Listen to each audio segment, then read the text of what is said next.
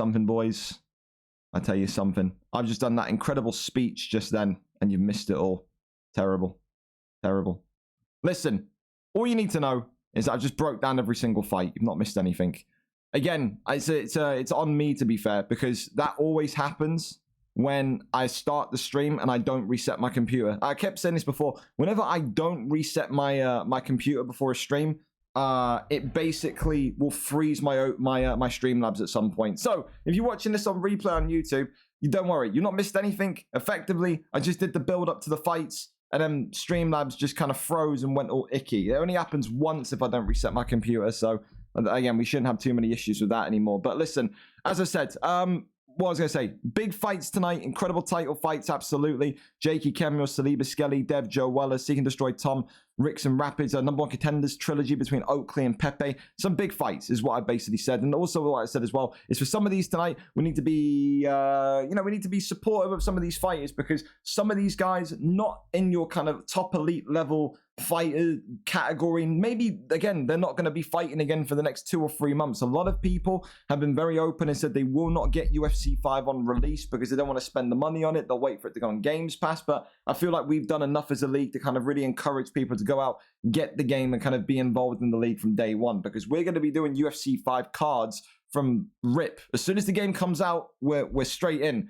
On opening release day, we've got something big planned in terms of a BMF. So there's going to be UFC content immediately. I've been good enough to play the beta, or what's the word I'm looking for? Lucky enough. I've been lucky enough to kind of be able to play the beta.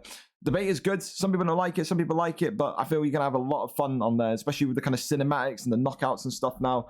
It's going to be good. So, again, will some of these people be fighting for the final time today? Yes. Will some of them be with us immediately on UFC 5? Yes. All that matters is that, again, the consistency is there. Whether it's 1 month until UFC 5 or 1 week until UFC 5, bank on it. We're going to be here putting on some of the best possible cards we can. And like I said, today's card for a month away from UFC 5 is incredibly stacked. So again, thank you to everyone for signing up, and thank you for everyone for continuing to support the UFC League. With that though, fellas, we can go in to this one and we can talk about some of these fights, but we'll talk about the first one, the big one that's coming up first. What we're going to do as well, for people that are on the dock following along, we're going to hide Thursday's card, and I'm going to hide UFC rankings just so it's a little bit easier to kind of keep track of stuff, okay? Okay, so Prima Rujo and Maguire. Prima Rujo says that this will be his final fight tonight, of course. More of a FIFA guy, you can tell by the name. He, of course, in his time in heavyweight has been a 2-2 fighter. Of course, tonight he takes on Maguire, who is 1-5.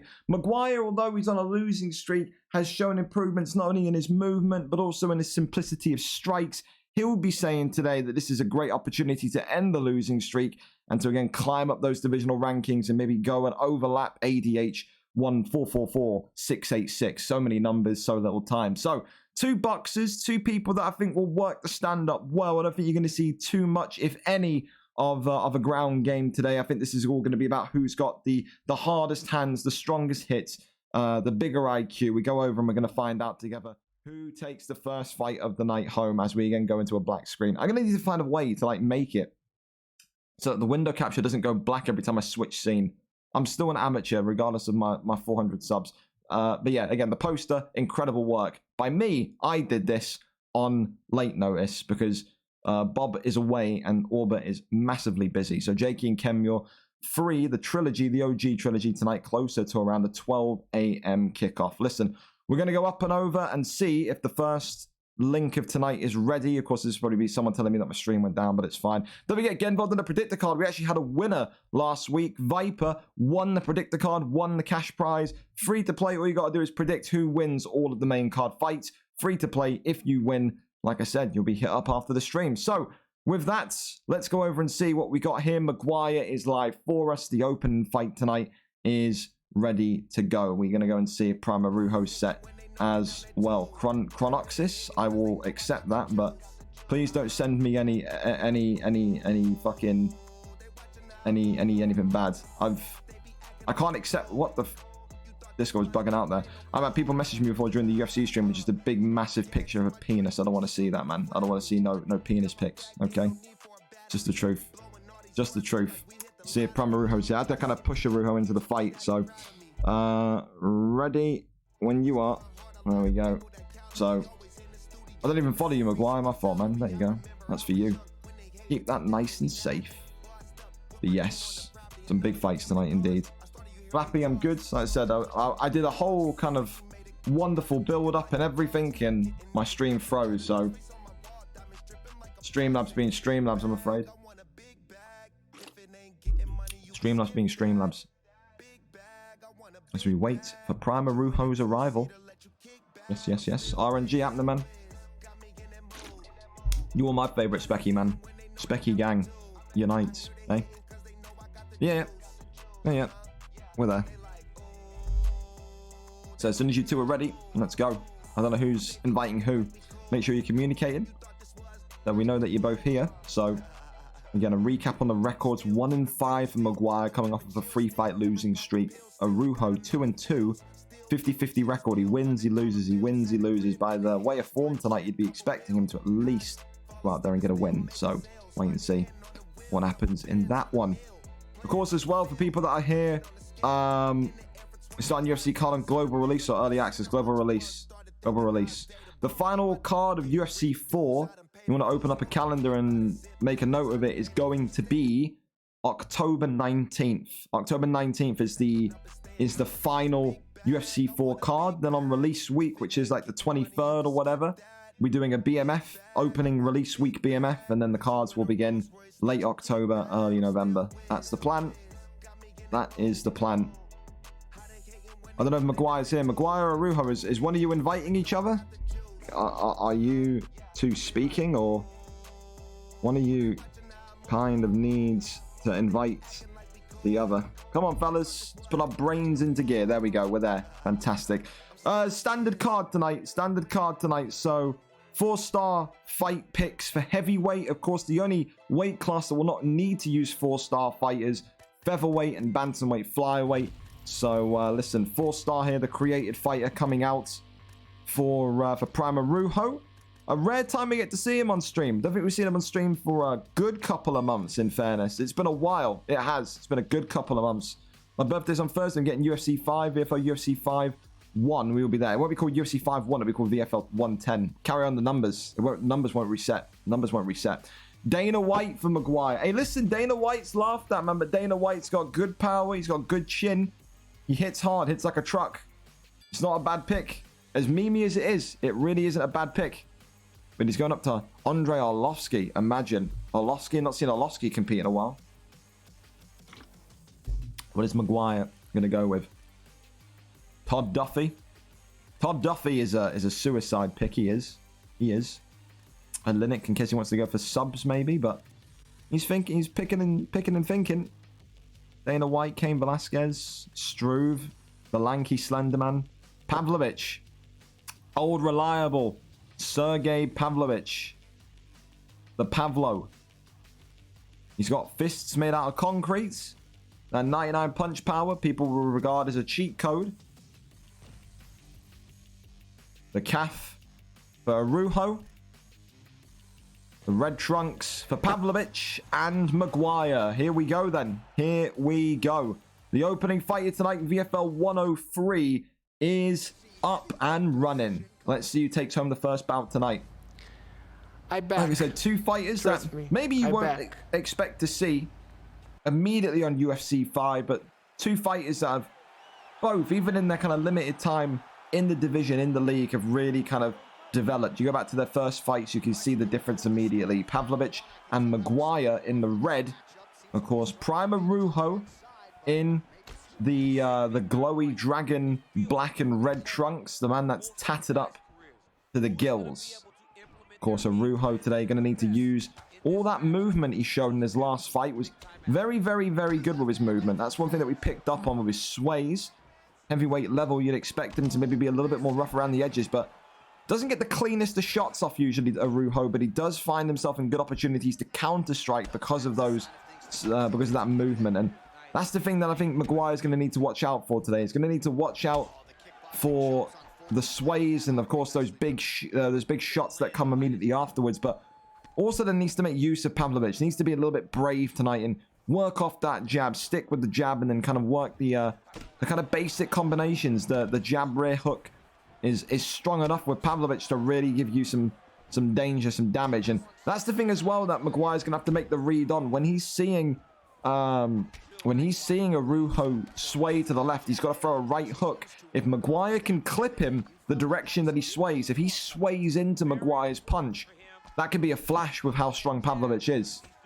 So it's just more about the gymnastics of Maguire having to kind of understand when that heavy punch, that heavy hit is going to come. And then when it does, executing beautifully, because big shots are coming in from Arujo. The confidence there growing from young Arujo. Sways to the left again. Continues to throw big shots. The more active of the two so far definitely is Arujo. As these two continue to back away from each other, big hooks continuing to fly in. Of course, this is on real-time clock. I'm not going to be too much of an arse because it's the first fight of the night in the heavyweights. But please, fellas, you are fighting tonight, do remember accelerated clock, please. Accelerated clock. Spin kick there to that. I don't think this is going to go the full 3 rounds. I really don't. They are both swinging here. They are. Arujo continuing to sway left and right. Seems to be maybe confusing Maguire a little bit. Spin kick there to the body. Now big hooks coming forward again. He's now just letting that barrage of damage lead him here. Maguire's got to find a shot to really make Arujo feel the impact of Pavlovich, because so far what it is that Maguire is walking towards Arujo and Arujo is just swaying. He's swaying, he's lunging, and he's making Maguire miss. And again, never really the most kind of powerful heavy hitter is Arujo, but like I said, he makes those little 1-2 combinations stick off of those sways. I think as well, the one thing that I would do if I was Maguire is I would just work some body strikes, not even body kicks, but body shots to the midsection via your hands. You can go low. If again he sways into a body hook, it could be game over. But so far Maguire just trying to find the range for his straight, dipping distance away. Leg kick comes off there. Sways to the left again. Another leg kick comes off. Wonderful work. Takes that one, then goes back for a leg kick again. Off the little jab. Big hooks coming forward. Head kick there blocked up. Maguire still missing. Oh, eats a big one there though. And Arujo now looking to go for the kill shot here. Trying to wave forward, trying to go for an overhand as Maguire. Maguire's starting to get a little bit fidgety in there, a little bit panicky. And now against the cage here, Arujo continuing to just swing. Swinging for the fences, doesn't care about his accuracy. He'll throw 10 shots as long as he connects with 2. He doesn't care. Oh, head kick there was beautifully timed, but no official knockdown, just a slip. As Maguire reverts back to going for his overhands. Spin kick there is blocked up. The thing that Arujo needs to be careful of as well is that his stamina is very, very depleted. If Maguire can keep making him miss by rounds 2 and 3, you never know what could happen, but it's that movement. Oh, big clip there, but no knock, no stun. More and more strikes flying forward. Arujo still looking to shimmy out to the sides. Works off the double jab, does Maguire. Body kick there. Connects. Works off the double jab. Big hook still flying in.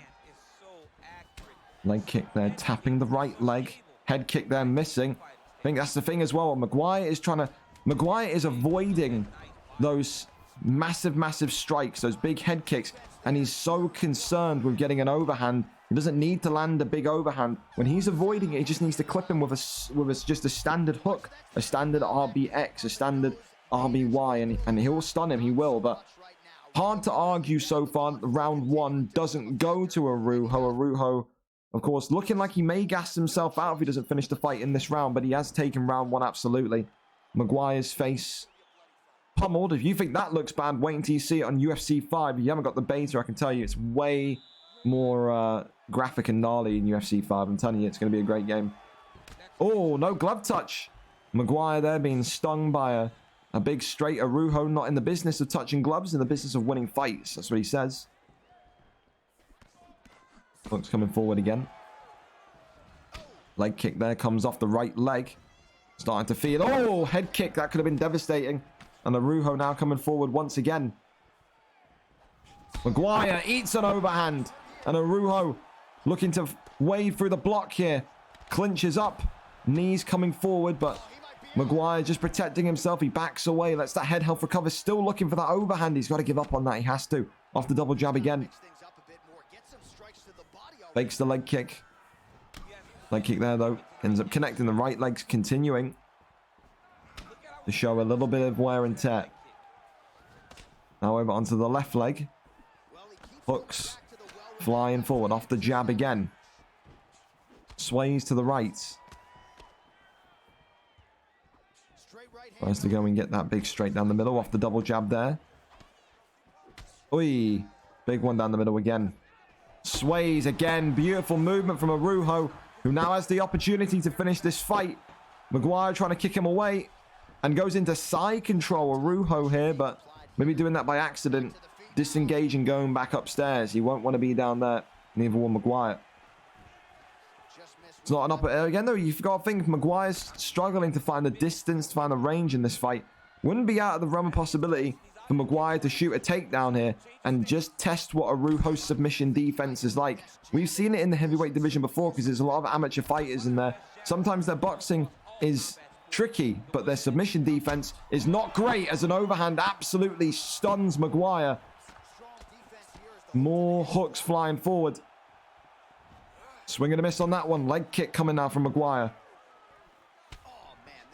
Side kick there, back to the body. Maguire pending against the cage. He's got to get out of that. Overhand coming in there off the double jab again. Uppercut there, though, is big. And Arujo chasing down, potentially, the scraps that await him. Leg kick comes off again. Off the jab there. Beautiful work. And Maguire just to stay in there. Avoids the head kick again. Gets the big hook off it again. A couple of those. And he's going to really take that head health down. But Pavlovich's head health right now is the concern. Maguire in the red. Just struggling with those sways again. And another one you can see he's pulling out of the sways now. It's good. He's almost faking the hook. Waiting for him to sway and then trying to get a counter shot there. Off the double jab again. He needs to just go for a big hook there. He's avoiding those strikes and jabbing him. Needs to hook him. Goes back to the body kick. More and more big shots flying forward from Arujo. He gets a big uppercut. Maguire right back to his feet, though. Maguire getting a little bit more reckless now. Needs to regain his composure, regain his head.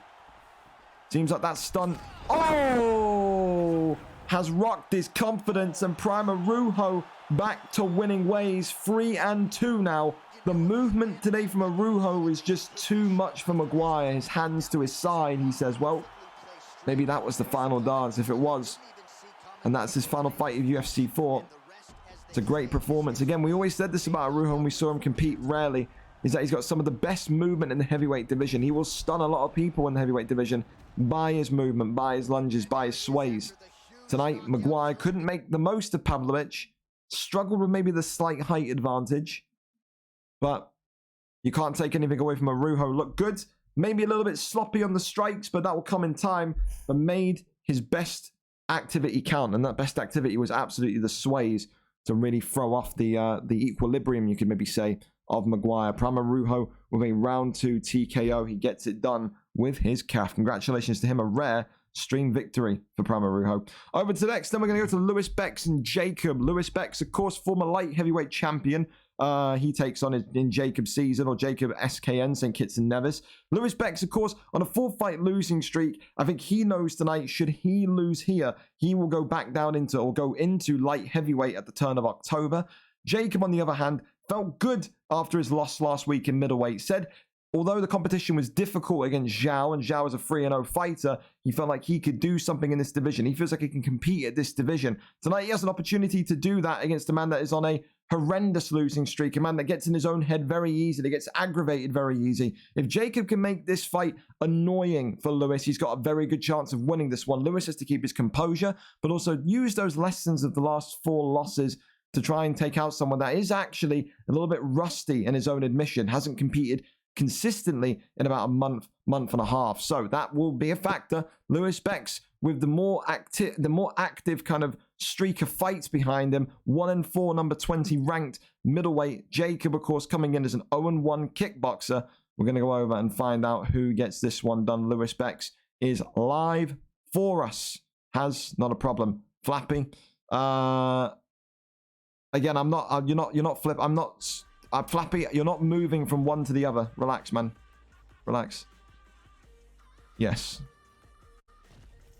Yes. Okay, here we go. Robbie Lawler and Kevin Holland. Still getting messages about VFL teams. You can appreciate that. I'm going to get that consistently tonight. Again, if you are messaging me in Discord about VFL teams, relax. The game ain't even globally out until Friday. Season ain't start till November 3rd. We've got time.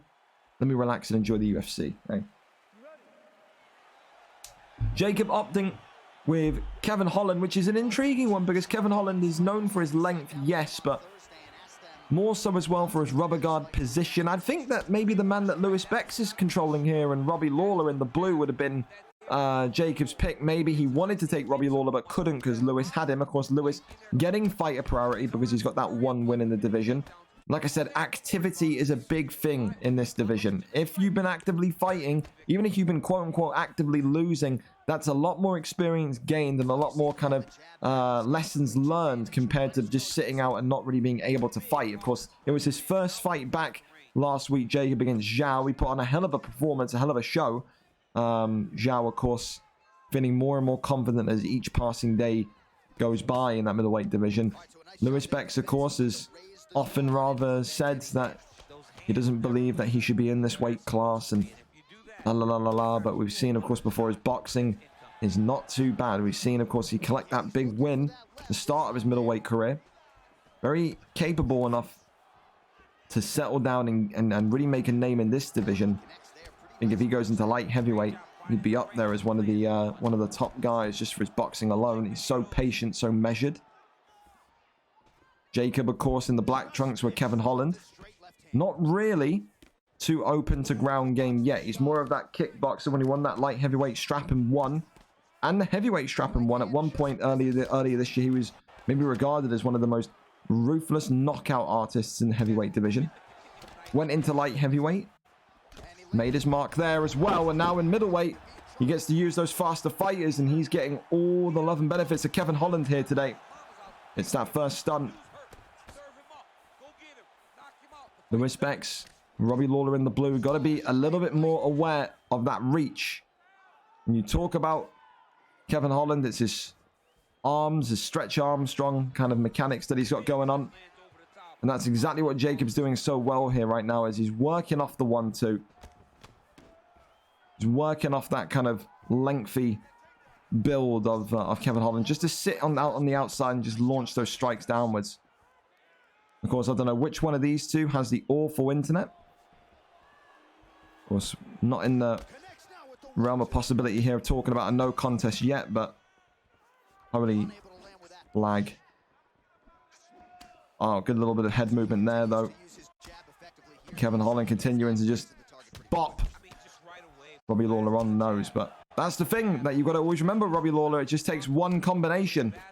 The middleweight McGregor, the man in blue, that's what we call him. So much power, so much kind of dynamism in his attacks as well, which is his... Oh, wonderful head movement. That's going to be a little bit pissed. I would be pissed off if I was Lewis Bex not to get a stun there. Great head movement. I thought that was going to be a big one there, but in response, a big drop from Jacob. That was great roll of the shoulder and uppercut there from Bex. It was. Big straight sticks on him. Another straight comes right down, and Jacob here's got to be a little bit careful. His head health starting to feel those impacts of Robbie Lawler so far. Round one, probably got to give it to Jacob, but Jacob is by no means in smooth sailing. Big question mark is whether lag it is. Got to get down to the control. Don't want to get this one waved off, do we? Round number two. Wonderful little bit of head movement there, but it's the big straight. Lewis Bex there dropped and down. That's the thing that Bex has got to be a little bit wary of. When he's going to get that head movement going, it's going to drop his stamina. You get hit when you're using head movement. It is a lot worse than being hit when stationary. Leg kick comes in. Oi, big uppercut then right on the nose. Beautiful shots again. Oh, more and more. Lewis now just trying to maybe go a bit over the top of his head movement, but he's committing to it. Has his style, big straight down the middle again. You can see Jacob just sitting there waiting patiently. He's trying to bait Lewis into throwing recklessly. Trying to bait Lewis into a brawl because he knows he's got that length to finish the fight. Lewis continuing to let that straight go though. But it's a big straight from Kevin Holland and he's dropped him down them again. And Lewis Bex just seems like it's those arms of Kevin Holland. He can't cope with the reach of Kevin Holland and he's down and out in round number 2. With that, Lewis Bex knows that he'll be going to the light heavyweight division in October. No doubt Lewis Bex will again complain, but that's why we love him. He's got that passion.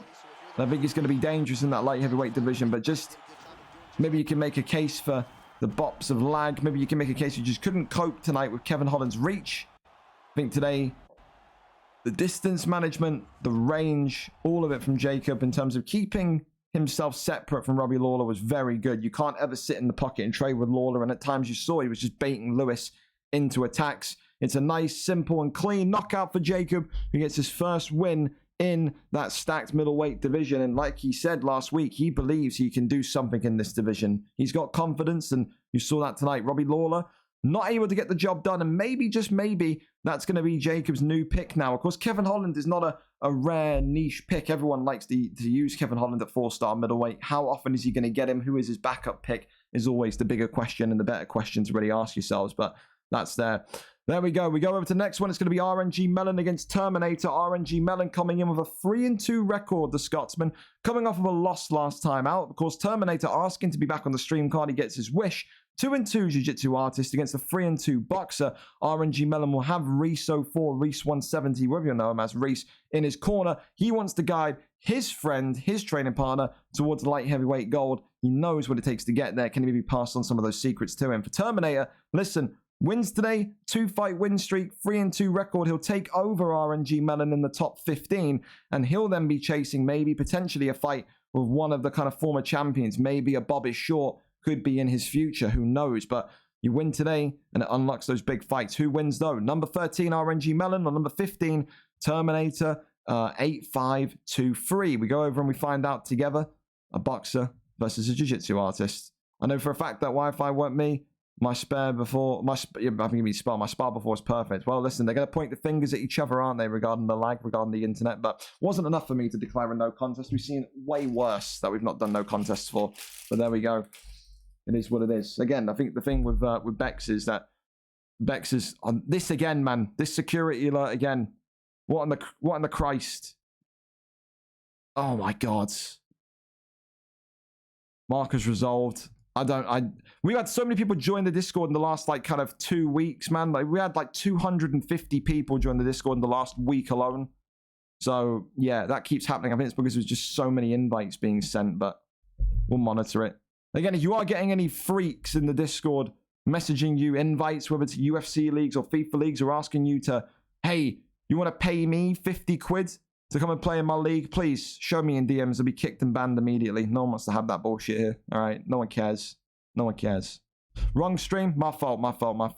Don't want fucking Feng putting his stream in. I'm like, what's going on here? RNG Mellon and Terminator. What are we doing here? I need a link. Give me something. Come on, fellas. Come on. RNG Mellon, Terminator. Hurry up. Come on. Chop, chop. Chop, chop. Thank you, bestie, though.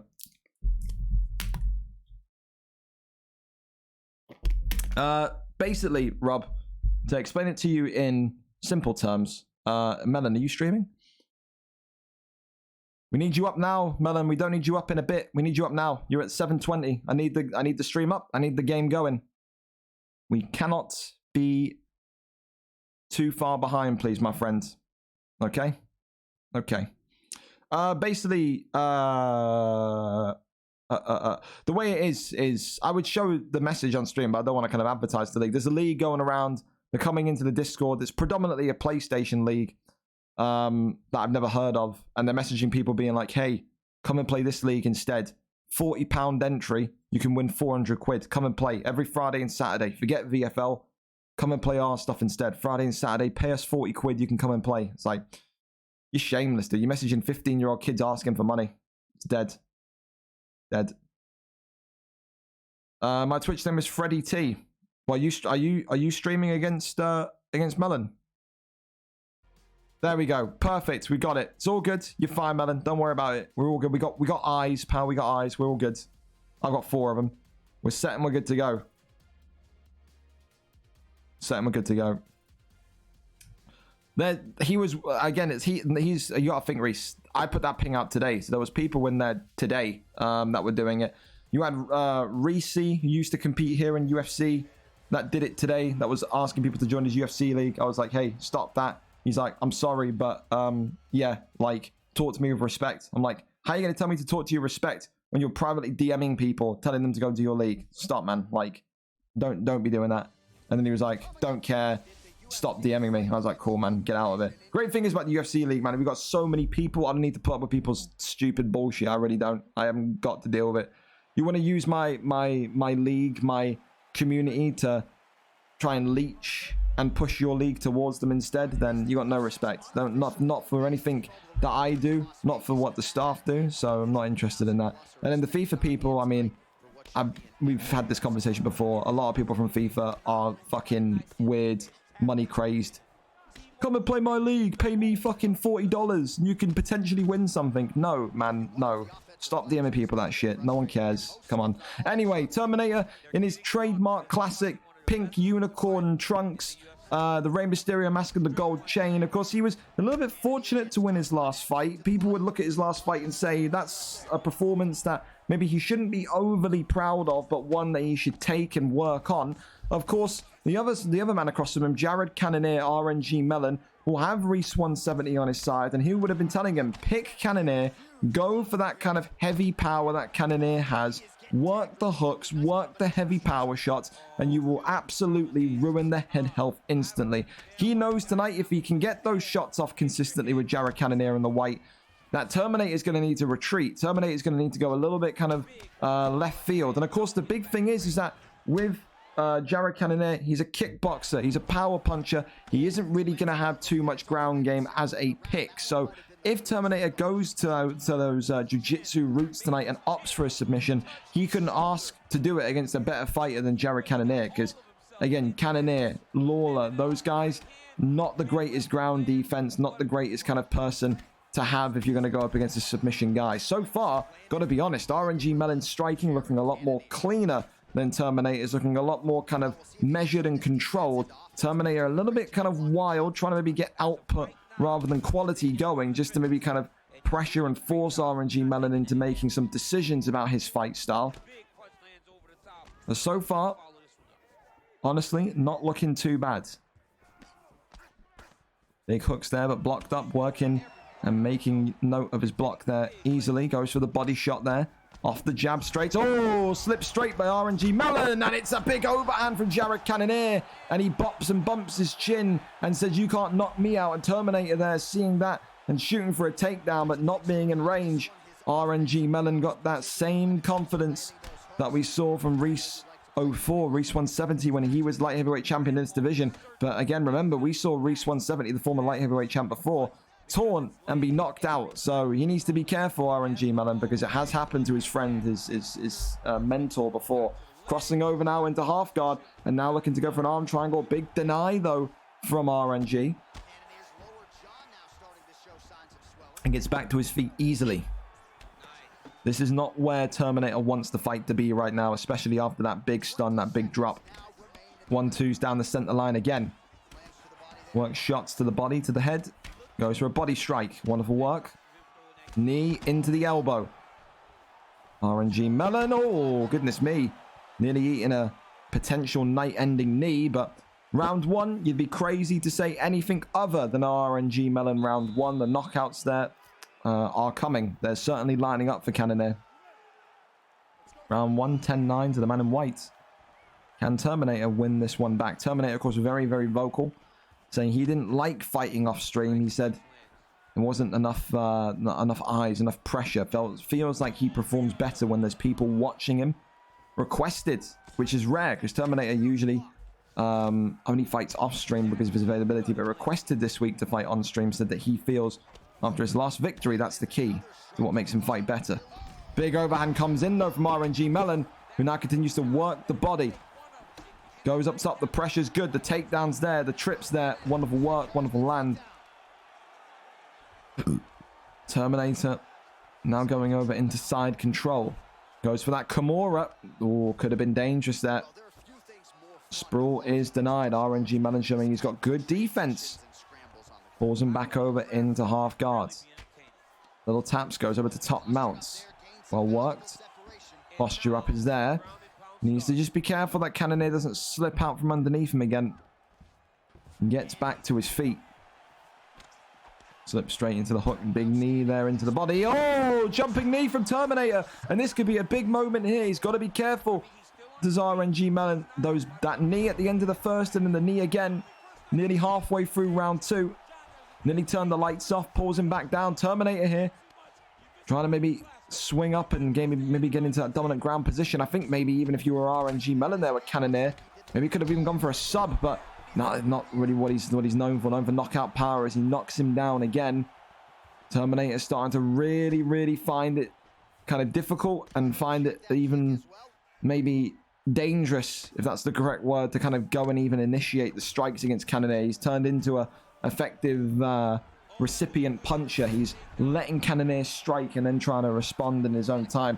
Good deny there again from Melon. The posture up there denied and rolled through. RNG Melon looking like he is very much so been working on his defense. That is great to see. That is the best, well, this fight is the best bit of ground D that we've seen him have in any of his stream fights. Clearly wants to go for that light heavyweight gold again and knows he's going to have at least decent ground defense if he wants to do it.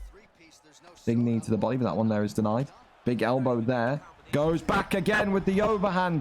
RNG Melon has flopped and folded him, and Terminator could be in big trouble here. And this fight is not over yet. Terminator has the back. He cannot RNC him, of course. He's going to go over into top mount. What will he look for now with 37 seconds left? Will it be a case of survival? Who knows? Goes to the left-hand side. Nothing there. Goes for the arm triangle and locks this one in. Great as well, of course, because of the new submission system in UFC 5. From what I've played the beta, I don't think we're going to need to ban any of the submissions. I can't lie to you. I don't think we're going to need to. Good evening. Get the arm triangle in, but then again, round 2 over. And I'll tell you this much for a fact. Terminator knows that he is 2 rounds down. The heavy hits, the heavy pressure from Cannoneer means that he's going to have to pull something out of the bag. He's going to have to catch RNG Melon with Cannoneer out of a tricky submission. I don't think he's going to get a knockout here because Cannoneer looking like he's not even suffered a scratch with that head health. Look at the difference. Terminator not afraid to just sit there and just dance in the pocket with him, though. Let's go for that death kick. And comeback of the year is a very true end of year award. Oh, and maybe he's going to be up there for a candidate of that. Let's go for that death kick. RNG Melon's got to be a little bit careful himself. And clipped by that jumping knee, been clipped by that death kick a couple of times. Needs to just be a little bit more measured.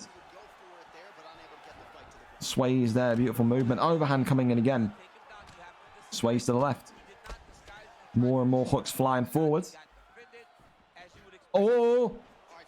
Works the body, goes for the overhand again. That could have been death. Then just flashed before his eyes there. That could have been dangerous. Another trip. Another takedown. Needs to make this one count, though. Side control gained. He's going to go for that Kimura. Tries to get it. Can't get it. Not fast enough on the transition. And just pops right back up. Again, Cannoneer. RNG Melon only installed in the game a couple. Oh, my goodness me. Oh, my word. RNG Melon nearly in deep trouble there. So, I mean, he's... Oh, big clip now. And he's not going to let him get another jumping knee off. He's going for the kill here. RNG Melon, can he find the finish? Overhand's coming into the block, but still there. Bobs and drops him again with the double tap. And now the knee on belly. And RNG Melon has done it. It was close for Terminator. 2 or 3 times where he nearly got that comeback victory, but RNG Melon wasn't going to be bested tonight. He wins in round number 3. And I'll tell you something, the best ground defense, the best jiu-jitsu defense we've seen from him tonight.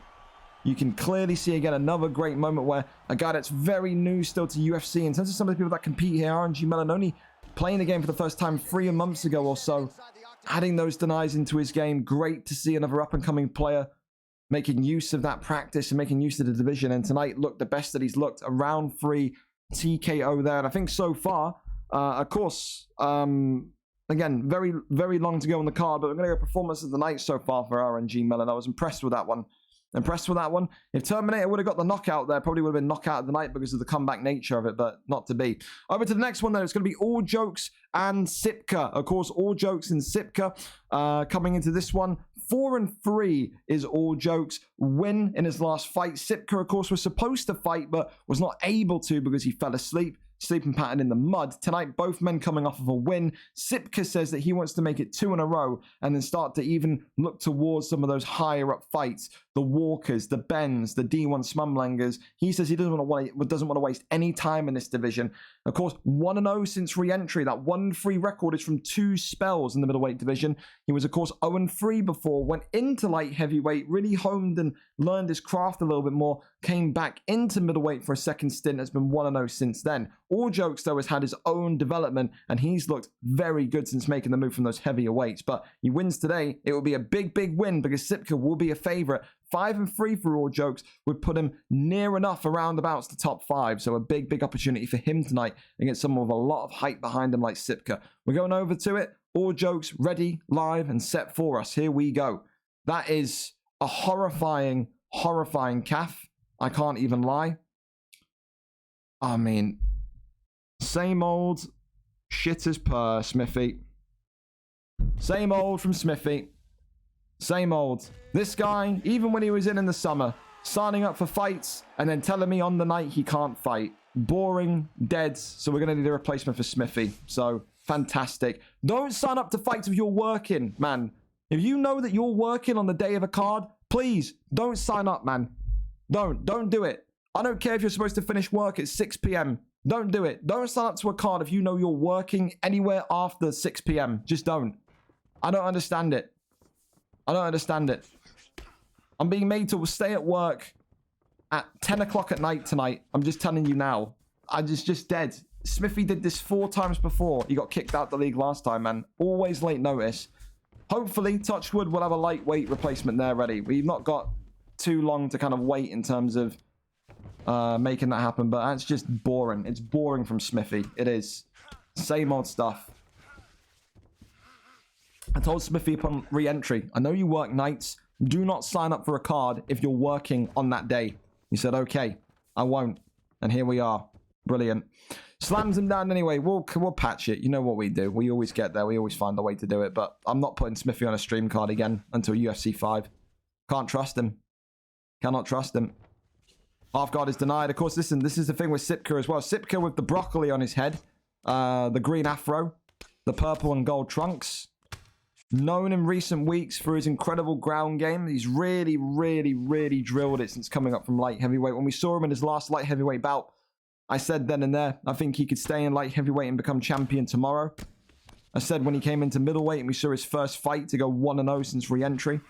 I said I think this guy, just wrestling alone with a pick like, Hamzat Chimaev could be someone that could easily ruin this division in terms just of his pure wrestling. He's one of the next great pure wrestlers. Not the greatest on the stand-up, not the smoothest, but he just dominates you on the floor in this middleweight division. And All Jokes is going to need to be prepared for that tonight. He's going to need to be aware of that. And is going to very much need to show everyone that he can cope. Because if you want to be a top 5 fighter, the Drickus Duplessis picking the green for All Jokes. If he wants to be in the top 5, he's going to need to show us that he can cope with these types of fighters. Because that's what the champion level is. Got to have good game everywhere. And sometimes these battles become more chess matches. Disengagement there. Goes for the switch kick. Oh, tries to go for the pull hook there. Dives for the ankles. That one there is denied. Tries to go for that death kick again. Tries to go through. Goes towards the leg again. Good takedown defense there now. And this is the thing as well from Sipka. Sipka in his last couple of fights that he's won, light heavyweight and middleweight, he's always faced guys that don't have that consistent defense with takedowns. He's never faced a guy that's then, you know, found his consistency, found his kind of level in terms of denying the takedown and forcing this to be a stand-up fight. Sipka has to try and find and show us a way to get this fight back to the canvas in round 2, because right now, All Jokes is very much aware of what's coming. Let's go for that death kick. Goes back to the body, 1-2 down the center. Hooks there, shoots for the legs, still nothing. Goes back to the body. Round 1 over. Difficult round to score.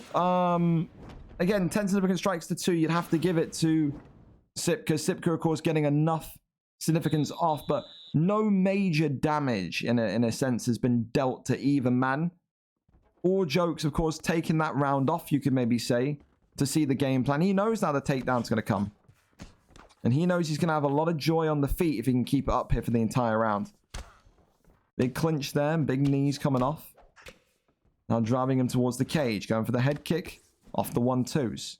Shoots for the legs. That one there is denied.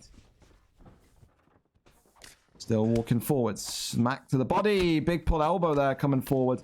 Big uppercut again. Off the jab hook. Knee to the midsection. Big elbow coming in. Shoots the takedown. Swings the body round. Holds him. Swings him back round again. Oh, tries to go for the pull elbow. Again, Drickus, I've seen people complain about this with Drickus. People that have used Drickus in middleweight, they like his balanced feel. But more often than not, I talk to people after fights and they say, you know what, I like Drickus, but it's just his arms are just kind of too short to really get that pull elbow connected.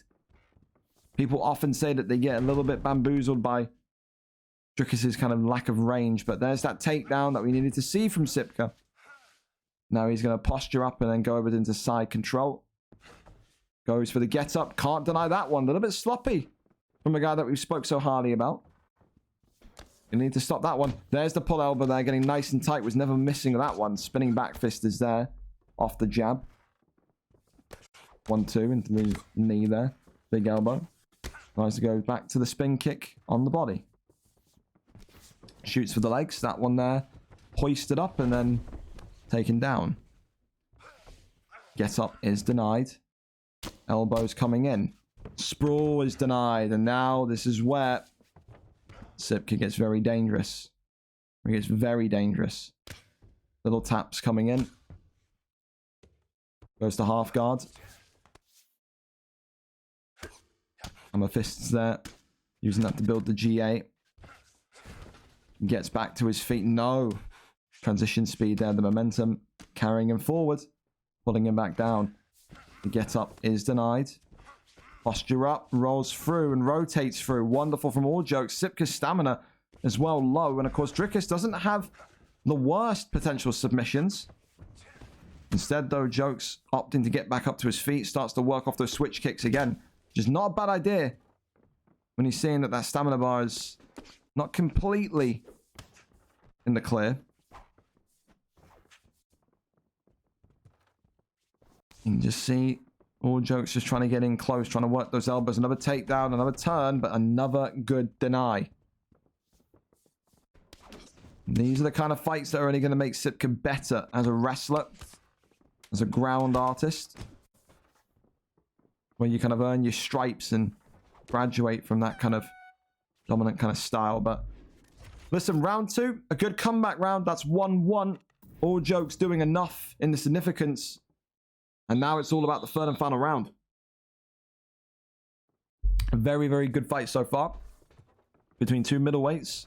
And again, are showing very good developments. The striking there is crisp for All Jokes. It goes through the block here, jumping on his downed opponent. And Sipka could be out here. Is he going to be? No, not yet. But that's a big advantage in round number 3, should I say, compared to round number 1, where again, you didn't really get to see All Jokes let his hands go. 2 significant strikes connected in round 1, and he is now cooking in round 3. Sipka's got to chase it and try and find a way to either get that knockdown back or to finish this fight now. He's got to be ruthless. That one there's denied. Big. Over into side saddle. Side control gets out of that one. Tries to, again, get up, and he does. Sipka not able to catch that one. It's that left transition from side control that's catching him consistently. Which is interesting because maybe he's camping sprawl. Maybe that's what it is. But if he is, he's being duped. Goes back to the body kick. Tries to go for the death kick spin. But still walking forward. Shoots for the legs again. No deny this time from All Jokes. And that deny is now in. All Jokes just taking his time. He has to be aware he's not got too much of that time left, though. 2 minutes and 30. Got to find a way to win this round. More and more hammer fists. Full guard gained. Tries to maybe kick off of him, but goes over to backside. Wonderful transition to give him dominant control. If he gets the posture up here, could be a very dangerous night for Sipka, but spins back round himself. Now over into full guard. Tries to kick off of him. That one there's denied. Posture up, and no! This is not good for All Jokes. He's been caught with the leg here, but his submission defense is looking good. Submission defense is looking very good. I think if I'm Sipka, you let this one go and you try again. That could have been dangerous. Again, he's probably going to need to look for that potential Kimura from side control, if anything. Trying to go for the leg lock again. And you can see now what the priority is. All Jokes is sat here knowing in a minute's time he's going to win this fight. He's just got to survive in that. Sipka going to get a little bit more ruthless, a little bit more kind of maybe even reckless to some degree, because he knows he needs to find the finish. That one there's denied again. And with time ticking down, a reversal into dominant position. All Jokes denying that one. The posture up there is denied as well. And with 14 seconds left, we have got no time left for a submission. I think that's a great bit of IQ there from All Jokes to sit there, keep calm, keep defensive. You got that big knock at the start of round 3. I think All Jokes has taken that one 2 rounds to 1. That is a 29-28 Drickus win for me. Sipka struggled in round 1, at the end of round 1, to get those takedowns consistently. But did he win the fight?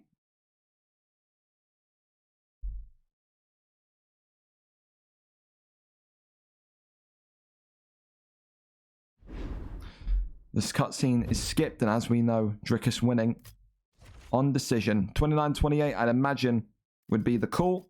There it is. Round 1 to Sipka, round 2 and 3 to All Jokes. All Jokes coming back in a haze of glory there. So, fair play to All Jokes. Like I said, really kind of handled the wrestling well. I think so far as well, fight of the night for me. Very good back and forth between those two. And like I said, two people that are very much developing at a great level so far. Over to our next one, then it's going to be TP Feng and Reese. TP Feng coming over 2-3 record. Again, a former contender at the higher levels. Comes in, and like I said, he's on a little bit of bad form, bad streak. 3 fights, 3 losses. Welterweight was never going to be easy. He knows this. Tonight, though, he goes up against the man that got his first win last time out, a lethal striker in the former light heavyweight champion of the world, Reese 170. TP Feng, a 2-3 boxer. Reese 170, a 1-1 boxer. Number 16 takes on number 18. Who has the better boxing? We'll go up and over and find out together. Let's go and have a look. Reese, still to this day, doesn't know how to link his Twitch channel. It's completely fine, because that's what we're there for. Reese 901 is live for us. Karmas, Jaden hasn't responded yet. Jaden will be here. Jaden isn't here. Jaden will be getting kicked from the league as well. Jaden's another one that kind of loses a fight, and then he has to have a 6-week mental recovery in order to be able to compete. Can't even check your messages, Hardy, so don't care about that. Not too interested about anything FIFA related. And of course, we'll have to kind of sit there and start to formulate a plan in terms of the replacement for Smithy, since he's a letdown. Again, Mike, Smiley Mike. Again, fellas, I can hear you. Can go in whenever you're ready. The opponent is LW Walker, isn't it? So, LW Walker, 5-8. Mike 7 and 7, Smiley 8 and 11. Kind of not great for anyone, to be honest. I'll have to figure it out, man. I have to figure it out. Listen, it is what it is. Smithy fucking me. It is what it is. Flappy, if you ask to fight, I'm going to block you. I can't lie, man. I am too busy to deal with your 12-year-old ADHD tonight. You're a nice enough kid, but you gotta take a hint. Sometimes, Flappy, it's just good enough to just sit there and just shh. You know what I'm saying? Just don't DM me anymore, man. Please, I'm begging you. All day. Messages about drafts yesterday. Messages about UFC and FIFA. You gotta just leave me alone. I can't lie, man. A great fight here, though. Listen, I'll tell you what. When you talk about Feng and you talk about Reese, very similar fight styles. Very similar fight styles. Aggressive, action-packed starters. These are two that, again, you'll look at very much so and you say, yeah, these two have the potential to get a knockout of the night bonus very quickly, very simply. Feng, of course, tonight sitting there and opting with his Conor McGregor pick. It's not going to be a bad one with how he fights. So much power, so much speed. For Reese, a little bit interested that maybe he's gone with Showtime Pettis. Again, maybe seen as a good counter towards McGregor. But you've got to really work those leg kicks in. You've got to really work that kind of that stamina, those body shots in from Pettis, which we don't really see Reese do. Reese, by all means, we've seen before, a headhunter on his best day. But going to need to really find a way to mix it up tonight. Because if not, you could be in deep, deep trouble. I'll tell you that. Off the 1-2s immediately goes Showtime Pettis. Big knee there to the midsection. Off the double jabs into the straights. Big knee again. Sways around. TP Feng wanted to use all that movement. Of course, TP Feng in camp as well with guys like Jacob. I think they're training partners, aren't they? In the same camp as well. So same kind of fight style maybe seen here in terms of working from the distance. But Feng looking very confident tonight. Just advancing onto Reese and not allowing him to have any room to breathe. Not allowing him to have any kind of means to survive. And that's what Reese did to people at light heavyweight. When he was in the light heavyweight division, he was walking people down and just putting them in coffins, man. And he's absolutely looking to do the same to Feng here. Feng getting a little bit too nibbly. Oh, and it's that axe kick that knocks and drops Feng. Leg kick there coming off. Again, the whole thing was always that no one ever doubted Reese 170's incredible boxing that we saw at the light heavyweight level. Again, another guy that was seen as almost a boogeyman of the light heavyweight division. But it was always about his ground game. Maybe we're not going to see some of that tonight. It's all about who can get that knockout. A wonderful, wonderful knockdown from TP Feng, who is right back into this one. As that block continues to fade and go here. Reese 170 back against the cage. Needs to find a way out here. He does. Uppercuts. Goes back to the body. Hooks there. Knee to the midsection. Let's go for that slip straight. Goes for the hooks again. 1-2 down the center line. Head kick, swing and missing. Oh, head kick there as well. That is round one, and what a round one it was. Again, the axe kick from Pettis. It was the kind of, that almost kind of, not a ducking roundhouse, but almost like a roundhouse kick to the head for McGregor. 2 knockdowns to 1, though. You still got to give that round to Reese 170 with Pettis in the black, but TP Feng is going to be feeling more and more confident after that late knockdown there. Again, I think both men knew that this division was going to be a tough one. Wins were not going to be instant whatsoever. It was going to be a way to kind of really test yourself and craft yourself into something a little bit better going into UFC 5. Uppercuts there, flying forwards. Elbows there coming off. Overhand coming in. Off the 1-2s down the center line again. TP Feng continuing to go with those wild kicks there. Swings round again. Works the body shot. Big hook still. Reese getting a little bit more kind of brave with that axe kick again. Gonna need to be careful because now you can see Feng's reading it. Feng is kind of skipping by it, skipping past it. Doesn't want to be clipped by that. Big knee, big uppercut there as well. Not making any connection though. Feng has got to be wary of McGregor's gas tank also. That's going to become more and more prevalent, but a big uppercut there from the notorious Conor McGregor. And now Feng, very much back in the ascendancy. Big knees here coming in from Reese. Reese, oi, goodness me. I think wanting to try and stay tight to work those knees and work that midsection and gas tank of Conor. Continuing, though, to absolutely rain down strikes here is Feng. Spin kick back to the midsection. Good use of maintaining distance. Spin kick there back to the head. But again, you can see Reese is reading the combinations a little bit more. Blocking himself up nicely as well. Leg kicks there. Knee to the body. Off the jab over to the head kick. Jab straight there. Uppercuts. Big hooks again. 1-2s down the middle. Uppercuts good. TP Feng. He's gassed out of here, but he's still going. He's still relaying the pressure. And TP Feng has ended the losing streak. Conor McGregor gets the job done in round number 2. And that will feel like a big, big moment for him. The first time he's been on a negative run in terms of losses back to back to back. Tonight, he gets revenge for his own sake. Reminded himself that he can kickbox with the best of them. And TP Feng with his pressure and that McGregor strength, but also the reading of the axe kick and the sways really made him dangerous. A beautiful knockout. A great fight as well. I think him and Reese was a very, very good, well and balanced matchup. I think Reese we were disappointed to maybe not get the victory there in the first round. But listen, it is what it is. He'll only get better from that. TP Feng, winner once again, a round 2 TKO special, courtesy of Conor McGregor. There you go. Up to our next one. Going to go over to Bryn and Chopper. Bryn and Chopper up next. Bryn, of course, 4-9.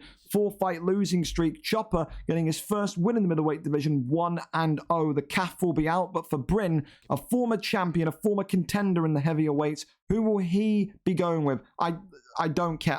Literally, stop messaging me. I just don't care. What do you want me to do, Karmas? Hold on, lads. We're going to pause the fights. I need to go and sort Jalen out. Just shut up, man. Honestly, you have not been. This is not your first week here. This is not your first month here. Give it a rest, Karmas. You know you're going to get a fight. Just give it a rest. Messaging me like you're my son. I need Jalen to reply. If he's not here, we'll get a replacement. Chill out, man. It doesn't matter. It's fine. Don't worry. It's not going to impact you if you have to wait 10 extra minutes, man. I don't care. Please stop. Holy hell. Thank you, Zink, as well, for the gifted sub. Also to Rip Lobster and Maguire as well for the follows. But there you go. There you go. 8 ads as a piss take. Ask your parents for pocket money and then you can subscribe with Prime or sub up. Do a paper round, man. There you go. You're welcome. Life advice from an old man. Valma and Duplessis. There you go. So, Jimmy, Big Jimmy. Jimmy from South Park. Of course, against Duplessis. Again, Duplessis, very much so a dangerous, dangerous 4-star pick. But with the calf, you always have to be wary. It can be a good performance. It could be a bad performance. The calf could have good submissions. Depends on the archetype that you're going with. Are you going to go for the Jiu-Jitsu Vanguard or something else? You know, it really, really does depend what kind of, notion you're going to be taking this one to. Of course, Bob is known in the light heavyweight division for using his calf, his Lamina calf. And, of course, having all the success on the ground. Is Chopper going to maybe go for that same kind of road to victory today? That could be something that he looks towards, but we know all about Chopper. Like I said, very good kickboxer, very good submissions in terms of what he can do. A bulldog choke here coming in off the rip here for Bryn. The Welshman again, another one that says, listen, don't know when I'll be back after this fight in UFC 5, but I will be. Will it be immediate? Will it not? Who knows? But again, a very, very fun fighter to watch over the last year and a half as Bryn A.V. Bin wants to maybe potentially close the book on UFC 4 tonight with a victory to end his losing streak. Crucifix is there. Elbows flying in. Goes over into side saddle. Goes into side control. Goes back into crucifix. Sitting, waiting. And now looking to maybe lock him in. And this is, oh, hey, there we go into side, into north-south. Not seen that transition before. Never seen anyone transition, to be fair, from crucifix to north-south. That's quite nice. I'm always surprised by things I've never seen before. So there you go. Side saddle into side control. As, again, Bryn just looking to dominate this fight with all of his wrestling acumen. Of course, became such a feared prospect in those heavier weight classes when he was training in Triple G. Dev's dojo as well. Back in the day. Back about a year ago. Gonna let that one go, though, and he's going to give up dominant position to Chopper. Elbows in to sprawl. Gets up, and then there we go. Right back to it. Elbows, maybe going to be thought about. This is the thing I would always do. Disengage and then just let elbows fly. Some people in the middleweight division have had that kind of happen to them before. They don't expect it. 1-2s down the middle. Off the jab straights. Big hook there comes in again. Oh, a big knee to the midsection. Big hooks there. Let's go for that front kick. Still nothing. Goes back to the body shot. Still nothing again. Off the jab. Just walking backwards. Big hook is there. So, spinning elbow into a pull uppercut. And Bryn here is looking very, very dangerous tonight. Just looks very, very fast, very sharp. But it's that slip straight from Chopper. Watched Bryn's stamina go down. And it's that sharpness that doesn't matter when you're getting a little bit too aggressive. Maybe sometimes you lose your head, you lose your focus. Bryn will be very, very fortunate there. That could have been game, set, and match. Has the stream crashed? That's the question. XBG Chopper. Oh, thank God. Okay, I thought maybe we had the Chopper's internet drop then. Would have really added suspense, the drama to it, but we're all good.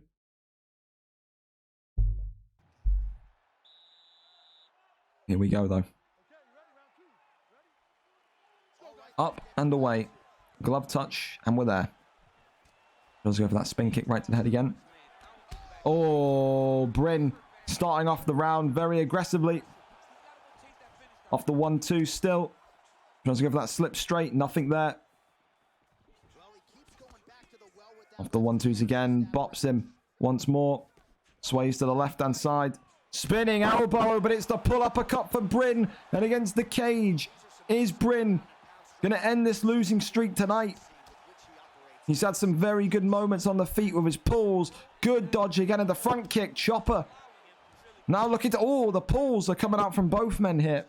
Oh my goodness me, a death kick, and Chopper drops him, and Bryn could be in big trouble here, and he goes for a finish the fight armbar. It is bold, it is brazen. Bryn gonna need to recover quickly off of this one. The submission defense is looking good. It's not caught him by surprise, and maybe, just maybe, that's gonna be one of those decisions that Chopper looks back on and decides and says to himself, I shouldn't have done that, because now the ground and pound's coming in, and Bryn, is he gonna get this one done? No, not just yet. Head health on Chopper is in a dangerous, dangerous way. I tell you. Big hook still flying forward. Front kick there, drops Bryn. And now the up kick there saves Bryn. Good head movement from the Welshman. Axe kick gets him. We saw the axe kick before from Reese. Nearly won in the fight in his bout, but Bryn here is not in a good place now. The stack guard is dangerous from Chopper, who rains down ground and pound, still not able to finish the fight. Kicks him away. Back to the feet we go again. Back and forth this round too. Front kick there, blocked up. Oh, front kick though. Yeah, it's a mistake from Bryn, and that could be all she wrote.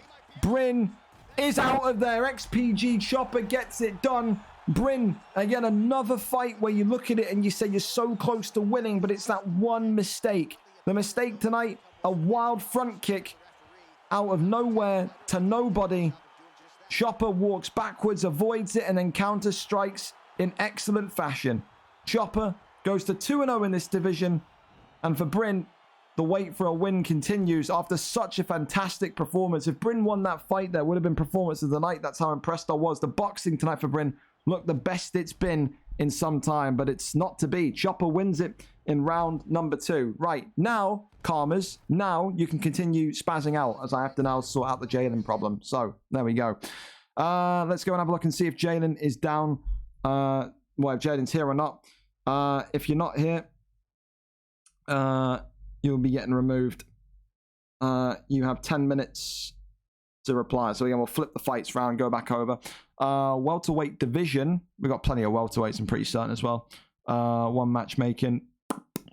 We got one in Shermer. There you go. We give him Shermer. There you go. Fantastic. You like to trash talk so much in the heavyweight division when he was tapping people out. So if you beat Shermer, you'll have every right to trash talk now. So there you go. So Shermer against Jalen. If Jalen is not here, then Jalen will get kicked. So Jalen is one of those weird kids, man. He's younger, so I kind of understand it. You lose on a game, it's like life and death. So I think he lost his last fight, Jalen. Yeah, so again, Jalen just doing Jalen things. And again, like I said, we're in such a blessed position with the league that I haven't really got to be like, come on, man, show up. Don't cause a problem. You don't show up, I'm just kicking you. Like, I just don't care. Like, we have got so many people here that I just don't need to care. So there you go.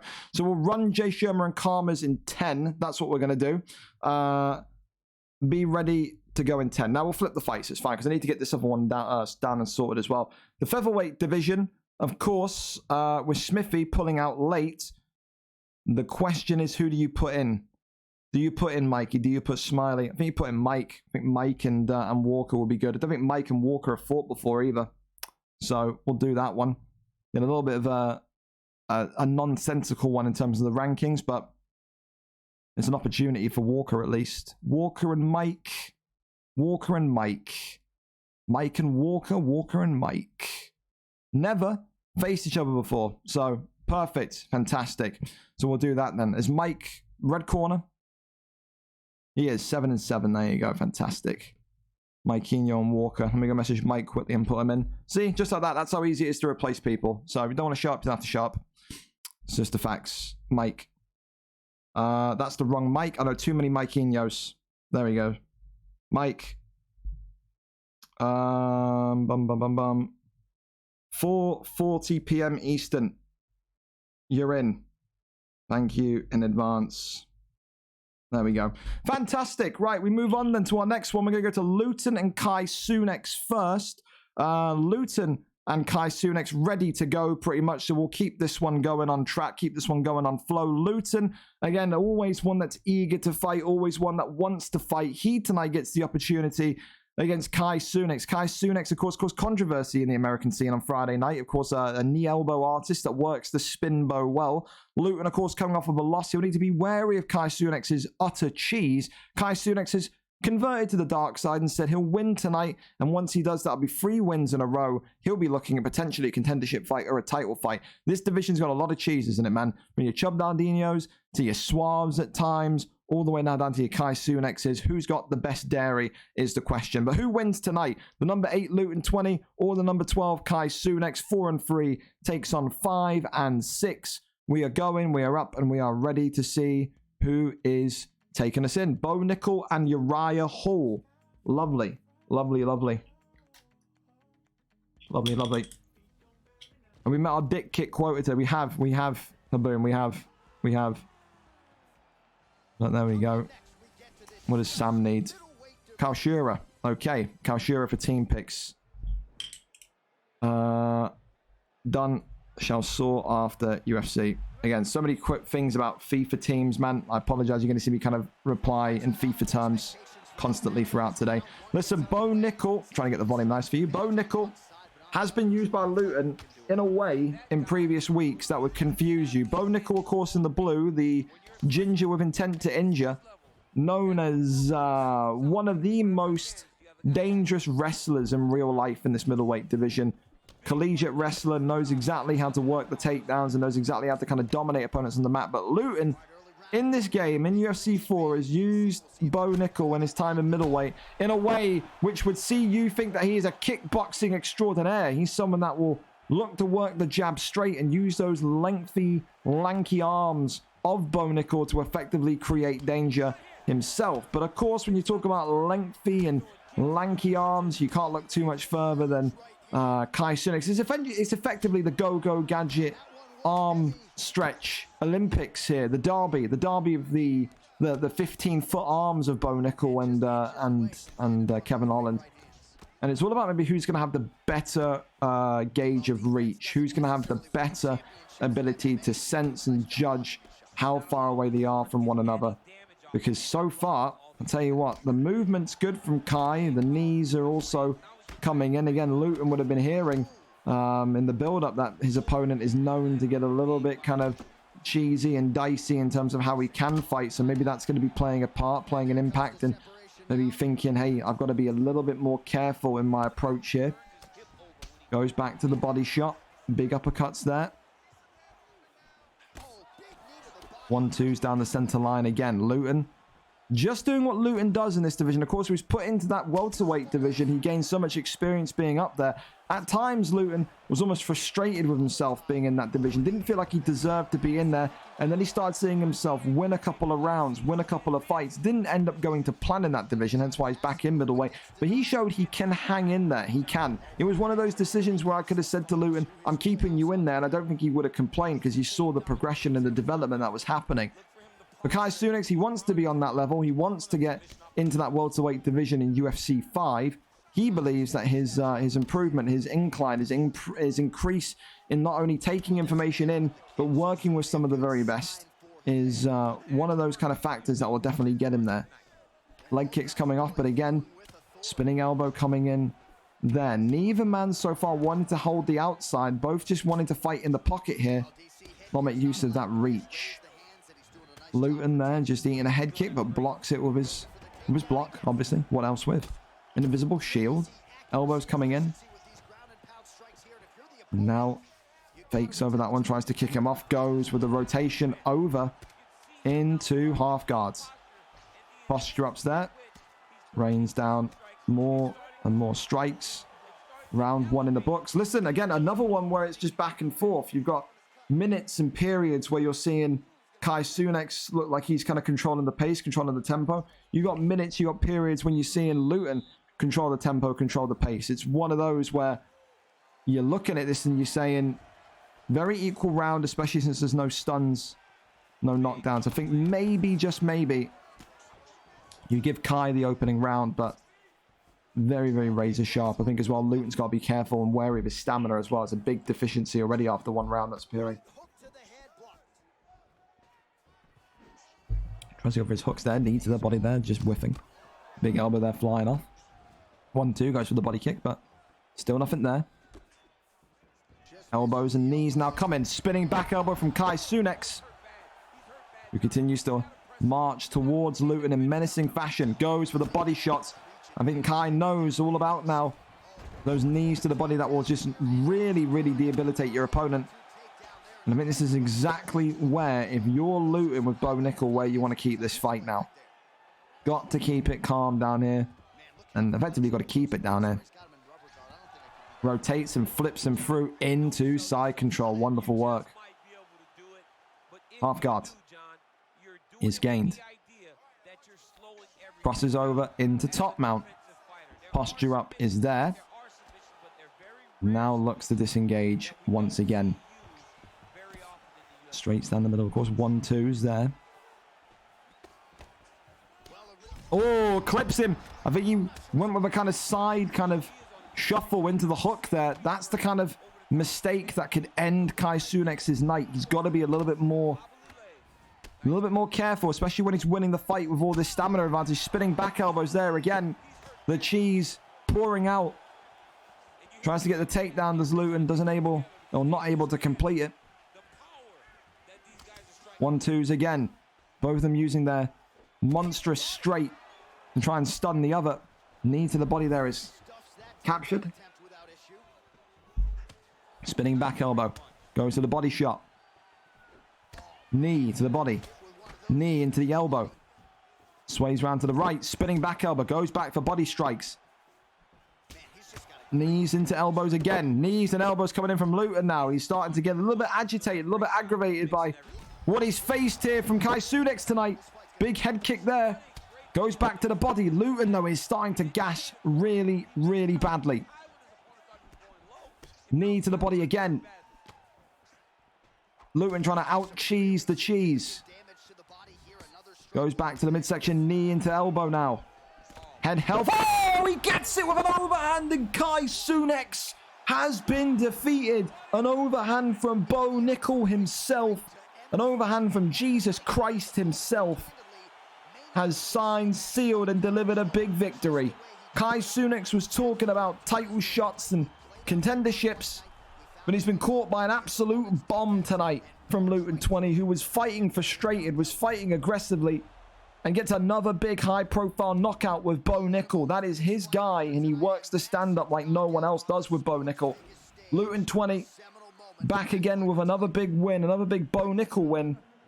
And again, when you face so many knees, so many kind of spinning elbows, those are kind of the victories that you look at and you feel really proud of yourself. Like, you look at that one and you say, well, you know, had to fight a little bit dirty tonight, and we got the job done. Luton 20 with a big victory in round number 2. And also for me so far, probably going to take knockout of the night with the overhand. Nothing too spectacular, but spectacular enough to make me kind of shout like a lunatic. So there you go. Luton 20 with another Bo Nickel victory. Who's got a better Bo Nickel than Luton? You can't tell me anyone. Listen, we're going to go back over then to Shermer and Karmas if Jaden is not here. We're going to go and see if they are ready. Yeah, LW Walker, Smithy pulled out because he's a moron. Made it home early, so I'm calm. Excellent. Thank you, Rodran.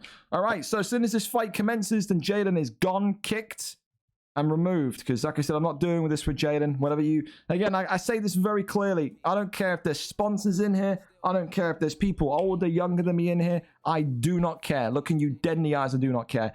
If you sign up to fight in my league, you sign up and fight. We're not doing this weird shit where you lose a fight and then you, oh, I don't want to fight. I've lost in a video game. I can't handle it. My ego's hurt. Not doing it. If you can't handle losing, then don't play a fucking league, man. Like, it's that simple. Not doing it. Done it with Jana before. Not doing it. I got too many people that want to be on the card. Too many people that want to fight.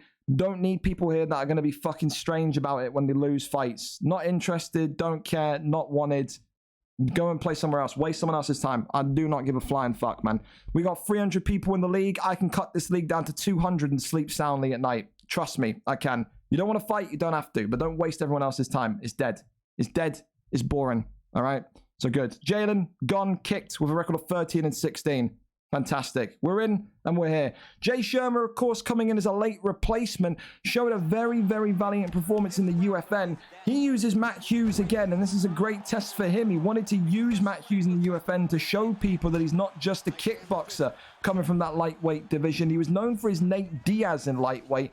For all of his striking, showed at the UFN he's got wrestling, he's got jiu-jitsu, and he likes to dominate with Matt Hughes. He says that his aim is a very, very ambitious one, but you can't stop people dreaming and having aims and wanting to do well. He says that by the end of UFC 5, he wants to be at that kind of bantamweight level. He wants to be one of the very, very best. So he knows if that's the case, he's going to need to work his wrestling. He knows it's not going to be an overnight process, and that there is exactly why you're seeing now the last 2 fights in a row, he's gone with a wrestler. I think same with Karmas. Karmas coming from that heavyweight division, really started to gain confidence, was tapping people out left and right.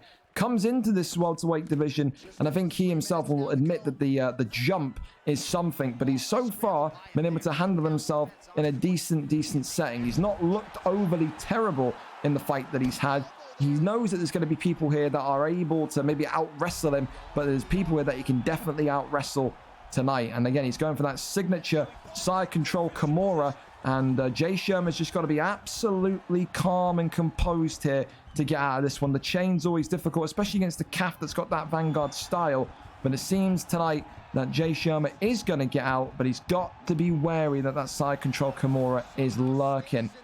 This is where Karmas wants the fight to be. He wants the fight to be on the ground, to be on bottom. He doesn't want to be up top there with Sherman. I don't think Sherman wants to be up top there either. Sherman knows, of course, again, his striking attributes are his best attributes as a player. Matt Hughes is not the guy that you want to be striking with. It is not in the dark green.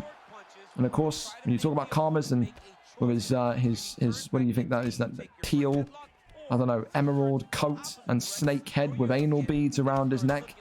He wants this one to be on this ground for all 3 rounds. He's another one of those fighters that, Again, remind you of your Georges, your Harrys, your Lagouts.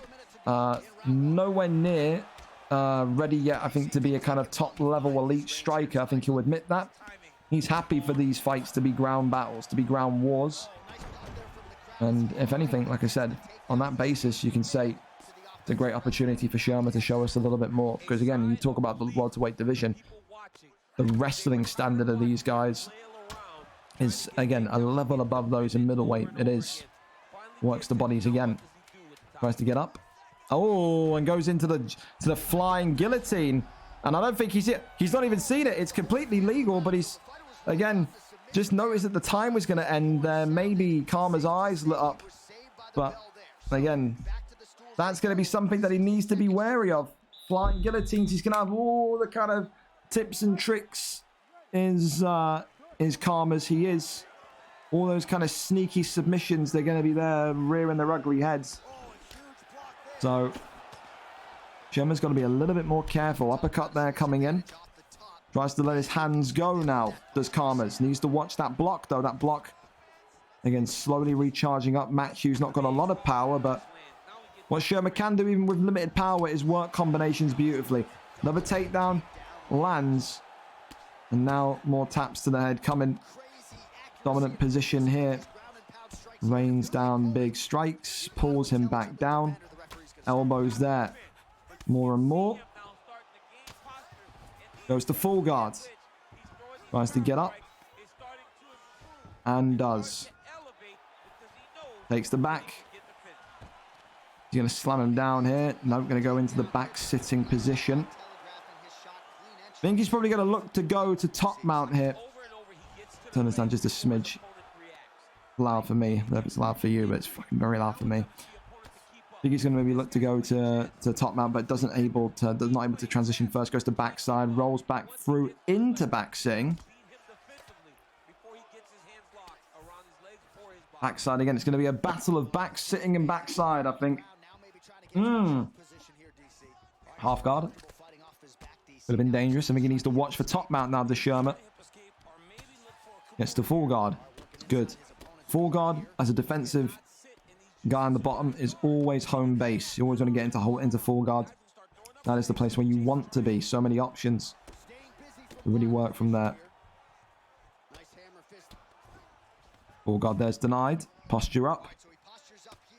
More strikes coming in. Pulls him back down. Hammer fists. Flying in. Goes over into full guard again. Tries to go for the get up and does. Spins back round. Straight. They're trying to go for the slip straight. Big hooks into the straight. Oh, big one again. Oi. You can see Karma's just looking to work off of those counter strikes. Could have been a dangerous overhand there, though. Uppercut again. He's trying to catch Sherman with those uppercuts. 1-2 down the middle again. Oh, it swings. Does Karma's. More and more. Uppercut again from Sherman. Let's go for that slip straight. Sherman wanted to use the last 30 seconds to let his hands go a bit more. Let those big shots connect, and Karma's not feeling too comfortable. Shoots the takedown, and now gets knee on belly and gets some big, big ground strikes coming in. Goes over to half guard. Taps the posture ups there. Round 2 in the book. It's a good competitive fight so far. I said if you can see respect, great fights being paid there as well. That one there's been paid right back. Again, this is the kind of fight that Sherman probably would have wanted. Maybe not immediately, but down the line, just to really test himself against some of those kind of grapple-based fighters in this division at 170. But how do you score that one? A little bit more tricky to score. But third and final round is all that matters. Sherman going to have to get himself right and get himself right quickly. I think he wants to get as many significant strikes off on the feet as possible before that goes back to the ground, where maybe he anticipates will concede ground control or control time. Takedown is there. Good deny, though, from Sherman, who now has him against the cage. Sherman's got to be careful of his own stamina, though. Doesn't want to be caught by anything big. Oh, slip straight there. Big hooks. Oh, goes for the body uppercuts as well. Clinching more and more now. Is Karma's. Overhand there, swinging in. Hooks themselves swinging in also. Overhand comes in, shoots the takedown. Takedown is denied. Postures up and gets back up as well. Karma's, I think, looking for the time, the opportunity to really launch in one of those takedowns so far. Looking to box with Sherman out. Sherman really doing well on kind of working the body shot and then leading with the head shot. Mixing himself up. The level changes are good takedown defense there again. Oh, could have been a good opportunity for him to counter as well. Karma's no pull elbow, pull uppercut there of any sorts. Could have been the money shot there. 1-2 still flying in. Goes to the body, uppercuts again. More body shots. And there's that takedown, but there's that wonderful defense of Shermer. Shermer absolutely controlling the round here. Needs to just be careful that it doesn't just overthrow. Sherman looks like he's just throwing one strike too many.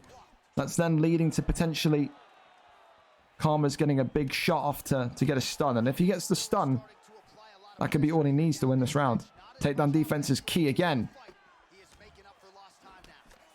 Matt Hughes, really a task to strike with. Shermer taking that task and saying, let's give it a go then. Body shots. Ooh, uppercuts there. Shermer absolutely just looking to kind of drown his stamina in persistent shots. Head kick there, blocked up. It is a controlling round on the feet from Shermer. It really is. And another big bit of takedown defense. This is the one of the best rounds I've seen Shermer have ever. Controlling the tempo, really dominant striking, good takedown defense. I think he knows he needed that after the rounds where he saw Karma's on the ground. And this could be a big moment here. Drops him with 10 seconds left, but is this going to be enough to win the fight? The fight goes the distance on short notice, but who's taking it? Surely you've got to give Sherman round 3, but did Karma's win the opening 2 rounds? That's the question. We listen in. Said, then done, competitive, close fight. You got to lean either way. I mean, it is horrible when you walk back to the center of the octagon not knowing exactly who won the fight. I thought he won a lot of the striking exchanges, but it wasn't very clear. So it'll be interesting to see who gets the decision.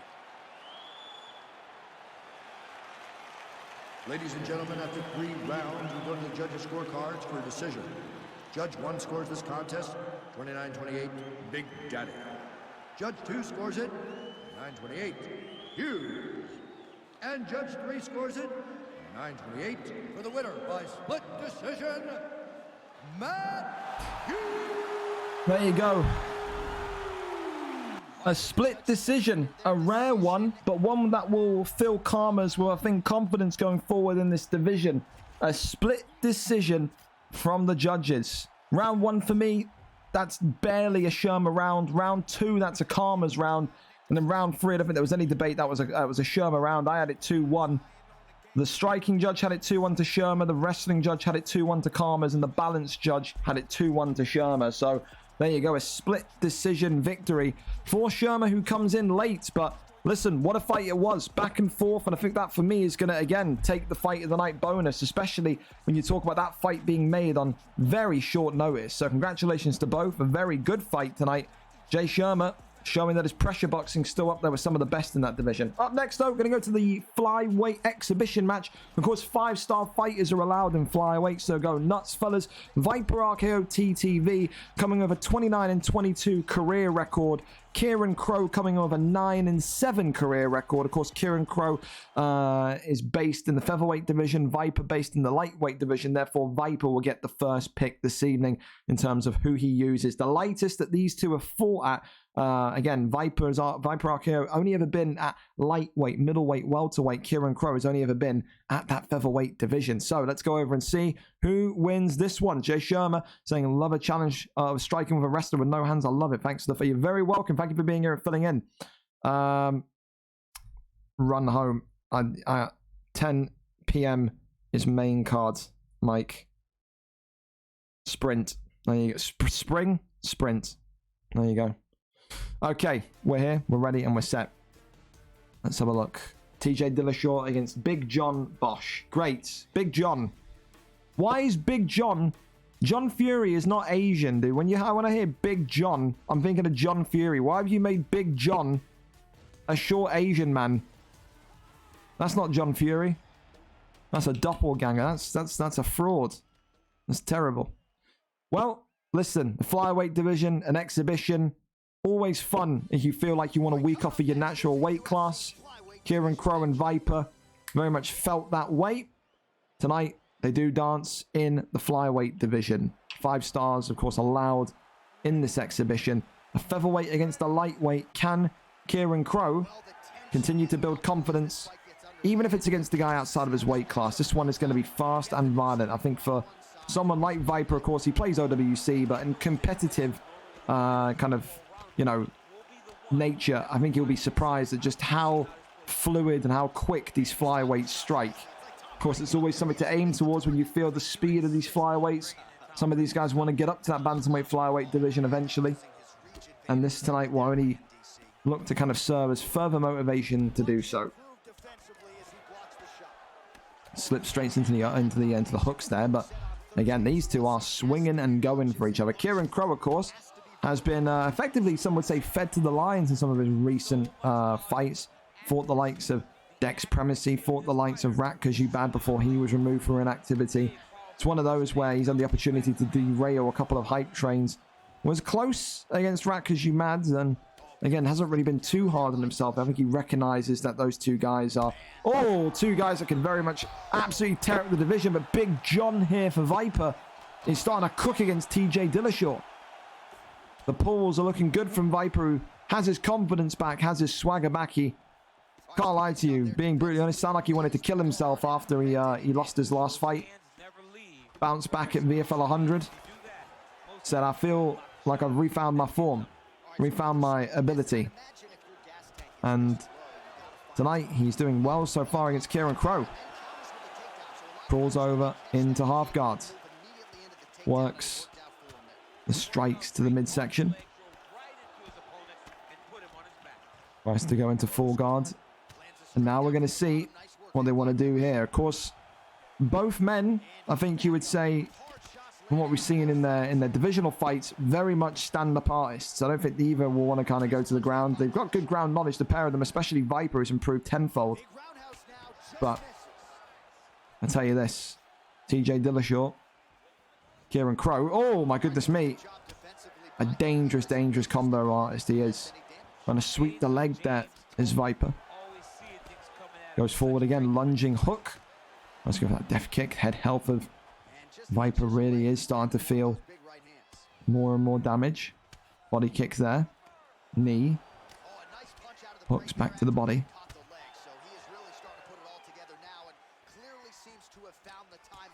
More and more. Oh, could have been a stun there. If I was Viper, I'd be very, very annoyed that's not got at least a stun. That was a clean elbow on the dome right there. Wow. Unfortunate for him. Oh, clips him. It's that lunging hook. Kieran Crow has got that lunging hook down to a T. Pull elbow there attempted. Tries to go for that death kick again. Viper and Crow, both of them absolutely looking gassed hit. Round number 1 in the books. Probably going to give that one to Kieran Crow. That stun at the end. Very, very dangerous. Right on the chin as well. The spin kick from Big John. Viper got this knockdown though, to be fair. All right, well, maybe you got to give that one to Viper then. Maybe. I've seen people lose rounds with knockdowns before though. Let's not take the piss. All right. That lunging hook again.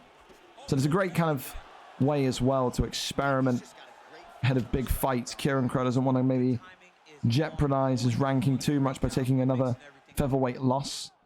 Wants to use this time to kind of see what he can do and get someone of quote-unquote lesser ability. But Viper is showing that he is very much in this one and very much able to hang with some of the guys in featherweight tonight of his boxing.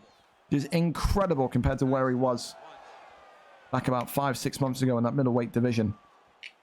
Really is. Spin kick to the body. Of course, Viper as well. A rare feat. Oh, big stun again. Ducks under the head kick. Cool. Clips him. Goes back to the body. And of course, yeah, Viper as well in the black trunks. Has that rare ability to say that he is a predictor card winner. Ended the 9-month streak of no predictor card winners last week. Won his cash prize. Congratulations to him. It's pretty much UFC 5 paid for. Those are what he won. Of course, you can be as lucky as him tonight as well. Get involved in the VFL Discord, the predictor card channel. All you've got to do, predict who you think wins tonight's main card fights. Free to play. If you predict well and you predict right, all the fights, all the winners, you will get a free cash prize. Get involved. A little bit of fun, a little bit of added drama to the main card, eh? Goes for that head kick, that one there through the block, just barely. Head health again. Really starting to provide an issue for Viper, who I don't want to say it's been the combinations of Crow tonight. It's been that kind of lunging hook that he's leading with, but Crow's head health not in a great way either, to be honest. Big hook again. Holds his hand out right. Oi, big clip there. Works the body back to the head. Let's go for that lunging straight this time. Oh, slip straight, trying to go for that overhand as well. Back and forth. Oh, no. Oh, okay. Back into... Oh! Little jump start there. How much is that going to... I expected maybe these two to bow at each other and then recommence. Oh, he goes for that head kick as well.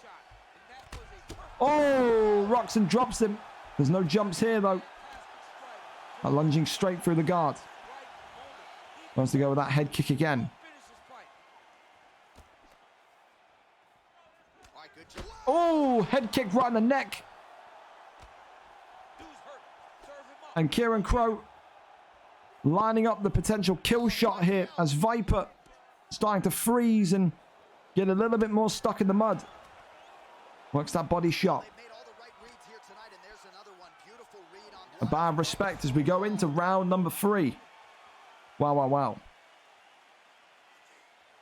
A good recovery round, I think that has to be Kieran Crow's round. Kieran Crow looks so good there. I even gave round 1 to Kieran Crow. I think Kieran Crow's look good, but it's a battle of head health now. Those lunging hooks, those lunging straights. Viper getting a taste of exactly what it's like to be someone of that featherweight elk. Gonna go low for the body. Spin kick to the head there is missed. Goes again. 1-2's down the line.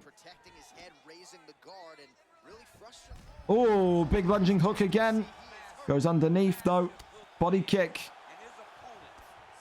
Lunging hooks. 1-2. Once more. Uppercut into the overhand. What a fight this has been. Oh, lunging hook again. Are the lunging hooks cheesy? I've never seen people kind of throw them so consistently before. Kieran Crow's really looked good with them. Spinning back fist there. Ducked underneath. Knee to the midsection. Oh, front kick. Back to the body. Works the ribs here. And knocks and drops. Big John. Viper. Oh, ducking roundhouse. Has got to get momentum back here because he is nearly out on his ass. He is. Oh, trying to go for the slip straight. Teep kick sends him back.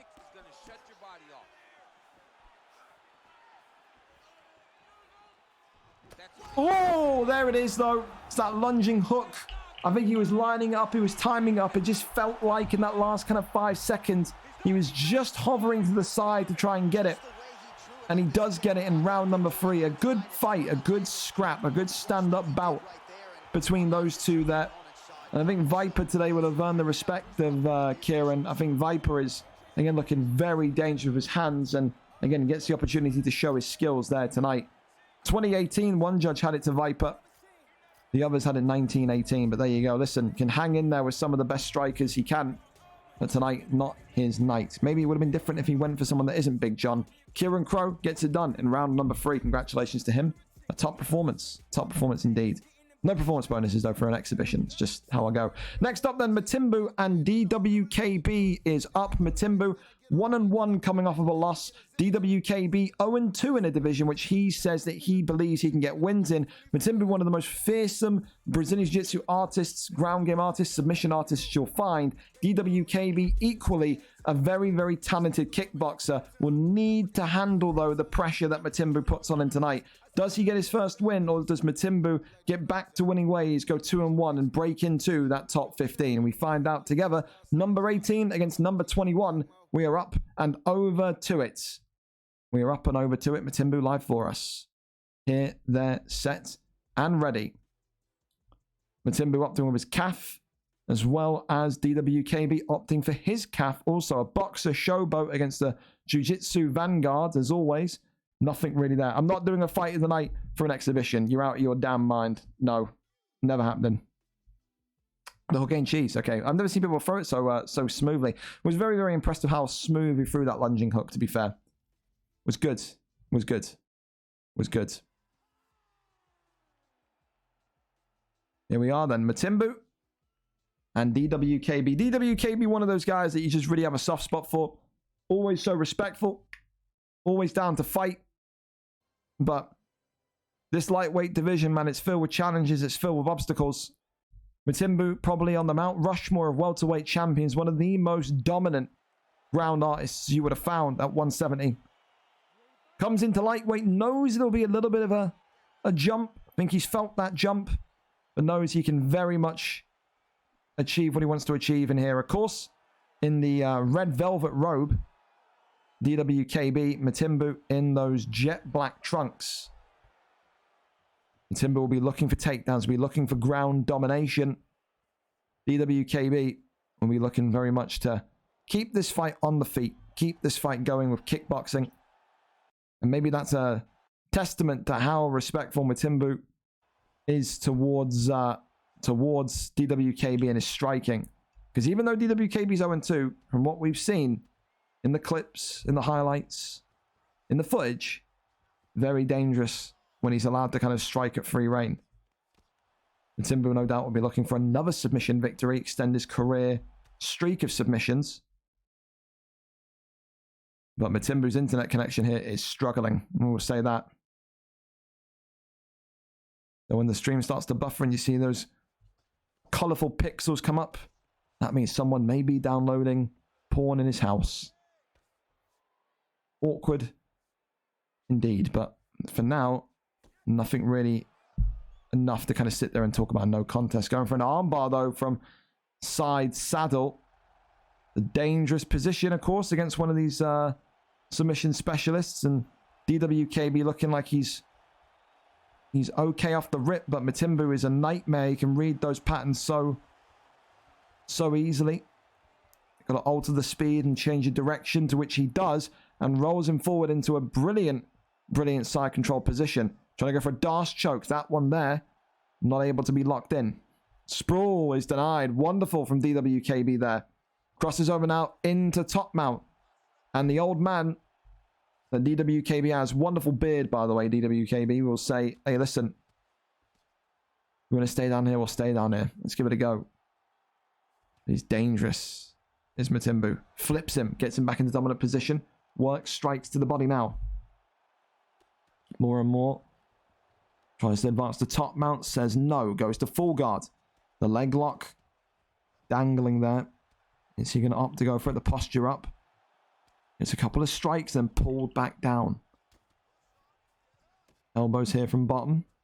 Back into full guard. Posture up is denied. Crosses over. Goes to half guards. Little taps. Deny there as well. More and more body shots. Posture up is there.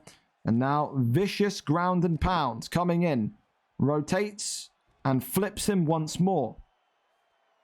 faking, and now the posture up. That one there is denied. Goes to full guards. Elbows there flying off, but not to be yet. Not to be yet. Round 1 in the book. And let me tell you something. This is not going to be as easy as maybe what Matimbu expected, because DWKB is showing good knowledge and is showing good patience and resilience on the floor. Of course, Matimbu will win round 1 with the 7 significant strikes.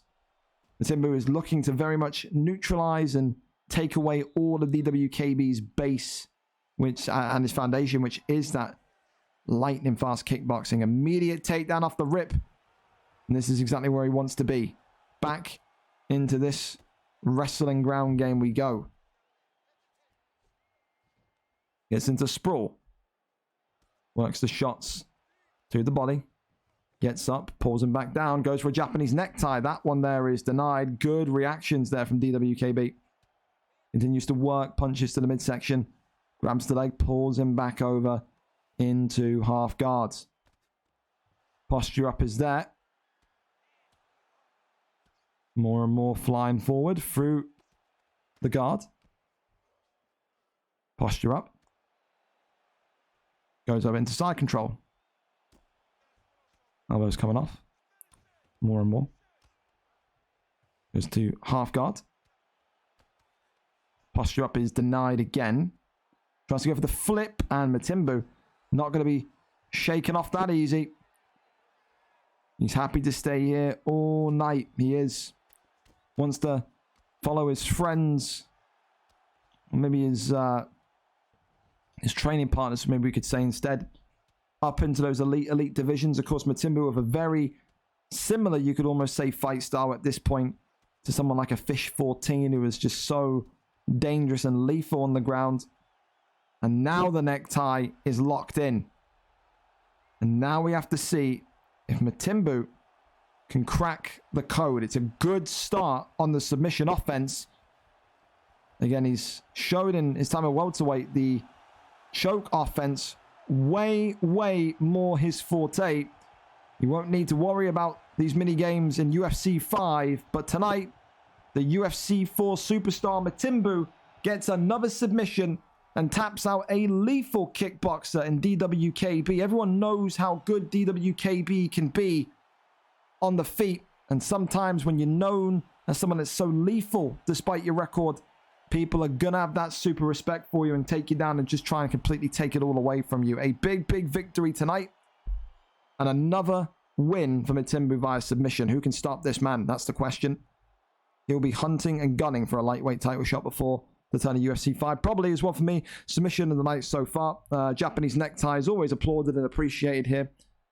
Matimbu will be hoping that could be another one on his resume. So far, submission of the night locked up, fight of the night, knockout of the night, and performance of the night. All the performance bonuses are locked up. Up next then, Razor Riley and Gabe is up next. Razor Riley, an 8-11 heavyweight, former contender, wants to get back into that contendership bracket. He can do so again tonight, you'd say, of a win against Gabe. Gabe will be feeling also the same. He believes if he wins tonight, nothing can stop him from getting the next shot against the heavyweight champion, whether it be displaced or whoever it's set to be after weight changes, who knows. 7-7 for the number 3 Gabe, 8-11 for the number 2, the American Razor Riley's kickboxers against boxers. The Cane Calf may come out, it may not come out. We're going to find out together. Let's go and have a look who gets this one done. A big one though in the heavyweight division, no doubt about it. A number 1 contenders fight indeed. There you go. There you go. Flappy is being Flappy. He's like 12 or 13, man. Don't be too harsh on Flappy. He's got to kind of ride it with the wave. He's a young kid. Don't be too harsh on him. Just tell him to be quiet. You know what I mean? Tell him to be quiet. I got more people sending people. Fellas, you are good to go, by the way. You are good to load in. Triz has been already booted. that's fine. OP Hurst, 27. You are good to go in when you're ready, fellas. I can hear it. OP Hurst. Let me kick OP Hurst out. Again, you get anyone, messaging you this shit, then do tell me, because they'll be kicked out and get the fuck out of there, man. So no one's going to come into the Discord or the league and disrespect the league and then be like, oh yeah, I'm going to just advertise my shit. No one cares, dude. Here we go.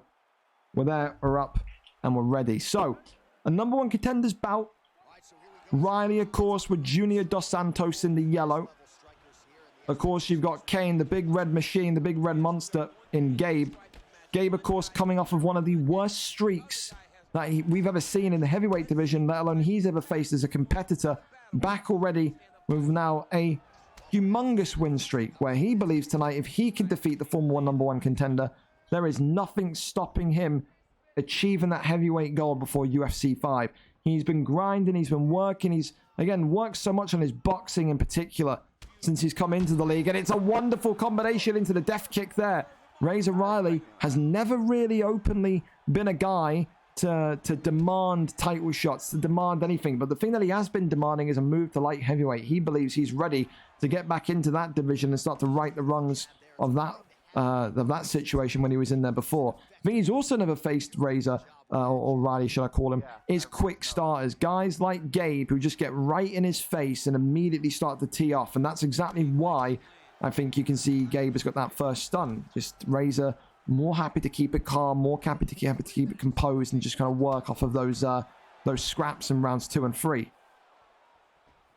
So far, though, you can see Gabe just looking to stick onto him, close the gaps, create almost a sense of urgency. I think as soon as Gabe sees that Riley is happy to turn it into a brawl, into a phone booth kind of brawl, he's going to be right on him. He is. You can turn the tempo up at any point, just like Riley can turn it down at any point.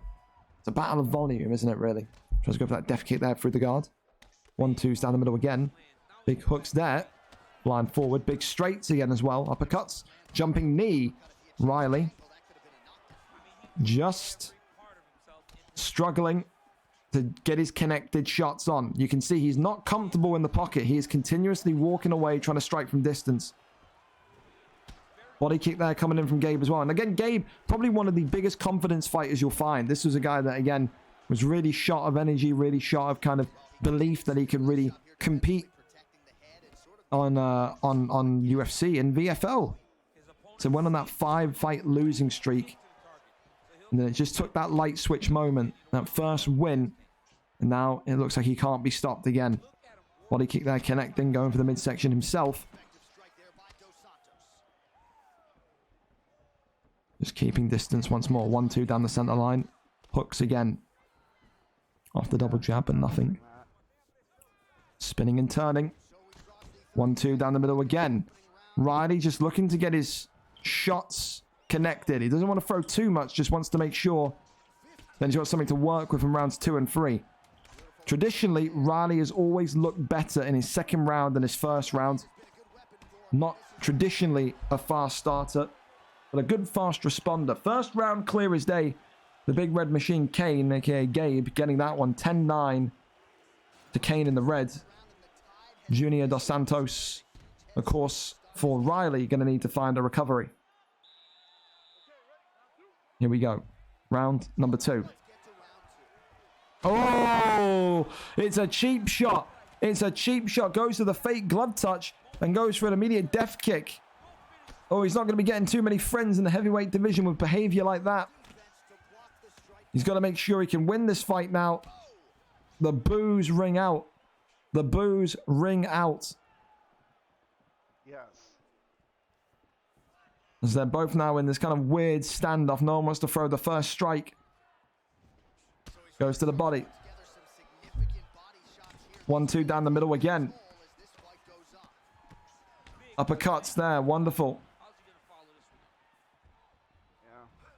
Swing to the body, misses. Head kick. Wonderful by Riley.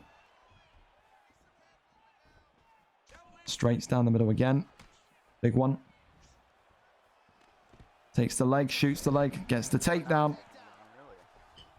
Full guard. Half guard. Gained. Now Riley going to look to try and turn the tempo down. He needs to slow this fight down. He does.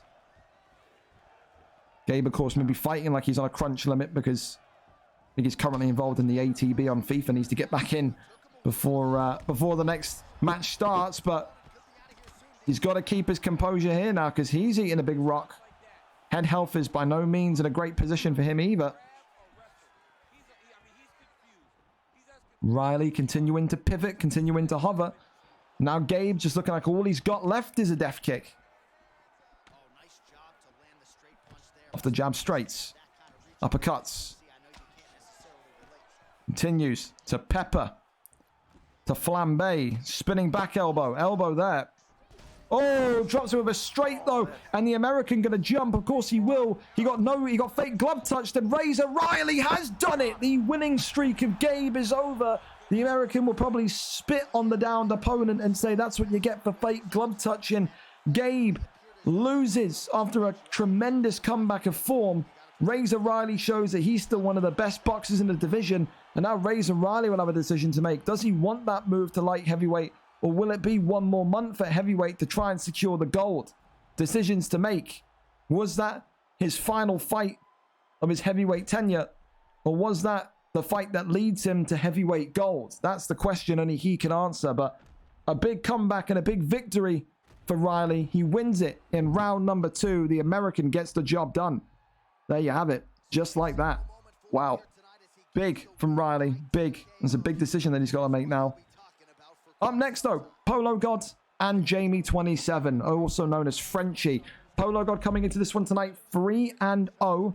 Undefeated wrestler, kickboxer on his day, but wrestler as well he can turn into against Jamie27, who also has an undefeated streak that he wants to hang on to. 2-0 himself, a jiu-jitsu artist, is Frenchie. Won that middleweight belt with electrifying kind of ground game, incredible kind of pressure and constant kind of improvement of himself. But again, Polo God, no slouch either. This one could be another one of those grappling matches. Who wins it? Jamie27 with his jiu-jitsu or Polo God with his control time in wrestling and maybe even his kickboxing. Depends what kind of version of Polo God we get. But someone's O has to go. We're going to go and find out together and see who gets this one sorted. Let's go and see. I've moved the VFL categories around in the thing by accident. There we go. Going to retirement as well. Viper has that. Again, please stop posting this garbage in the fucking thingy, man. Like no one, you don't need to retire if you don't plan to. I can get my back when 5 comes out. Goodbye. If you use this section,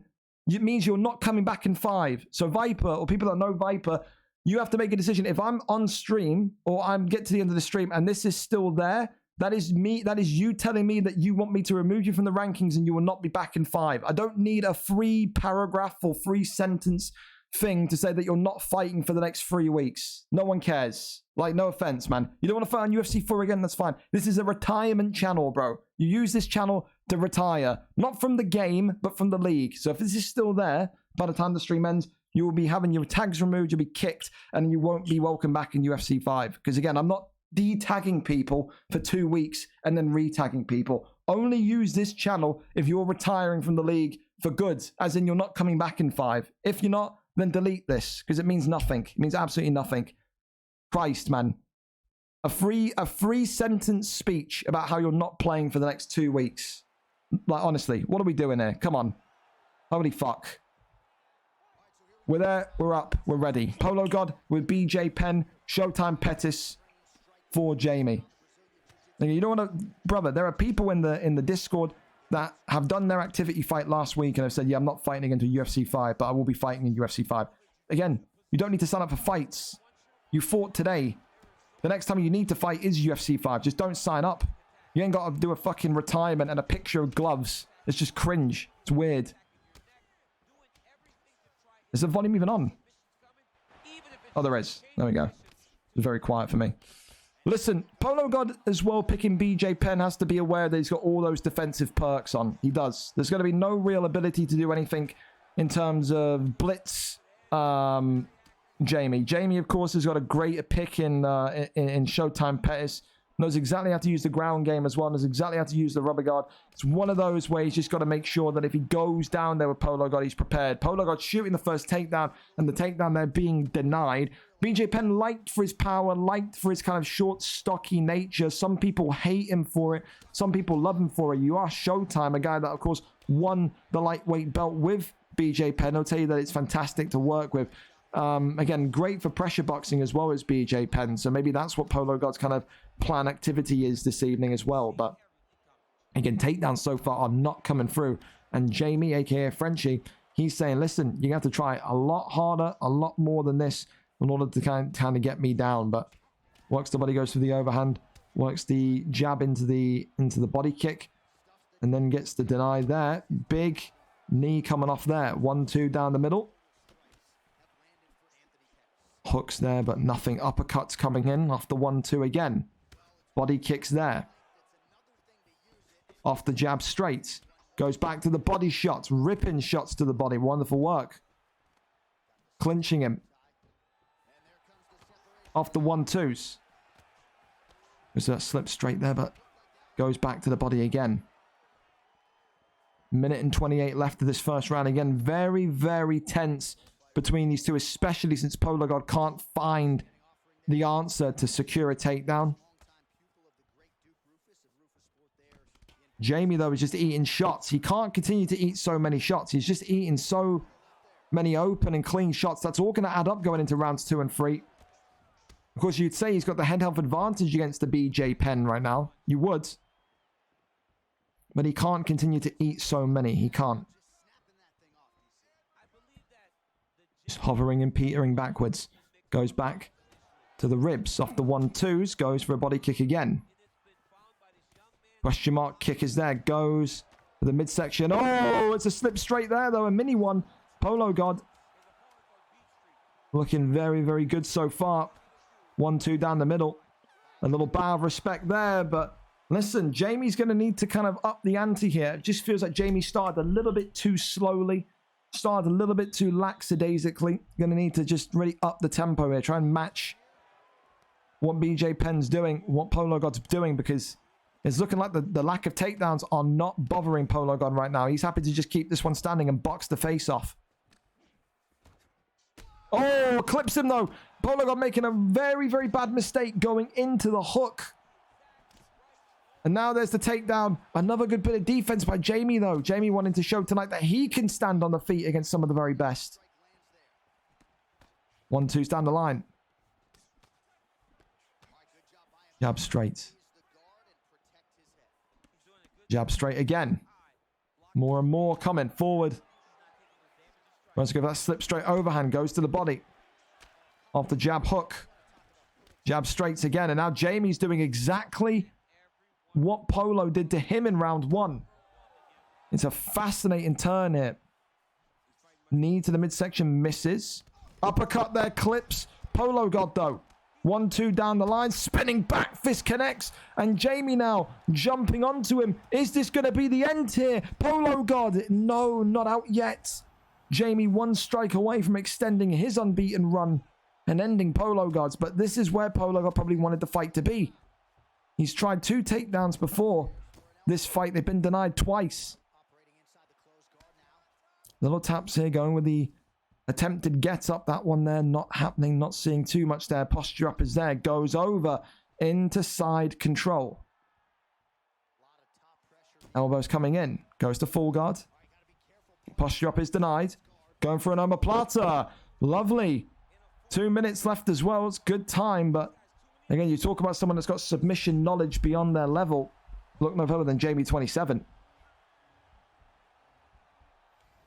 But not able to get him out of that one. Posture up is denied again. Going for a triangle choke. The choke now being attempted. Nothing there. Denying that one. Well, not denying that one. Faking that one, excuse me. Goes up. That one's denied, though. Crosses over. Goes over into side control. Half guard. Gained. Little jabs. Posture up and then gets back to the feet. Oh, spinning back fist again. It's so fascinating. It's just such a flip round from what we saw in round number 1. Oh, knocks and drops him. Polo God could be in trouble, though. Top guard, or top mount, excuse me. Gained. And is Frenchie going to get it? Jamie going to get it? No, he gets off of him. Disengages. Why? Why? There's that slip straight again. Maybe wants that clean knockout. Sways to the side. Off the jabs. Nothing there. Round 2. Clear as day. It's a Jamie round. 1-1. 1-1. 1-1 absolutely. Here we go. Glove touch and we're off.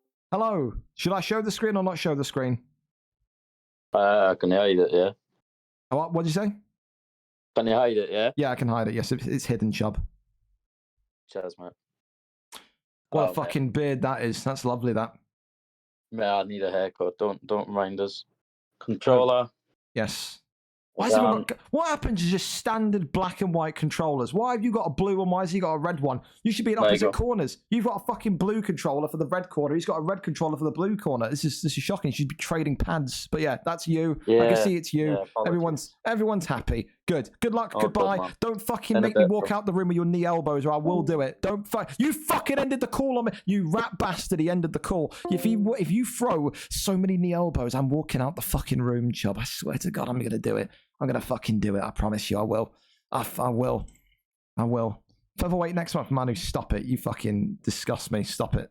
Fucking featherweight. Asking for a featherweight move, Tomaselli. Have some shame. Shocking. Here we are. Suave and Chubb Nardino. Right here, we're set. We're ready. Is the volume good? Volume's good. All right. So, both of them asking for integrity checks. Obviously, there's been a couple of, incidents that people are aware of, maybe in prime time with Suave, and people obviously wanting to make sure that Chubb is Chubb, as he showed that ground game last time out. But again, both of them passed the integrity checks with flying colors. And now we have to see what's to come. Of course, Suave in the black today with Duplessis knows very much so that his number one contendership is on the line. I think if he loses this tonight, he may even ask for a move to welterweight. I think he's in that kind of mindset. Of course, Chubb Nardino working with Giorgini and Boa MMA to effectively try and kind of secure up that that wrestling. He always said that his wrestling was the main problem. Could be trying to train Chubb Nardino into being one of the most, the next Jack 17. Imagine Chubb Nardino with all of his knees and elbows with decent wrestling. He'd be a nightmare to play in OWC, and that's the kind of person that he'd probably end up smashing the gaff over. But again, both of them so far showing good degrees of discipline on the ground.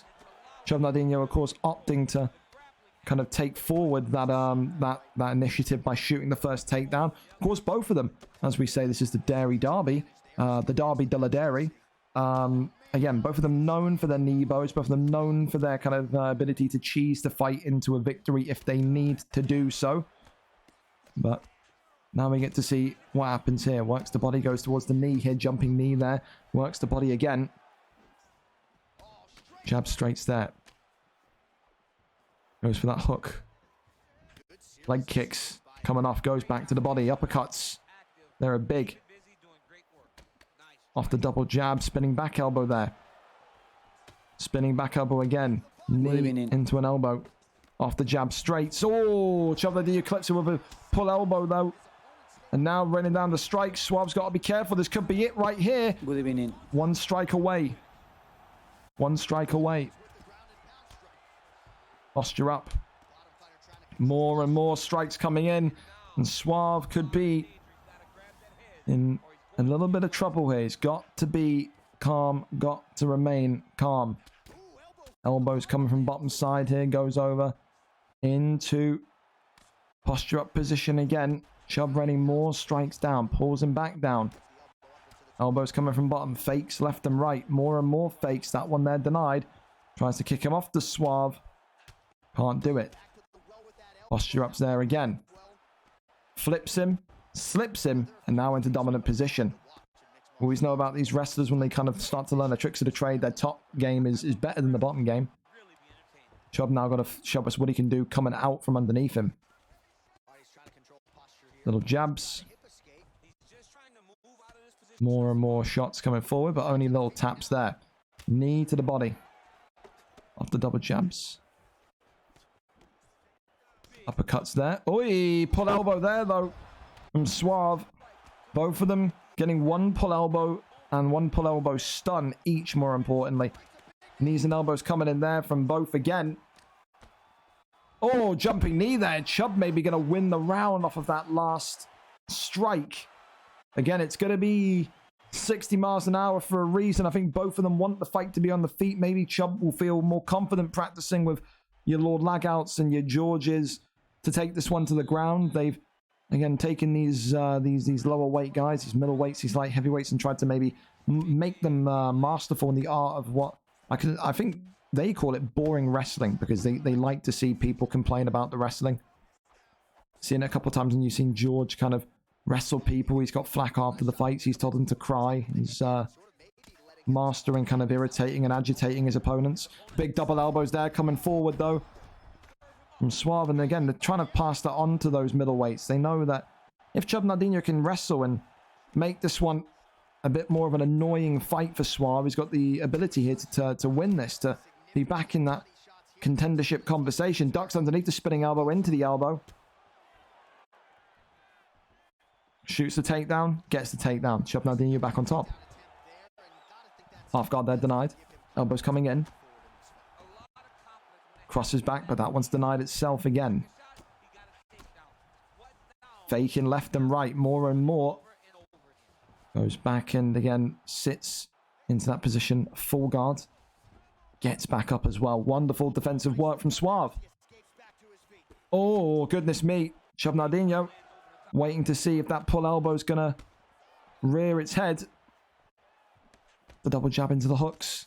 Slips that one. Big knee into the elbow again. Knee and elbow now from Chub Nardinho, whose knee elbow has got more chutzpah behind it. Head kick. Off the double jab again. Big hooks there. Shoots the takedown. Gets the takedown. Takedown defense not fully there for Suave, but his denies on the bottom are. And just secure that takedown defense, then going to be in a good position going into round 3. Gets the deny there. Wants to go for the flip. Gets him over into backside. Wonder if he's going to look for back mount here. Posture up there just to get some big shots off Chub Nardinho. Eating one big one, and then Suave just gets back up to his feet. Big knees again, drops him. And Chub Nardinho marching forward, an uppercut there from outside the clinch and against the cage. Chub Nardinho has done it. It is a round 2 stoppage against Suave. Integrity checks were thrown around, but in the end, Suave's winning streak comes to an end. He'll now move house, and he'll need to make a decision whether he wants to go again in middleweight, or if he wants to make that move now to welterweight following the end of his win streak. The title fight has disappeared clearly. And although the animations show that Chub Nardinho uppercutted his shoulder blade, it's one of those. So there you have it. Don't know what that lag was about, but who knows? Someone, maybe university lag. Who knows? We've all been there. Well, people that have been to university have been there. Trust me, I was playing on 2 meg download when I was in university. It's terrible. But Chub Nardinho wins by round 2 TKO, and now he will need to, like I said, prepare himself for potentially another run at the gold. So there you go.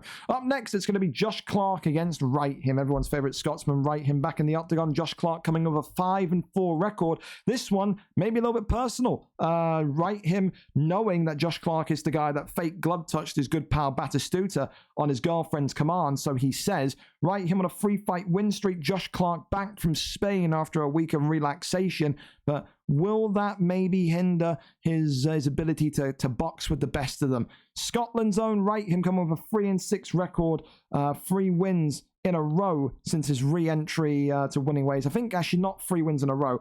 Since Wright Him re-entered into welterweight, his record has been 3-1. 3-1. So listen, by all means, he's in a positive start to life here, and he said he wanted to go to middleweight after that, welterweight after that last middleweight fight, and he's been proven right. A 3-1 record against a guy that's effectively a veteran now. His 10th fight today, Josh Clark. If he wins 6-4, it would match him up with guys like Tom LFC and Ash, who are on the cusp of, again, going for gold. So let's see who wins it. Will it be the number 8 or will it be the number 13? Kickboxers, no doubt, are going to be showcased here this evening. We're over to Wright Him. Let's see what the picks are set to be. Jorge Masvidal for Josh Clark, for Wright Him, a man that alternates his picks so much. We don't know what his main is anymore. You really don't know. You could come out with Jake Matthews, you could come out with Anthony Pettis. You just do not have a clue at this point as to who he's going to maybe go for and pick. So there you go. Listen, we're there, we're set, we're about to go. Thank you as well for the follow. Berman? I'll just call you Berman. Thank you very much for the follow, man. Welcome in. Welcome in. Here we are. We're up, ready, and set. Masvidal and Pettis, it's a classic in this lightweight division, isn't it? We saw it constantly this summer, last summer. Always a kickboxer's delight. Masvidal, a pressure boxer that has that turning takedown if required. Showtime Pettis, as we know from an icon like Skelly, leg kicks, pace, aggression, all of it's there. So, of course, tonight, Right Him will know if he wants to take this fight to the floor. He has the ability to lock him up in rubber guard as well. But Right Him, although he has decent anti-wrestling, he's not the guy that's going to initiate the wrestling unless he feels very, very, very pressured to do so. He's a kickboxer. He's someone that likes a brawl. He likes the fights to be dirty, to be muddy, you could almost say, and wants to maybe kind of show that he's got the better counter punches compared to his compatriot Josh Clark tonight. Josh Clark, of course, knows as well. 6-4 victory or 6-4 win here won't put him in line for a title shot, but it'll put him right in the kind of ascendancy towards one. You can see a couple of knee elbows coming from the Masvidal pick already. Yeah, again, maybe Josh Clark spent that time in sunny Spain and maybe looking to get a little bit cheesy on his return. Of course, Right will need to counteract that. He's been having his block taken to town here a little bit so far. Maybe ducks underneath that head kick, nearly knee and elbow once again. Knee and elbow coming back now from Right Him. Maybe getting a little bit frustrated here. Front kick there. Goes back to the body. Does Right Him. Uppercuts coming forward again. Front kick there. Whiffs off the jab straights. More and more. Elbow flies in. Front kick there. Leg kick connecting. Sways all the way around. And another one. Oh, the switch kick. And the front kick now as Josh Clark continues to work the body. Another guy, Josh Clark, that when he got moved into this welterweight division months ago said, I'm not ready. This is unfair. I shouldn't be in the welterweight division. I said, Josh, all due respect, shut your fucking crying up. You can do it. And he's showing again tonight that he very much can do it. Avoids that one, though, does Right Him. Wants to hang alive. Hang on to that win streak to keep it alive. Gets that teep kick. Teep on the very first teep from Right Him there. Tries to go with that front kick. Many a teep off of me and him had. Goes for that overhand. Avoids that one again. Josh Clark just getting a little bit reckless, though, with that overhand. Switch kick, swings and misses. Leg kick again. Uppercut comes forward. Body kick as well. Languishing and damaging him. Off the 1-2s again. Hooks there. Overhand that time connects. And Josh Clark jumping. And this could be all she wrote here. Is Right Him down and out? No, he's not. He's still alive. And now on the bottom, locks him up into rubber guards. Oh, and he's locked him in. He's locked him in. Elbows coming in. Stack guard is gained, though. Didn't deny the stack. And now big shots coming in here from Josh Clark. 40 seconds remaining. In an absolutely violent round one. The stamina of both men absolutely chopped and downed. Wonderful leg kick there from Right Him again. The left leg eating more and more damage. Switch kick met, though, by a slip straight. Knees and elbows flying forward again. People will say Josh Clark is fighting cheesy. Josh Clark will say he's fighting with means to victory. He's not here to be liked as Josh Clark. He showed that when he fake glove touched Batistuta weeks ago. He knows that a win tonight puts him right on the doorstep for a contendership shot. So he's going to go and do whatever he possibly can to get that. Round one, gotta say, Josh Clark's round. Oh, knee and elbow there. And it's the overhand combination that flatlines him in round number 2. Josh Clark, back from holiday, back from Spain, and back with a vengeance. Not the cleanest performance, not going to be a performance that gets him a lot of admiration from people watching. He won't care. He only cares about winning, and he executed those knee elbows like a pro tonight. No doubt there'll be cheeses in the crowd. Your Chub Nardinos, your Chak 17s, that will be applauding that one, but again, for him now, next up, it's got to be a potential contendership fight. For Right Him, his win streak ends. It's 3-2 now since his re-entry. And again, he won't be too pleased with that one. But again, I don't think he'll really mind with UFC 5 coming out shortly. Not a guy to languish on losses. His Right Him will be back better than ever. But Josh Clark tonight wins, albeit in a bit of an ugly way. But congratulations to him. Up next then, Odran and Emperor Shaq. Gracing the octagon for us. Odran coming over 1-6 record. 3 fights, 3 losses in a row in featherweight. Of course, his second re-entry, of course, into this. And tonight he takes on Emperor Shaq. A dangerous kickboxer. We saw him in the bantamweight division, flyweight division. Didn't exactly go to plan, but we saw his combinations. Dangerous guy, dangerous opponent, and someone that if he gets to run going forward, if he's active, if he's on this roster active between now and UFC 5's release, I could see this guy making a heavy run towards the featherweight gold. He's that damn good. Odran has an opportunity tonight to not only end a losing streak that's plagued him in this featherweight division, but just remind everyone how good he exactly is. Emperor Shaq, the number 20 ranked fighter, Odran, the number 19 ranked fighter, who gets this one done. We wait and we see. Emperor Shaq and Odran. Odran is here. We know Odran's here. So, yeah. Oh, wait. You're up. He said he was here. He said he was here at 8:10. So, if he's not here, then I'd be surprised. But, yes, Tundra. I'm guessing you got kicked, but just in case. Yeah, he got kicked. He's not in the Discord anymore. He's a weirdo. He's a strange guy. Hey, play my league. Pay me money. Woo. You know what I mean? Yeah, again, like, that's fine. You don't need to retire because it's your last fight in UFC 4. Retirement is just for thingy. You have to replace me. My manager is fucking with me. Excellent. So we need another replacement then. So that's going to be Smiley. It's got to be Smiley. Only person left. It's going to be Smiley versus Walker. That's the only featherweight I've got left. Has Smiley and Walker faced each other before? If anyone's got Odran, they need to tell him to hurry up, man. Because Odran is delaying us here. Odran needs to reply. And they just fought. I can't even put Smiley in. Well, we are in a pickle. We are in a pickle. You get Theo. I don't know if Theo's on. Theo wants to fight. We can get Theo in. If not, we're going to have to do an exhibition. And if a light heavyweight puts out... does anyone know where Odran is? Or what? So, where the fuck is Odran at? Where are you? Like, how can you message me at 8:10 and then an hour later, you're not here? What are you doing, Odran?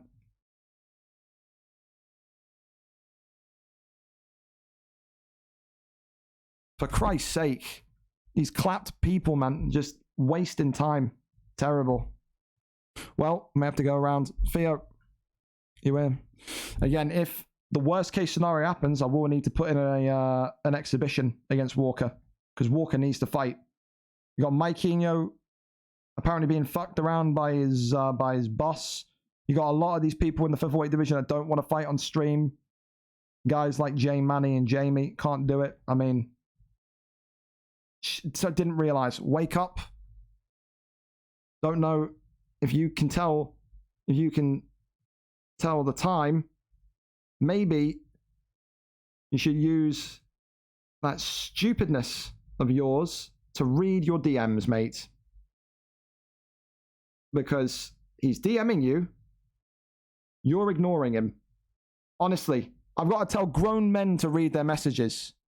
Holy fuck, man. Holy fuck. But yeah, we're going to see.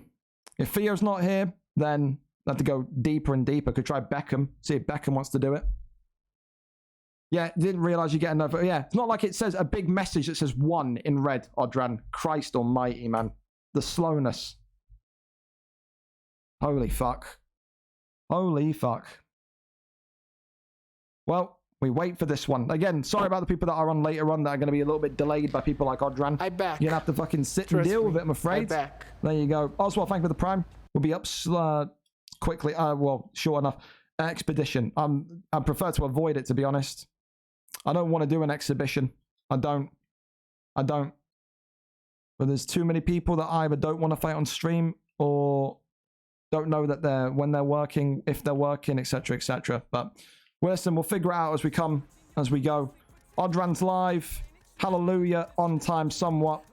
And yeah, we're there. We're set already. Shout out to these people for being slow. I'm now waiting. What in the fuck is that on his head? What is that? Did he kill a fucking... What the fuck is... What animal is that? No, not interested. Not interested. Clay Guida and McGregor. Okay, listen. Shaq bringing out the Carpenter. We love that. So, a reminder on this one then. with all the craziness that's going on. Odran 1-6, a 3-fight losing streak. Emperor Shaq, his first fight in this division, 0-1. So thank you as well for you've been added to the chat and events beta. Okay, Clay Guida and McGregor were there, and again, thank you very much to Oswald for the prime as well. We're here, we're set, and we're ready. Please know how to read a clock. Know when it's your time to fight, man. I shouldn't have to be fucking DMing you to check your messages like I'm your father. Come on. Clay Guida in the blue for Shaq, his first fight in the featherweight division. Odran tonight wants to get back to winning ways after so much heartache in this division. Was, again, in an absolute tear of form at lightweight. Saw him win the gold, defend it, get some high-profile victories against some very dangerous opponents. But now, we talk about someone like Emperor Shaq coming from that kind of higher division, that bantamweight, flyweight division, maybe looking at Odran, looking at his losing streak, and maybe even disrespecting me a little bit. Maybe saying, listen, I'm going to use that Clay Guida pick tonight to really create issues. Maybe he's just looking at the Clay Guida pick as a way to enjoy himself in the last couple of weeks before UFC 5. It's all in the pipeline, isn't it? It really is. Goes for the hooks there. Off the jabs. Goes for the 1-2s down the middle. Goes to go with that hook into the straight. Little pull there, but not able to be completely executed cleanly. 1-2 down the line. Big uppercuts again. Odran so far just using all of his striking expertise to try and pepper that block of Clay Guida. And maybe, just maybe, if he did go Clay Guida because he felt like Odran was a little bit too ass because of the record, the losing streak, he may be regretting that now. He's going to maybe want to use that wrestling of Clay Guida to try and get him down. Because Odran so far is vibing on the feet here. Goes for that spin kick to the head. Off the double jab. Slip straights there. Big hook comes in. Ducks underneath that one. Fantastic. 1-2 down the middle again. Some big shots. Catching Odran. Big uppercut there from the Carpenter. Clay Guida now on the ascendancy. It's a rare pick. Is Clay Guida. Don't get to see him box. When you do see him, usually a wrestle fest here. Look into the straights. Off the jab. Uppercut there. Oh, it's clean timing from Shaq as well. Shaq just using all of his... Oh, big straight from Clay Guida. Big knees to the body. Uppercut there from outside the clinch. Throws a leg kick or a body kick, should I say, in the slowest fashion that I've seen. Straight down the center. Uppercuts there. Another straight comes forwards. Big one drops him though. Odran is now fighting for his life in here. It doesn't seem like Clay Guida is going to be overly fantastic against McGregor in that kind of opening 2 minutes of the round, but Shaq with Guida here is looking top tier so far. Goes to the body kick, rocks the body, goes downstairs again. Shaq continuing to try and launch some big attacks here, but he's hanging on for dear life, almost like he was frozen as the round ended. But if there was one more second left, maybe Odran could have won that fight. Back and forth fight here. No doubt about this one. No doubt that the Clay Guida pick from Emperor Shaq going into round number 2, the happier of the two, goes for that spin kick immediately. McGregor's stamina, Odran's stamina, already. Oh, in a delicate place, and the head health matched with the sharpness of Clay Guida makes that one a beautiful, beautiful sight to see. Emperor Shaq, his first performance in the featherweight division against Odran with Clay Guida. Maybe this will be a popular decision, maybe it won't be. We talk about picks and niche picks. I'm sorry, Jamie. I thought it was a wonderful, wonderful performance tonight, but Emperor Shaq coming in with Clay Guida and knocking out McGregor in round number 2. It's finally maybe time that we get to see a Clay Guida performance bonus, because that there is our performance of the night so far. Congratulations to you, Mr. Shaq. Can you hang on to it, though, is the question. There you go. There you go. So, we go up to the next one, and we go to Oswald, and it's Odran again. Oswald and WAP in the light heavyweight division. So, Oswald coming into this one 0-0, his first bout in the light heavyweight division since, again, as I said, it's good form in heavyweight division. Really used NAFC and his last couple of VFL fights effectively to work on the basics, to work on everything that you need to work on in order to be successful in those heavyweights. The pacing, the distancing, all of it is wrapped up in a nice kind of bow now with Oswald. His opponent, though, Wapao, always confident, always close to victory, but then lets it slip at last minute. That's been what his last kind of 3 or 4 fights have been. Oswald should expect a tough fight. Wapao is going to need to be a little bit more kind of fine-tuned tonight, because again, the last couple of fights, he's been so close to winning, whether it's been light, heavyweight, middleweight, and then one mistake derails it all. Tonight, he's wanting to hope that maybe that mistake doesn't come. 0-0 for the American Oswald, 0-2 for Wapao, the Brit. We go over and we find out who gets this one. Oswald is live for us. Here we go. Rakic and Gustafsson. Fellas, you are good to go in. Whenever you hear this, you can go. Check what this says from Odran quickly. From Jamie. Another night when promoters like to take. Hey, listen, Clay Guida is Clay Guida. Down to fight. Somebody I back. Pulled out 10 minutes before. Would be #Chaz4 Walker. champ. Well, here we go then. We're there. Thank you very much for the sub again as well. Chaz, appreciate you. Chaz for champ. Listen, Dex Primacy, one of the top 5, a top 10 guy tonight. He believes that his destiny is to be featherweight champion. You've got to derail that hype train, my friend. But for now, the light heavyweight adventure begins for Oswald.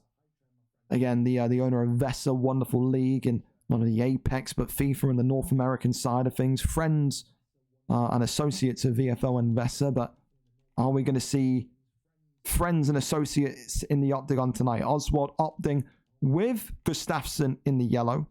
Wapao, of course, opting for Rakic in the red. Of course, Rakic has that almost shotgun-like jab in his disposal. He does. But Oswald has that killer instinct to go for counter opportunities, go for those counter shots. Just like that, he sways into the hook. Oswald starting off life very well there. Could have been one of those key big mistakes we talk about. As it's spinning elbows here from Oswald. Goes for that head kick. Tries to teep him backwards. Gets that teep away. And Wapao, aka Lewis. Oh, it's a big elbow. Spinning back elbow into elbow. And maybe Oswald is channeling his inner dairy farm here, because the elbows are flying for Oswald. We've not seen him fight for some time in the European space. He wants to make sure that he can get the job done here tonight. Big hook coming in, but blocked up there. Lewis eating another spinning elbow into a knee. Teep kicks him backwards. Leg kick. Elbows there. Another elbow. He's got to be wary of this elbow cheese. Clinch work, takedown work. That's the only way he's going to be able to break through it, because so far you can see Lewis just a little bit too afraid of Oswald to get anywhere close to him. Anywhere that he's going in the pocket is resulting in a knee and an elbow. It is. Oh, big front kick there. Works with the double jab again. Oh, 1-2s. Beautiful work. Goes back to the body. Goes for the body shots, but nothing there. Leg kick there comes off. Hook there. Goes to the body again. Elbows coming in from Oswald now. The American starting the more confident of the two. Off the double jab. Goes for that hook. Fantastic work. Knee. And avoided. Let's go forward again. Leg kick. Off the jab. Knee to the body. Goes down to the floor. Spins around, spinning elbow into an elbow. Another knee attempted to be thrown here. Wapao Lewis is now starting to find his distance, his range. And just make sure that he can secure this one up. Another elbow flying forward. It's the thing for Lewis. He's got to be able to kind of survive these fights where they're so frustrating. And just find that kind of knockout blow. Goes for the body again. Off the double jab. Knee into the body. Hooks there. Off the double jab.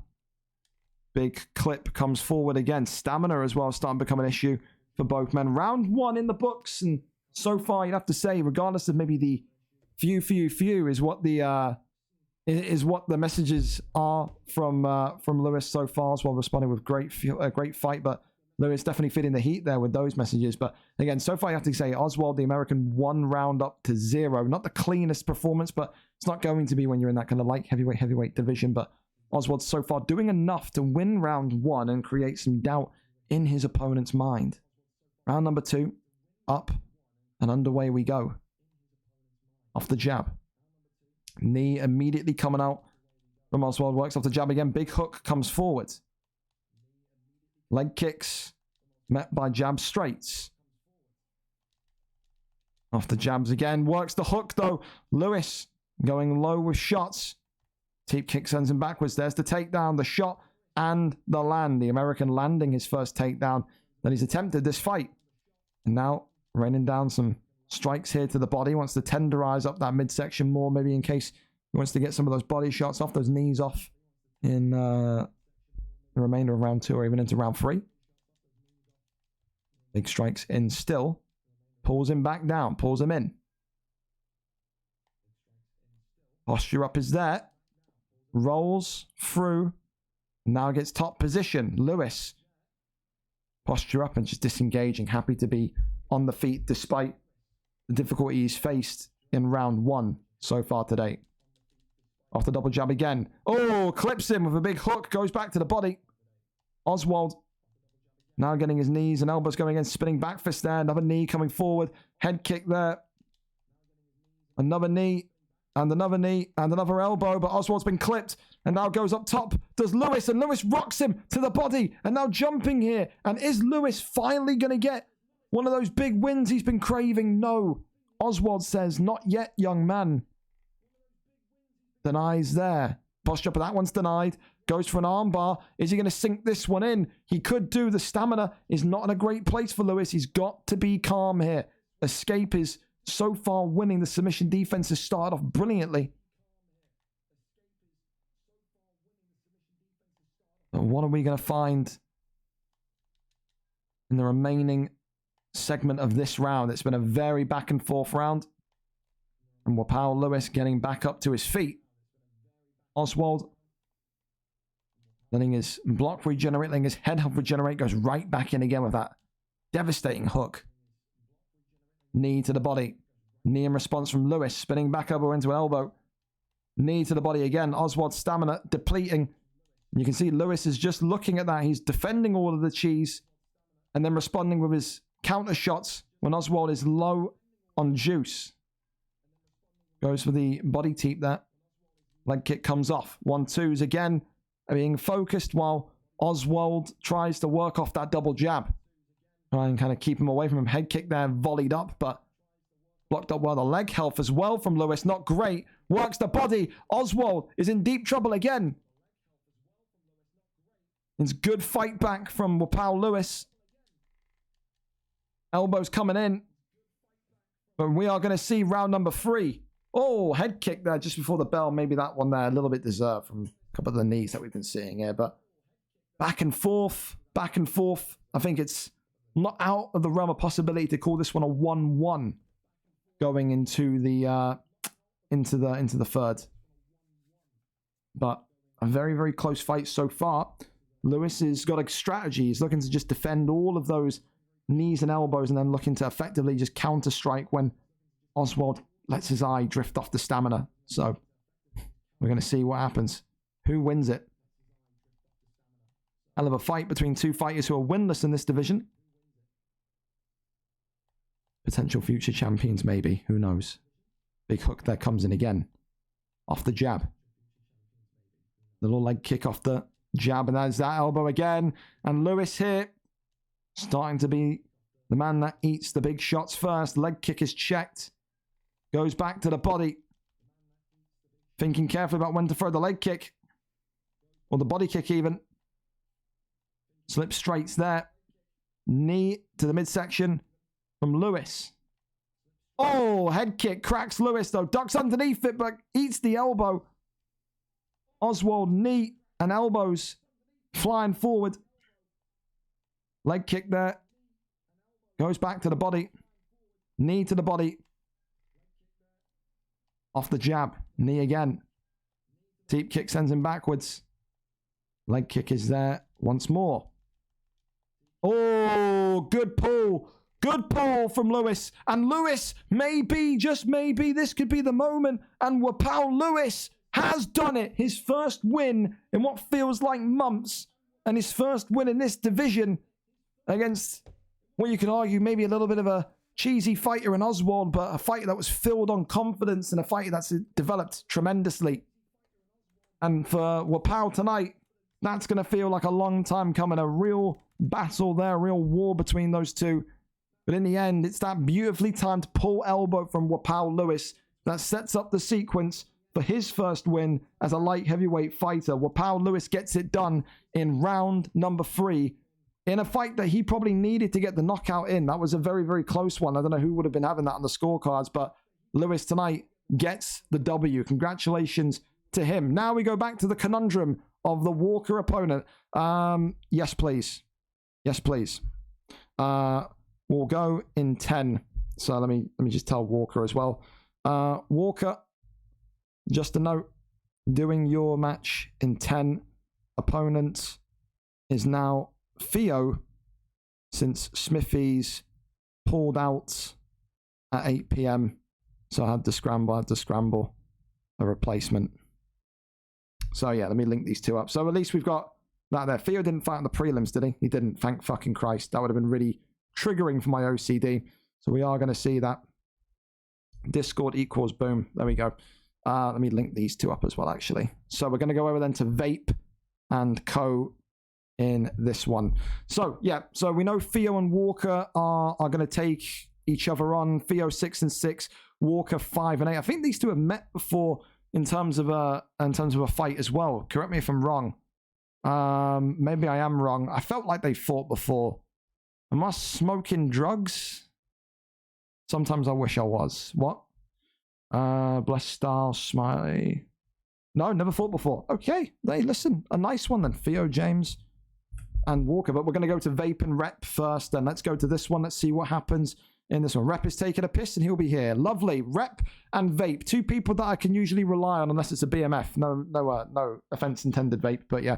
Vape coming off a 2-4 record, coming off of a big win last time. Rep also coming off of a win in his second spell in a division which he wants to prove himself he can handle himself in. 2 Americans, 2 East Coasters tonight. Both of them 2-4, but only one of them can go to 3-4 and continue to rise at the division. Only one of them can have a 2-fight win streak in a very stacked division. Light flyweight, who gets it done? Rep, some of the most disgusting kickboxing you'll find. Vape, some of the most disgusting and pressured wrestling you'll find at this level. But who gets the victory? Who gets the job done? We find out together. Let's see. 1-0. Vape against Rep. Maybe that was OWC, maybe a BMF. Who knows? Demetrius Johnson against Henry Cejudo. I think these picks suit both of these gentlemen down to a T. Rep, so good with lightning fast fighters like a Demetrius Johnson. He'll pull out a 16-punch combination. He could freeze time, and I'd not be surprised with how much he can throw in a short distance. And again, for Vape with Cejudo, gold medal wrestling, of course, some real life does Henry Cejudo have. He can pin him down. He can hold him down. Rep's going to need to, of course, use all of that knowledge from, again, that infamous Cam from Regis side to be able to avoid that and get up and out from underneath that. But we'll see if he's got that. Of course, both of them wearing blue. The man with hair today, Vape, with Henry Cejudo. Of course, the man with no hair, Demetrius Johnson, for Rep. Rep, of course, a former featherweight champion, as is Vape. So a battle of the former featherweight champions underway here. Rep, of course, known as maybe one of the, if not the most dominant featherweight champion that we've seen in some time. Maybe you can have that debate about Oakley and Blessed Style, but to each their own. Shoots the takedown, gets the spin around, nothing there. Goes back to the body, but again, this is going to be what the battle was about. It's going to be about, can Vape get a takedown early? Will Vape get a takedown early? Or does Rep keep this fight standing and get this one just absolutely bopping on the feet? Of course, Vape, the owner, commissioner, whatever you want to call it, of NAFC, the North American Fighting Championships, the NA league that a lot of you guys from Europe, I see, so you use as your kind of practice league, your training league, the late night league. Of course, he's announced that he'll be closing that one down when UFC 4 ends. Of course, he's a young man working to get his degree. He's in final year of college, I believe. Wants to focus on that. Who can blame him? He's done a hell of a job for the last 14, 15 months. Still see him compete, of course, here in VFL, but the day-to-day running of stuff, just a little bit too much. Wants to kind of show everyone that he can go one step further in UFC 5, though. Wants to very much be up there with some of the elite. And Rep here today going with a triangle armbar. Wants to tap out the submission specialist in Vape, but not able to get that one synced in, locked in. And gets the posture up clean. And now pulls him back down. Goes to the left-hand side, half guard. Posture up is there. Transitions over into side control. Denied beautifully there, though, by Rep. And we talked about enough about Vape, but you talk about another guy in Rep that you just know that he came into this league, into this kind of division when he first debuted, and maybe was kind of shell-shocked by the talent that there was in this division. Didn't go to plan, went into featherweight, became one of the most dominant featherweight champions that you'll find at 145. Came back in, and he's looked like he's not out of place whatsoever. This is very much one of the great fighters to watch going into UFC 5. One of the Americans to watch going into UFC 5. I think with his kickboxing, with that camp behind him, he could be one of the best. He could. And so he's got a great kind of support system behind him, a great coach behind him, a great camp behind him. No doubt he'll be wanting to collect as many championship belts as humanly possible across the various territories. As he's just toying with Vape here, faking left and right, and eventually Vape bites on one. Gets the reversal, but not going to really make a difference as the time ends. Maybe, if anything, that's a kind of mini victory there by Vape. But Rep so far, 1 round up to 0. Again, very, very close round. 9 significant strikes to 7. But I think for me, you saw enough pressure, you saw enough great counter shots from Rep, as well as the ground game control, to say that he's taken that round 1 round to 0. And I don't think Vape's going to be too annoyed by that. Again, this is a guy that's very much wanted to be pushed up into that bantamweight, flyweight level, wanted to test himself, wanted to show everyone what he can do. And he can mix with the best. To even get 1 win in bantamweight, flyweight is incredibly difficult. Vape now has 2. Going against former champions like Rep is always difficult, though. Rep stuns him with a big uppercut. Goes to the body, back to the legs here. More leg kicks coming forward. As Vape, not sitting and resting on his laurels, is just ready to just march towards the fire. Big uppercut again. Rep, calm and patient. Not letting his kind of eagerness get to him. Goes back for another hook, but big one still flying forward. Off the jab into the leg kicks. Beautiful shots here from Rep, though. Shot selection should be this man's middle name. It's that good. Gonna go for the Ostigari there as Vape. Gonna get close enough to him, though. Off the jab still. Goes for that head kick. Wonderful attempted head kick, at least. Goes back low underneath the body. Shoots the takedown. Lands the takedown. Gets back up. Off the jab. 1-2 still. Flying forward. Big hooks. Shoots for the legs here. That one there is denied, though. Vape just trying to bide his time. Trying to find his way to land 1 shot, 1 stun that can maybe regain the respect in this bout. Because Rep so far, his timing, dude, is so good. Leg kicks being worked beautifully as well. It's got that kind of aura, that kind of that feeling of a Dirty Dave spar where he just taps the leg without you really paying too much attention to it. Shoots the takedown. No land given, though. Off the jabs into the straights again. Leg kicks. Jab straight. Head kick there attempted by Vape, trying to go through that block. Leg kick there, cracked now. Uppercut now, throwing it forward as Rep looking to go for the finish in this fight in round number 2. And Vape can't kick him all the way off. He does that time, though. That that's a lightning bolt of a straight from Demetrius Johnson again. Maybe stumbling backwards off the leg kicks, and there's a big uppercut there. Trying to jump here in the game, not allowing him to jump. No American on American jumping here. Shocking. Swing and a miss on the head kick. Tries to go for that jumping knee. Tries to go for that slip straight. Beautiful work again. Uppercut. Wonderful from Rep. And he jumps on him. And You Don't Vape is out of there. A round 2 finish. And it's a 2-fight win streak now for this dangerous, dangerous kickboxer. Where is his ceiling? No one has an answer for. Another top-tier victory for Rep. And he'll now be saying, I want one of the big boys next. And who can blame him? Looking phenomenal tonight with Demetrius Johnson. Hell of a performance from him. We go over then to our final prelim fight of the night. It's going to be Theo James against LW Walker. Let me make sure they're all set up. Okay, right, okay. Fantastic, thank you. We're going to be sat here and waiting to see. Theo James is live for us. So Theo, of course, thank you to you for filling in tonight. And we're going to go straight into this one, fellas. The prediction card. It's the final time to get your predictions in.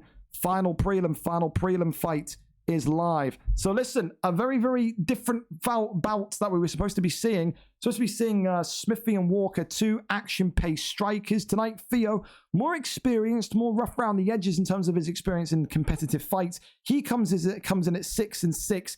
Walker coming in at 5-8. Theo with an opportunity tonight to get a big win under his belt again, go 2 wins in a row and go to 7-6 in this division, putting him near enough about the top 5 of the weight class. He knows that a big win here, especially with against Zabit, which is Walker's main, would be not only impressive, even though Walker's on a bit of a skid. No one really pays attention to winning streaks or losing streaks too much in this division because everyone is a killer in featherweight. Of course, Theo not been seen on stream in some time. It's always nice to see Theo on stream when he can make it. Tonight, he has the opportunity to really put the kibosh on LW Walker. LW Walker, we don't know if it will be his final fight of UFC 4, if it will be, another fight down the line before UFC 4 ends, but he always fights like it's his last, and that's why you have to love Walker on the cards. Very dangerous, very dynamic, and he just really makes that Zabit pick his own. Super, super efficient with him. But of course, Theo will stick to you like glue. He's got absolutely lightning fast combinations, and you are seeing that already with Conor McGregor. Theo James immediately just putting the kibosh here on LW Walker as it's more and more big strikes coming in, and Theo could be looking to get this one done, wrapped up, and finished quite quickly. LW Walker, is he out? No, he's not. He's surviving, but it's an absolute blitzing of a start from Theo James here. Gives up his back. The internet connection, not the smoothest. Disengages. And Theo, of course, wary of his stamina, bows in respect to him. Maybe apologizing for the lag, maybe apologizing for a jump, but it's an absolutely lightning fast hook here as LW Walker again dropped to the canvas and surviving again. This is a lightning bolt start from Theo J. Continues to work the hands with McGregor.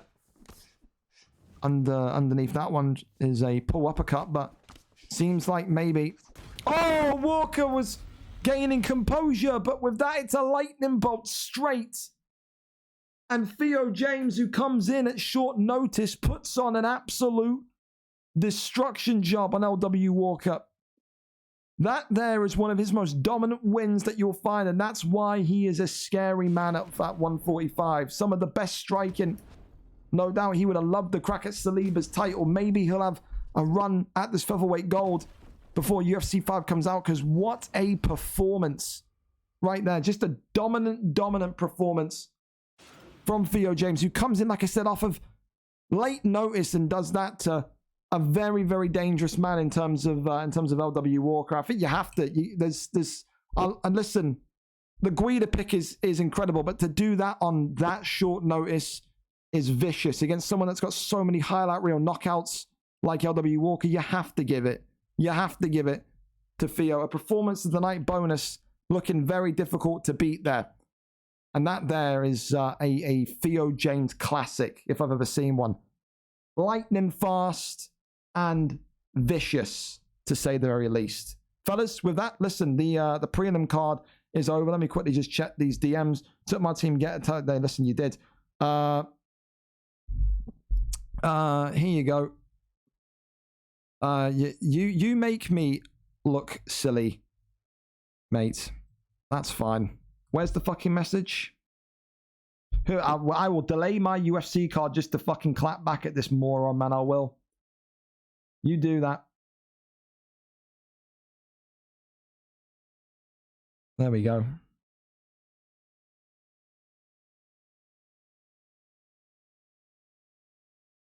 Have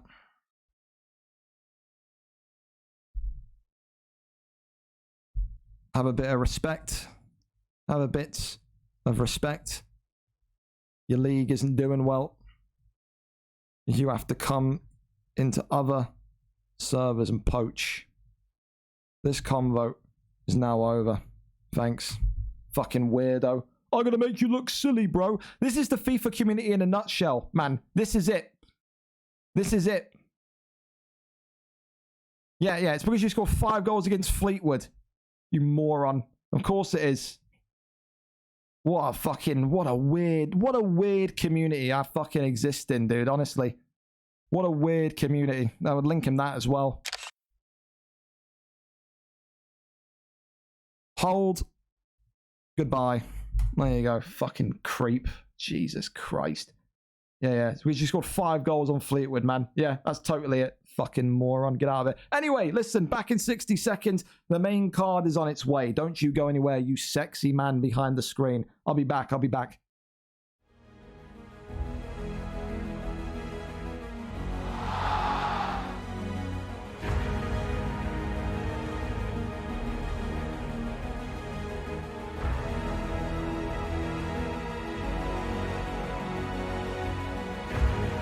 It is over.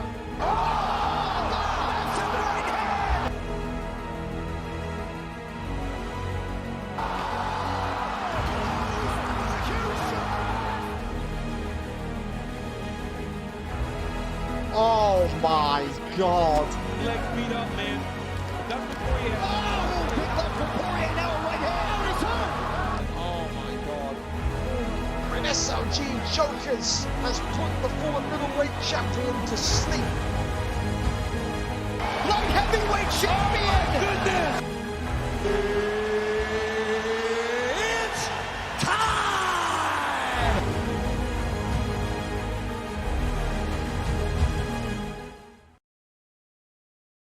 Welcome aboard, welcome in. Of course, if you're just joining us, you've just missed one of the better of the prelim cards. Despite issues with people pulling out due to work and whatnot, we had some great fights. Theo James, you just missed putting on a performance of a lifetime against LW Walker. All the performance bonuses as of right now are tied up. Theo James with performance, Matimba with submission, Luton with knockout, Jay Shermer and Karmas with fight of the night. But of course, it's all about the main card tonight. And the main event is a special one for those purists out there. JakeyB versus Kenmure 3, the OG trilogy. Of course, Kenmure with a victory against JakeyB in the BMF now feels confident enough that he could wrestle the gold away from him. Will he? Won't he? It's a big question, but that one is nearer to 12 o'clock kickoff. Without further ado, though, we're on time. Let's get this main card rolling. And tonight, starting off first, it is a light heavyweight bout. Zinc 95 against Gaston DK. Two fighters, two people, two gentlemen that you could say have very much so developed and honed their craft in their own various way since being in this light heavyweight division. You've got the one journey of Zinc being on a losing streak, going into heavyweight, getting a couple wins, then coming right back into light heavyweight and looking like a man reborn. You got Gaston, who of course came in very kind of new to UFC, didn't know what he wanted to be, a striker, a wrestler. With every fight, he gained more and more experience, and tonight he sat there one win away from a potential light heavyweight title shot. Zinc 95 and Gaston DK, a title contendership bout. Number 1 Zinc, 10-15, his 26th fight tonight. 2 fights, 2 wins in a row out of his last 5. For Gaston, of course, the number 4 ranked Dane, 6-4 boxer, turned wrestler at times. He can wrestle if he wants to. 4 wins in his last 5, also on a 2-fight win streak. Who turns their 2-win streak into a 3, and who gets the next title shot? We go over and we find out together. Gaston against Zinc 95, the opening fight of tonight's card, main card, kicking off right now. Let's go and see what the picks are going to be. 5-star fighters, of course, are legal on the main card. Everyone can be used. Jan for Zinc. Of course, John Jones maybe going to be picked by Gaston. Of course, these two never ever faced each other before, I don't think. We talk about, again, Zinc coming back into the division and winning against former rivals, people that have maybe beaten him before. Gaston, of course, is, I think it's in that list. I think he is in that list, actually. He is. Gaston beat him in round 3 at VFL 84, so there's that talking point as well. The 11th of July is a long time, though. It's a long time ago. Again, you've seen him go into that heavyweight division since. You've seen him come back in. Gaston knows if he can repeat his victory from July tonight, he is going to be at the door for a light heavyweight opportunity. Zinc tonight opting with Blauschwitz, of course, in the red. Gaston, they're opting for Yuri in the black. 2 strikers. But again, maybe you can fancy Jan a little bit more in the red because he's got that balanced feel about him. Of course, Gaston, a fan favorite, but Zinc, a veteran. Only one can win, though, and these two are starting off aggressively. Don't think that we're going to see a round 3 finish tonight. Maybe if you blink, you'll miss it. Keep your eyes peeled because Gaston letting off those thunderous uppercuts already. And Yuri here looking phenomenal so far. Uppercuts there, but now being clapped back. Zinc, the one thing that he's learned since going into that heavyweight division a month ago is all about patience, all about using the tools of his games, not just kind of being a boxer when it's going badly and it's going well. He's going to have to switch himself up. It wouldn't surprise me tonight if you saw Zinc shoot that takedown to go straight into a wrestling position to maybe kind of take this fight. Of course, it's high stakes for Zinc as well. He wants to come back into this division, wants to get that title shot and complete what he started back months ago. 2-0 upon his re-entry into this division, wants to make it 3-0 and take out a man that beat him before tonight. And there is the first takedown of the evening. Gaston, of course, as well, in the black trunks, recently coming back from his holiday, vacation for our American fans here. And again, that's always a question of how much rust is there, how good are your denials, how quick are your reactions. Of course, a big FIFA fan as well, a big Ultimate Team guy, has that kind of distracted him from maybe being ready for this fight. Only he knows. But again, he's going to need to use everything tonight if he wants to be able to take out Zinc 95, because Liam Zinc is very dangerous since that kind of re-entry. He is. So far, little hammer fist coming off though. Big deny there from Gaston. Tries to go over into side control, gets the flip. What a wonderful, wonderful maneuver there from Gaston. Is now he postures up and gets those hammer fists raining down here. And the Great Dane getting more and more damage in. Zinc 95 got to be very, very privy to the fact that it doesn't take too much damage for Yuri Prohashka to make it a dangerous night. So far, so good from these two. Posture up is there after a fantastic deny from Gaston. Would be interested to see if he maybe tries to go over into top mount instead, but keeps the posture up, rains down those strikes. Gets a big deny off there, though, does Gaston. Goes over into side saddle, carving the elbows now across the temple of Zinc. Elbows coming in more and more. Half guard transitioned into. It was always going to be a case where when Zinc came back and he's got such experience in this division, he was going to have to fight guys again and again that had given him losses before. He's looked sharp, but Gaston today looking very good. Locks in the arm triangle here, does the Great Dane. And is he going to maybe make a big step towards the light heavyweight gold? Going over here and using his tracking to the best of his ability, but I think Zinc's going to get out of this one. But it is a warning sign for Zinc. Absolutely it is. Gaston is on the prowl. Round 1 in the books. Have to say, that's a Gaston round. That so far is the most in trouble that Zinc has looked since coming back into this division. It is. Good start, though, for Gaston. His first fight in a good 3 weeks or so. Good to see him back in the octagon, of course. Love touch and we're off. 1-2s right down the middle again. Gaston going to want to keep that aggressive start, but doesn't want to get too frothy with Zinc 95, who just gets those elbows going and maybe makes Gaston respect the range a little bit more. Off the jabs here, goes for the elbow. Off the 1-2s. Goes with a body kick. That could have been a big jab straight combination headed his way if he wasn't a little bit more careful. Uppercut there, whiffing into the sky. Jab straights, wonderful from Gaston. More and more pressure coming forward. Off the jab straights again. Oh, clips him right back. Goes for the uppercut, still nothing there. Gaston just got to feel like he's confident but also nervous. It's that weird kind of paradox where you don't know whether you want to go or stay. And so far, he's going to have to think about staying because he's been clipped there by Zinc 95. What a strike, and Zinc 95 has done it. He is the new #1 contender, and he's beat another man that beat him before in the light heavyweight division. 3-0 since his re-entry. Zinc 95 now has the chance, the possibility to go for light heavyweight gold. Gaston had such an excellent round 1, but confidence is glowing for Zinc 95. He is looking like the best version of himself. 3 wins from 3. He is next for the light heavyweight strap. What a performance. What a victory. And can't wait to see him fight again. Zinc 95 winner. Gaston will have to get back on the horse and go again. It's a shame after such a strong round 1 as well. But that's that resilience we talked about. He learned in the heavyweight division when he went down there last month. He doesn't need to win every round. He just needs to come back in those rounds that he does lose. And he does exactly that. Hell of a performance by Zinc. Hell of a comeback by Zinc. And for Gaston, I'm sure he's only going to get better and better. Like I said, looked phenomenal tonight when he's not played it for 3 weeks. So you have to take that in mind. He's going to be itching to get that one back. That one's now a trilogy. Could be. Listen, Zinc's 1-1, Gaston's 1-1. The trilogies are right in themselves in that light heavyweight division, aren't they? So there you go. Listen, going over to our next one, then it's going to be Chaz 2601 against Dex Primacy. Chaz 2601, the man that answers the call from Dex Primacy. Dex Primacy, of course, coming into this one, a 3-0 featherweight contender. This guy, former lightweight champion, said that he believes he's on a whole different level compared to some of these guys in featherweight. You had bantamweight saying he should be in that bantamweight flyweight division, that his boxing was just too good. Dex Primacy pulled out of that, said, I don't want to go there too yet. I don't want to jump the gun. Let me compete at 145. Let me get the belt and let me sail into UFC 5 as a bantamweight flyweight contender.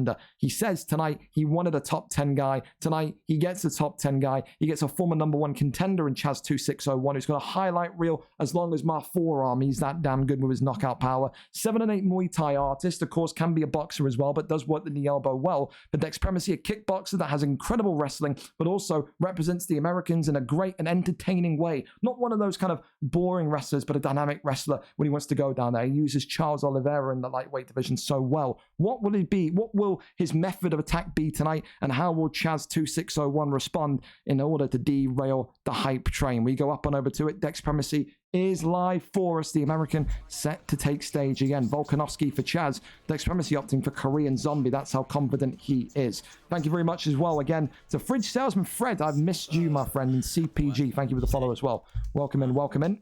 My fight predictor's done in 1. Hey, listen, sometimes it be like that. Sometimes it be like that. Gazito.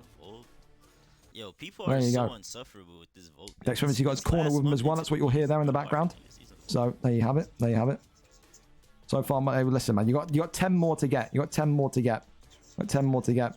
Find me a club, please. I have no clue who's a good group to go with. I can't find you a club, dude. I'm not the VFL agent. You know what I mean? Agency fee. There we go then. Let's see. Let's find out what happens. I hope everything goes good for USC 5. I want to listen into the corner as well. I never usually do this, but I'm interested. Bro. Thank you, Zinc, as well, for the gifted sub to Joey. Appreciate Trust you. me. I back. Taporia Volkanovski. Yo, my fight's on, bro. I need Here we go. Just calm down a little bit.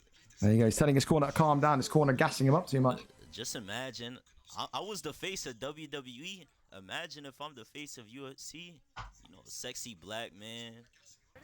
Sexy black man, you know, charismatic. Like, bro, I got so much about me, bro. He's talking already. What he does, he's got that Kevin Holland vibe. He does, man. He's got that Kevin Holland vibe as Dex Primacy. He likes to talk, likes to get his opponents all kind of maybe riled up and ready to go. Of course, tonight, Dex Primacy opting to fight with Taporia in the red. Chaz, of course, making use of his winning advantage. 7 wins in this division. Not an easy feat. Not an easy feat at all. Opts with Volkanovski in the black and gold. Volkanovski, of course, hits like a truck for Dex Primacy. Taporia, more of a balanced fighter, can work this ground game excellently. We saw former champions like Fish 14 come in and opt to use Taporia in such a good way, but Again, this is the thing. Dex Primacy, as he fights further and further up the division, is going to need to be ready to make some of these fights a little bit more boring. Maybe not as entertaining in order to secure victory and secure that kind of winning platform. Said so far he is invincible at this division. Has not lost a fight. Hasn't lost a round in this division yet. Elbows coming off there, and there's that deny there from Dex Primacy. No. So one of the best and most fierce up-and-coming competitors that we've had. Oh my god. Said one of the fastest rising champions that we've had in terms of that lightweight division. And he only wants to fight the very best. Crazy, Works the strikes to the midsection here. Dex Primacy not able to keep him down though, and of course, I got good damage. saying he's got good damage. He's happy with the adventure down there, but of course he always needs to remember that Volkanovski pick. It can pack a punch, it can. Huh? The 1-2's there. Four. Works off the jab there, goes back to the switch kick. That switch kick from Volkanovski hits like a shotgun, it does. Vicious, it's violent. But so far, Dex Primacy just being able to use that size advantage, that slight size advantage of Taporia, to just kind of keep the range and avoid his back being against the cage and just work from distance. That's a big thing against Volkanovski. You cannot eat consecutive shots. You can't. Works back to the body. Underneath the jab he goes, slips straight overhand. Guy called Easy Work, and bro, like, yo, there's some combos that this dude does. It's fucking crazy, bro. I like sometimes goes to his streams, like the past streams, and watch him, bro. Compliments there from Easy Work GG as well. Good evening. Got big props for you, Easy. Striking coach, perhaps. Who knows? 51 seconds left of round number 1. So far, Dex Primacy doing well to just avoid the damage of Volkanovski. And there's that big uppercut there. And Dex Primacy, another round in this featherweight division, which he will secure. I know I'm sexy. He's Shawn Michaelsing him. I got the looks.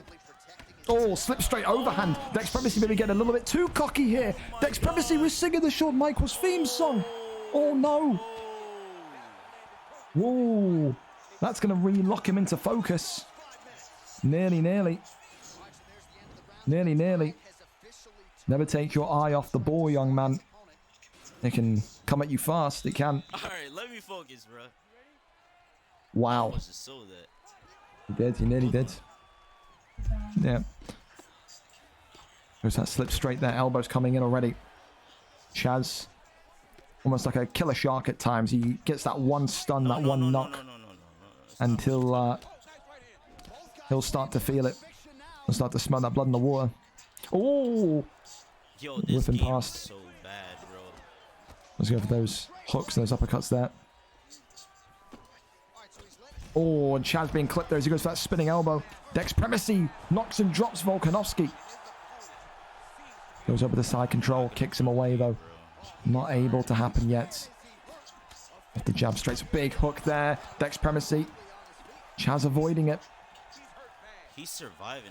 I don't like this because I normally lose fights like this, bro. Head health is in a very bad way for Chaz. Dex Primacy saying he's not liking how this is going. Oh, big straight down the center. Like this, bro. And against the cage here, there's no follow-up hits. Chaz got to find a way to regain momentum, get that stun back with Volkanovski. It will only take one if he can. Dex fighting in a very smart... This is even my best. Oh, he ducks the head kick and he knocks him out and resumes the Shawn Michaels. I got the looks. I tried. Wow. Hey, Rigo, let me talk to you real quick, Rigo. Where am I on the pound for pound list? And give me the title shot next week Tuesday. Thank you. He wants a pound for pound spot. Jamaican, by the way. I'm not American. Jamaican. There you go. Jamaican American. You could. That's fine. Jamaican flag. Noted. The Shawn Michaels theme blasting. He says, I want a pound for pound spot and I want the title shot. Get me on the pound for pound list, please. Hard to deny it. Hasn't lost a round. Hasn't lost a fight in this featherweight division. And has come out of absolutely nowhere. Came out of the WWE community and it's looking like one of the killers, one of the boogeymen Thank you, Gringo. going Love into you, man. UFC 5. What a performance from this young man. Again, you got to watch out for this name. Remember the name Dex Primacy, because he is going to be a problem in UFC 5. Having played the beta and having known what the game feels like striking-wise and watching him fight, the game suits his striking down to a T. He's going to be a big problem in 5. Another win for the Jamaican Dex Primacy. Congratulations to him. And wow, who can stop him? 4-0 now. You cannot stop this guy. He is looking dangerous, man. Looking dangerous. A round 2 TKO, despite nearly selling it at the end of round 1. Maybe people see little cracks in the armor of Dex Primacy. Maybe they don't. Only they know. But listen, a hell of a performance there. Shaz saying, just got HBK'd, man. We go again. Hey, it happens. You're in good spirits. That's all that matters, man. So there you go. Listen, we go to the next one then. It's going to be talking to great entertainers. We go over to Webo against Hey It's Fran. A big one here for Webo tonight. Webo, of course, they put in Weno. Webo, 13-22, only 1 win in his last 5. The man that is, of course, known for his wrestling and will be probably one of the most infuriating people to play against when it comes to wrestling, with the bail system being the way it is right now on UFC 5. This guy is a danger going into it. Is he going to strike today? Is he not? Is he having fun with the last month of UFC 4? Is he not? Only he knows how serious he'll take this one. I can tell you though, Hey It's Fran, the Mexican-born flyweight, will very much be treating this with all seriousness. 3-3 coming into this one, Fran.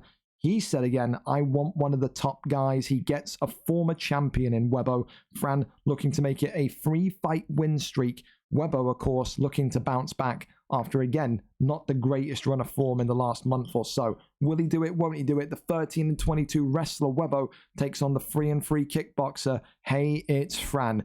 England takes on Mexico. What other way to say it than that? We go over and we see who is set to stream this one. Webo and Fran. Fran is live for us. Let's see who has got the stuff about them in this one. Again, thank you very much to everyone for being here today. The follows, VP Aubameyang as well. Appreciate you. Welcome in, welcome in. And again, Zinc, appreciate the life out of you, man. The gifted subs today, massive. Again, need to adjust all my sub stuff because those crazy gifted subs that people like Axelage gifted have run out. And again, I can't thank you enough, all of you, last month for the 400 subs. We did the Xbox Series S giveaway. We gave someone that needed a Series S that was still an old gen a Series S because of you. You guys that subbed did that, not me. Your sub money was used to give that. So we're out here helping people. So I appreciate all of you. A lot of good stuff coming in UFC 5. A lot of fun stuff coming in FIFA. So again, appreciate you all being it. Even at the end of UFC 4, when it's quote-unquote dead, we're still putting on great cards. Here we go, though. And it's an immediate Ostigari off the rip. Webo today showing us. We talked about Shawn Michaels and WWE last fight. Webo looking like he's going to be the ultimate heel today, given those Randy Orton 2010 vibes, eh? Fran going to need to be wary of it, though. Need to be prepared for it. Webo. So he can be looking at this whatever way possible. He can be looking at this fight today, saying, I'm going to go out there and just have fun. It's the final 30 days of UFC 4. Final couple of competitive fights. Let me go in. Let me box. Let me do what I'm usually doing in terms of enjoying it. Or you could be looking at this one and saying, I want to end the winning streak of Fran. I want to get a win against a high, rated up-and-coming contender, and then I want to go for the strap one more time. Is there still time? You think the last card of VFL and UFC 4 is, I think, the 19th of October, something like that. It's like around that week. There's still time. We go into October next week. That's how quick the year's going. Only 2 more weeks of cards after this week. So, like I said, VFL, I think 109 set to be the last one. Unless I decide to do some sort of mega card on the final week of UFC 4. Champion be champion card. That could be an idea. Have to wait and see. But of course, again, the people that are here watching tonight, so these two are the very best to ever do it. Webo, one of the best wrestlers you'll find in the league. Fran, an absolutely deadly kickboxer, and that's why you see Webo trying to take him to the floor. Doesn't want to stand up and box. And who knows, maybe you could be one of these two next UFC. UFC 5, it's a level playing ground again. Everyone's going to have to kind of relearn bits and pieces. you could be involved. Get involved. The UFC League will absolutely be here. Maybe not everyone will be here immediately. Maybe people will be waiting for Games Pass, wait for it to come out. But right from day one, we're going to be here. The BMF on the opening week of UFC 5. It's going to be big. And I can't wait to kind of share some more news with you as to what we're doing. Ultimate Fighter will be back. It's going to be great. It's going to be top tier. Shoots the takedown. Looking to get the takedown and secures it. Wonderful work from Webo.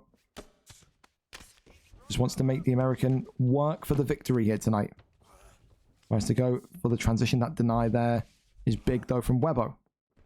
Crawling over into side control. Goes for the Kimura. You're not going to be able to catch Fran out this easy. Again, Fran, just like Rep, a dominant spell in featherweight. One of the, the first Mexican champion. Fran. Then, of course, Uvizi, representing Mexico in the glorious green, white, and red. Only Mexican champions that we've seen in VFL. Seen a couple of Jamaicans, so Dex Primacy will be probably a little bit unhappy to hear he won't be the first, but only one Slovakian champion, though. Me. Because Vuk claimed Serbia, so I'm safe, man. History, eh? Round 1, talking about the fight, though. Yeah, I think Webo's has done well to neutralize Fran's strengths, which is the striking. I think Webo's won that round 1 to the Webster. I do.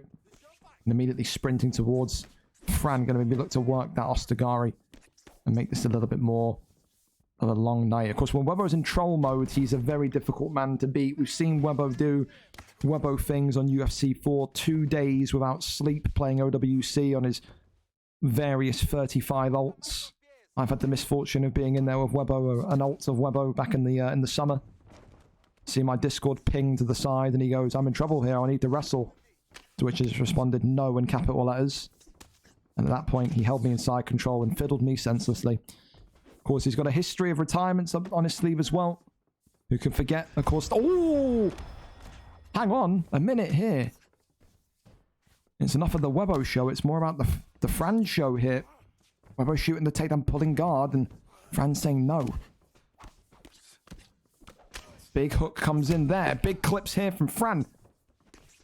Oh, then he goes into that uppercut. Webo's got to find his rhythm again. Fran absolutely taking these factual highlight sheets about Webo a little bit personally.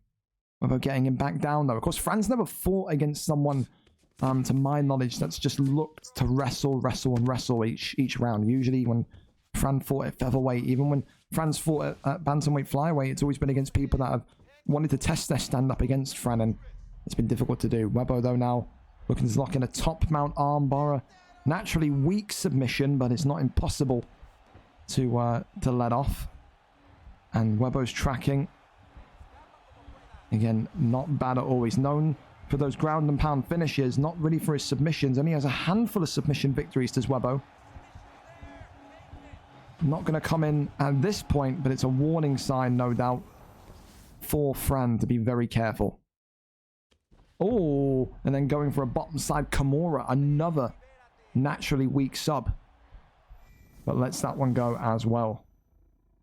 And when you see this version of Webo, you don't see the version of Webo that memes, or you don't see the version of Webo that only wants to box. This is why this guy's in this bantamweight flyweight division. Regardless of form, it's so suffocating, so pressurizing on the ground. Will turn some of the best strikers in the world into puddles of mush, really. He will. Mashed potato, what he does. Calm and patient with 40 seconds left of the clock. I think, though, because of that stun, probably got to give Fran round 2. Fran is very much back into this fight for me. I do think so. Fran's just got to make sure that he can deny the Ostigari. Got to make sure he can deny the takedowns. Just has to be on it. Has to be on point. You can see Webo landing 0 out of 10 significant strikes there, but round 2, that's a Fran round. That is a 1-1 going into round number 3. Hell of a recovery from Fran. Third and final round in this elite division. Head kick into the straight right there. Head kick again. Oh, slip straight overhand. Webbo the boxer coming out to play here. Needs to be careful doing the man dance with Brandon Moreno, though. So difficult to get that range because Moreno is just so naturally bigger. Let's go for that uppercut again. Big hooks there. Avoids the straight. Wonderful work. Leg kicks. Teep kicks him backwards. And another one. Big shots coming. Shimmies to the left. He goes to that Ostagari. Gets it. That's exactly what we wanted. Exactly what Weber wanted.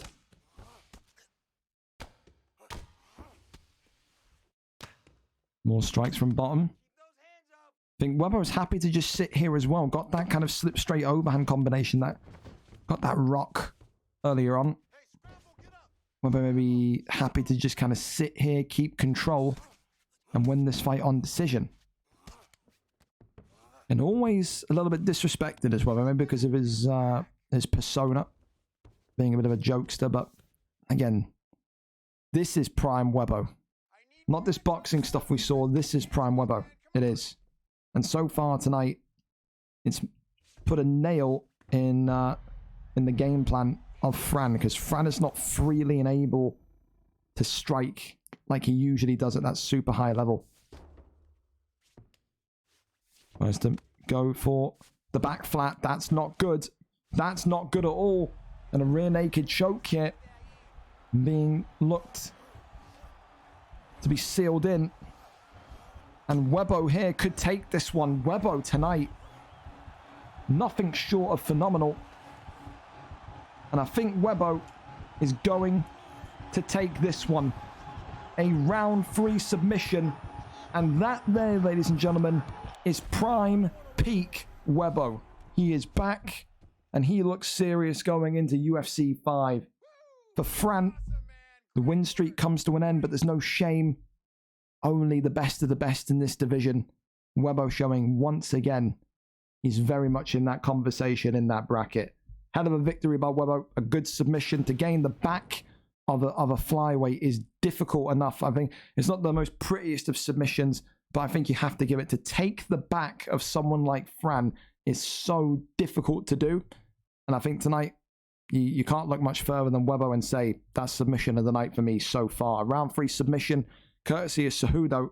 And said Webbo needs to do that more. Less of this striking nonsense, Webbo, more of that. Because that's you in a nutshell. That is you at your peak best, my friend. Congratulations. Can't wait to see you fight again. Not only in UFC 4, but in UFC 5. Congratulations. Up next, then, we're going to go to HGO Has and Yardy Tricks. HGO Has coming into this one with an 11-11 record. That's a tongue twister. 11-11 record.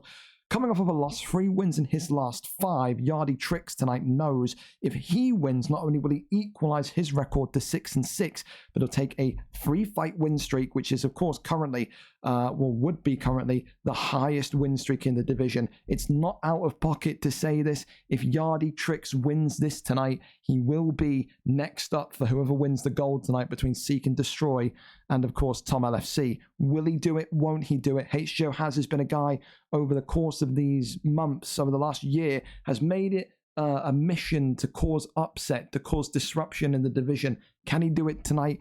And will he do it tonight, though, is the question. Will he go positive? Will he go negative? Will Yardy Tricks put himself in the position to go for potentially the gold next? Has and Yardy Tricks, we're up and ready to go. Let's see who's live for us. Let's see. Not sure if Haz is here to fight. He better be. He messaged me earlier on. Well, where are you then? I'll be here to fight as always at 7:07, and then he's not here. I'm going to scream. 7 more suave. Would love a move to welterweight possible. It's completely your choice, man. We do weight changes soon. Reckon the Smiley Salt and Pepe then title fight? Cheeky. I think so. I think it's more than possible to do. It's more than possible to do. Well, we're going to see if HGO Has is here. He said at 7 o'clock he was going to be here, and then he's not here. If that's the case, then it will be a different opponent for him. Let me message him on Xbox quickly.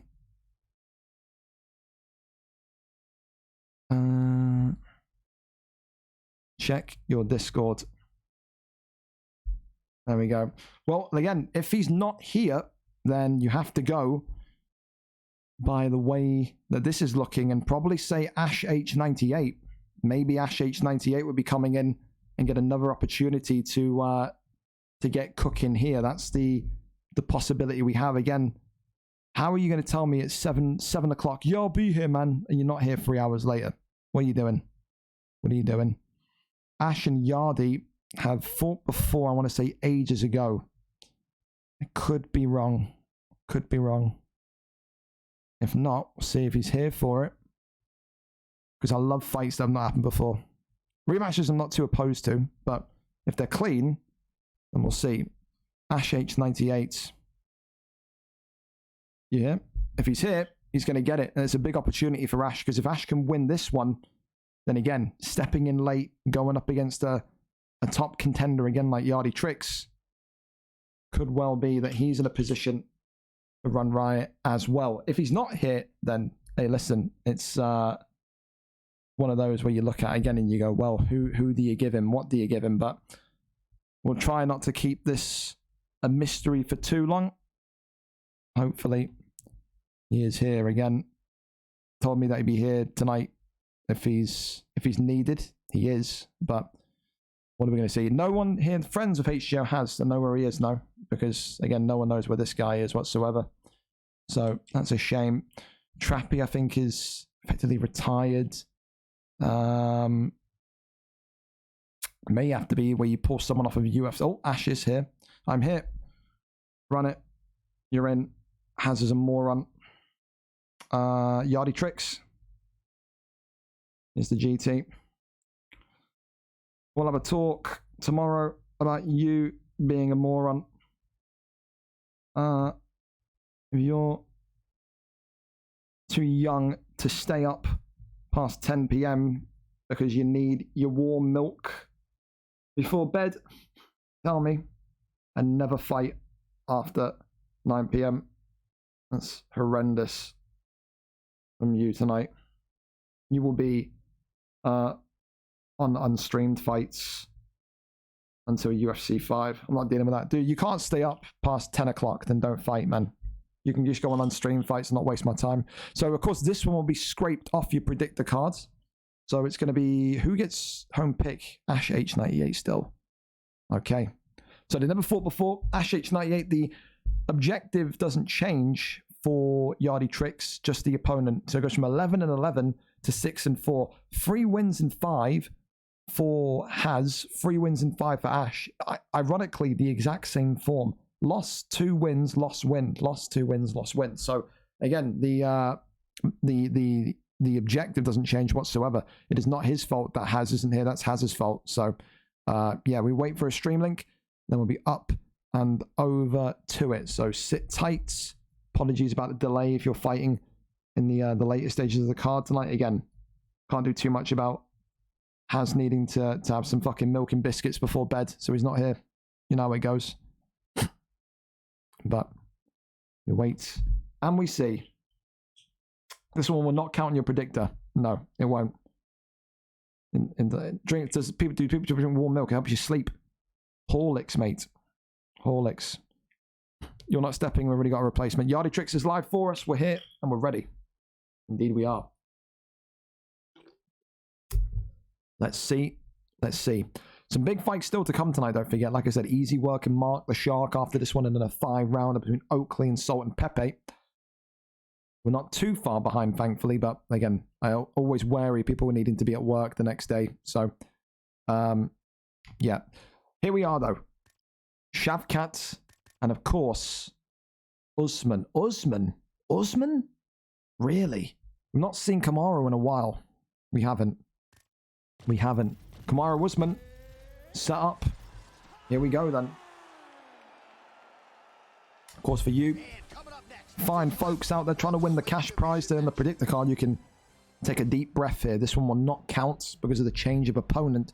We only need 10 correct results tonight out of the 11 fights to be able to win this. Still 10's a difficult number to get, but Ash in the yellow with Shavkat. Yardy Tricks in the black with Usman. Thank you, of course, to Ash H98 again for being here. Limited time delay. Always game to fight. And again, a big opportunity. Right place, right time again for Ash H98. He's made a killing in terms of boosting his position in the divisions that he's been in by being here when his opponents are not here. Said HJO has. He's now effectively out of the title picture. He could have been in the title picture with a victory tonight. But of course, Yardy Tricks will be a heavy favorite because of that win streak that he's got underneath him. Ash H98, dangerous with his kickboxing, but also very dangerous with his wrestling. Really kind of learned the tricks of the trade, but a big body rock there. I think he swayed into that one. As Yardy Tricks, the pressure from the former middleweight champion of the world. Again, we don't really get to see too much of Kamaru. Only a couple of Kamaru champions, but he's not a mainstay in these welterweight picks at 5-star. Got an excellent clinch, though, that you would expect maybe at some time to come out here, but Yardy Tricks is just your clean, typical kickboxer. He's not afraid to just let the hands go. Works the body. 1-2, beautiful combinations flowing through again. Knee to the midsection. Swing and a miss. Off the jab, goes for that slip straight. Still going forward here. This is the thing that Yardy does so well, and we saw it against Lawbors in the middleweight division when they fought before, is he's just not afraid to pressure you, to walk towards you, and really make you lose all equilibrium. He is just that pressuring. Got shades of Showtime about him, he does. Leg kicks there coming in, off the jab. Keeps hovering, keeps looking for a time to get the takedown, and gets the takedown. This is a big position now for Ash to maintain. He's got to keep this here. Good deny. And goes for a necktie, okay. Yardy Tricks had some difficulties before in middleweight with some of his submissions. It's not the worst start in the world, although the bar is a little bit kind of bigger than usual, but he's going to pop out of this one. It would surprise me if he doesn't. Maybe a little bit more closer than he would have liked. That's maybe going to give Ash a little bit of confidence going into rounds 2 and 3. Maybe he can lock in one of those chokes when the stamina is low. Good deny there, though, from Tricks, who rains down some devastating elbows from side control. Well, Hammer Fist goes to crossover, but doesn't do much there. Posture up is alive. And now big shots coming in from Tricks here. Pulls him back down. Fakes and then goes up here. Listen, a very good round from both. I think you look at the pressure, don't you, from Kamaru Usman again, even where it's body shots or head shots, just looking very unfearful. He's not fearing Ash H98 whatsoever. Ash showed that there's the prospect there potentially getting in a submission, but he's got to land takedowns consistently and really play the stamina game. I think on the feet, you're not looking too much further than Yardy Tricks. On the ground, there's a chance here for Ash. Goes to the hook. Big straight into the uppercut. Off the jabs again. Big straight there. Big hooks, but... Oi. Goes to the body shot. Oh, elbow comes in. And Yardy Tricks it.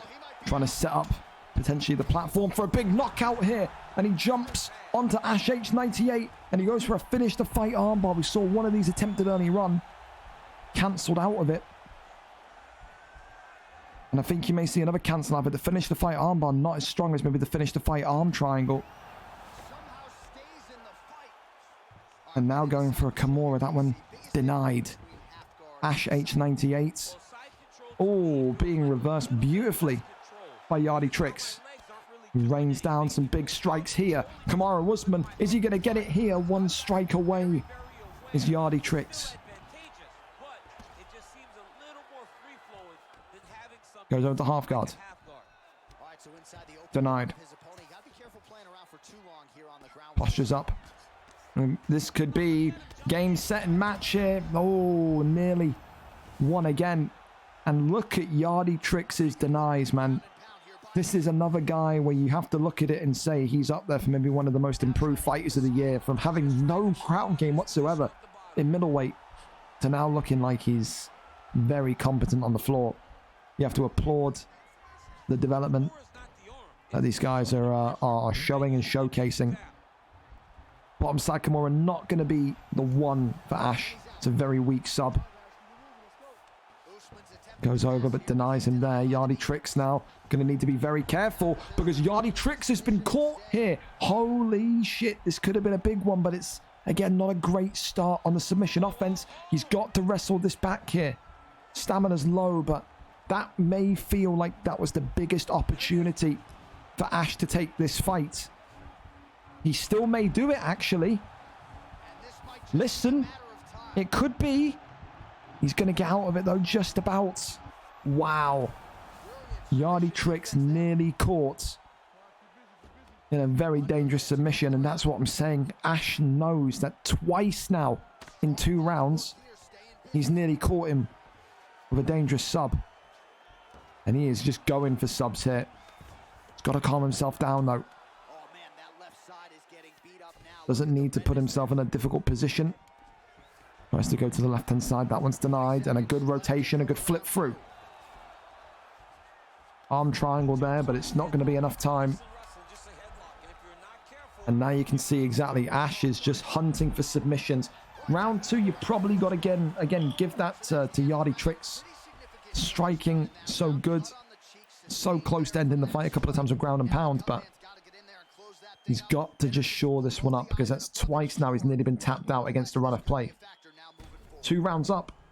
The man in yellow, Shavkat, Ash H98, needs a stoppage. He does.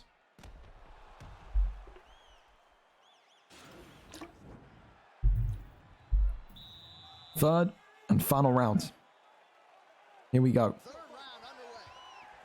Love touch, and we're off. 1-2 down the middle. Choose a takedown, still nothing. Uppercuts there, attempted. Oh, big straight though. Oh, and knocks and drops him. It's, did he sway into it? That just felt completely kind of instant. We need to see a replay, but Yardy Tricks bangs his chest and he will be next. He will be next for that welterweight strap. Yep, I think he swayed into it. I think he did. I think he swayed to the left and went into it. Listen, for Ash, a very, very difficult situation to come in on short notice. Nearly tapped him out twice. And Yardy tonight is boxing, man. His kickboxing's just too nasty. And against whoever it needed to be, Ash has... He just felt like that was going to be the method of victory, a knockout again for Yardy Tricks. It is a 3-fight win streak, and he now needs to be watching that welterweight title fight tonight very carefully, because he is very much the man that's up next. Talking of fights that will have title implications, where better to go next than Easy Work GG? Of course, Easy Work GG replacing Jack 17, who was retired today. He is no longer able to compete or fight for the foreseeable future. He's got some stuff going on, so wish him well with that. But again, the rankings have to move. We don't wait for anyone. If you don't want to play, if you can't play, whatever the reason, I'm consistent with everyone. There's no ill feeling towards me and Jack, but you can't take the piss with the rankings. You can't. Easy Work GG, therefore, coming in as the number 3 ranked flyweight, 12-4 as a kickboxer. Mark the Shark tonight knows if he beats Easy Work, that will be 3 fights, 3 wins in a row, and he would be up next despite that record. Again, Mark is one of those form fighters. He'll go through 2 fight win streaks, 3 fight win streaks, then a couple of losses, and then rebuild the streak again. That's just what Mark does. Tonight, a very, very big opportunity to not only take out a future Hall of Famer in Easy Work GG, but give him his 5th loss and also rightfully stake his claim to the winner of tonight's main event of Jakey and Kenmure. Will he get it done? Won't he get it done? A fan favorite is Mark the Shark, but how can he do it against Easy Work GG, who's just got that kind of, again, that boogeyman feeling about him when it comes to this flyweight division? We go over and we find out together. Let's see who's live for us. Do we know? Is it going to be Easy? Is it going to be Mark? Is it going to be Easy? Is it going to be Mark? We've got the perfect game plan. He's winning. He's going to perform. Up the Shark. Is it Shark streaming Easy or is it you? Do you know? Is it Who is it? Let us know. This fight is sponsored by Lemon Fizz. Great. Fantastic. Brilliant. Thank you as well, Secure NZL, for the follow. Mark streaming. Excellent. Let me pop on over to that. I follow him anyway, so it should just be on the side here. No. Anyone got Mark's link? I should follow Mark. Why do I not follow Mark? I don't know. Forgot it's me streaming. That's fine, Mark. Don't worry. We're all old, man. It's fine. We're all fine. I mean, we're on great time. We've had a couple of pullouts today, man, and the fact that we're still 8 minutes behind only is magical. So, absolutely not too big of a deal whatsoever. We're here and we're set. Mark the Shark against Easy Work GG. Again, and thank you very much to Easy Work GG. Contacted him around lunchtime today to make sure that he could compete in this fight. He said he would absolutely like to do it. I think Mark was very respectful as well. I think he likes the way and appreciates the way Easy fights. Excellent combos, excellent boxer. Mark tonight fighting for his opportunity, though, to go on a title run again before UFC 5. Easy Work GG, never an easy opponent, though, to go against when he's the obstacle between you and gold. So, let's see what happens here, of course. Both of these two gentlemen, future Hall of Famers indeed. But there can only be one winner this evening. Figueiredo in the yellow for... Oh my goodness me, already going crazy. Figueiredo in the yellow for Mark the Shark. Easy Work GG in the white with Demetrius Johnson. We know all about Demetrius as well. So fast, so fluid. He's a dangerous, dangerous man to be able to kind of nail down. Uppercut coming in there immediately. And this one is going to be one of those fights, gentlemen, that you may get mesmerized by. If you never watched the UFC League before, these two, they just do not believe in the ground game. They don't. They love to have these entertaining fights, these entertaining scraps. Mark, of course, in the yellow, a pressure boxer, which means he's not going to let Easy Work have any breathing space, whereas Easy Work, one of those kind of dynamic, kind of hybrid strikers. He'll pressure you, but he'll also sit back and fight from the outside. He likes to kind of really mix up his kind of striking routes and striking patterns. Of course, got a great teammate in his side as well in Slink, who will no doubt be looking to help him achieve some greatness here tonight. Easy, of course, would love the opportunity to go up against the JakeyB and Kenmure and maybe bring that belt back to his camp, to his corner. Got a rich history in the division, these two. Oh, a takedown. Okay, well, as Mark the Shark had a lot to say in terms of pleasantries before this fight. With wrestling tonight, maybe he won't do. Maybe it's going to be a little bit of bad blood between these two. Maybe it'll be not too harped up on by Mark because it's a big stakes fight. But it's going to be interesting indeed. Good denies there from Easy. Crosses over. That one's denied by Mark as well. And you always forget when you watch these kind of fighters fight, your Mark the Shark's fight is... He's a pressure boxer first, but it doesn't mean he's a complete jellyfish on the ground. He's absolutely got the ability to sit there and anti-wrestle. Teep kick sends him backwards. Oh, slip straight overhand attempted. Off the jabs again. Hooks coming forward once more. Wonderful little clip there. Ducks underneath. Sways to the side. Off the jab there, attempting, but double jab. Wee. Big ones. Oh, slip straight overhand attempted nearly again. You can see that's exactly what Easy's hunting for in the white shorts. Teep kicks him backwards. Off the double jabs again. Slip straight. It's almost like Easy Work today, just wanting to kind of get that volume out there and just stay in Mark's pocket. Seems like he's not afraid of Mark's pressure. He's not afraid we're swimming with a shark, is he? Cringed out my skin. Good. Because you all need to cringe out your skin as well at points. Big hooks coming in. Listen, a very, very, very clean round one. Who do you give that to? I think you got to give it to Easy. I think Easy's pressured him. Easy's... I don't think it's even controlled the fight, but Easy's just been able to kind of dictate the fight. In some cases, in terms of the direction, the cage control, the octagon control, should I say. A good round for Easy. Figueiredo, of course, has that issue of his block. Low block rating. Off the 1-2s again. Don't call me a donkey, please. Shoots the takedown. Gets the takedown. Turns it. Now into sprawl. Works the shots to the body. Tries to get up, and he does. Mark not being pinned to the floor this evening. Off the double jab again. It's that head health. That's really, really starting to form an issue for Mark. Wonderful mix-up of strikes. High, low, high, low. Going for those. Oh, it's a little bit cheesy. Is that a little bit cheesy? I saw Nightfall do this kind of stuff. It's like the fake takedown into strikes, no? Again, I know the super players in here, the people better than me, will be able to tell you if that's regarded as almost cheesy or not. Only you know. But he's knocked and dropped Mark here. Up kick saving Mark's day, though.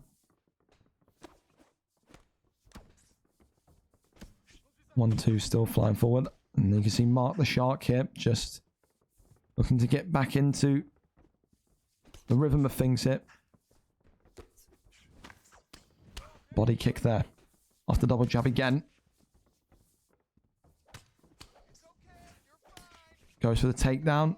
Denies brilliantly. Said Mark's takedown defense really coming on a long way since, again, last year when you saw him in that kind of featherweight division. Won the belt and had that excellent kind of wrestling defensive performance from GW against GW. Big uppercuts there into straights. Oh, big uppercut there though for Mark. And that one there stunned and shocked. Easy work. Knees there to the body. This one's far from over from Mark the Shark. Head kick there, blocked up well. Shoots the takedown.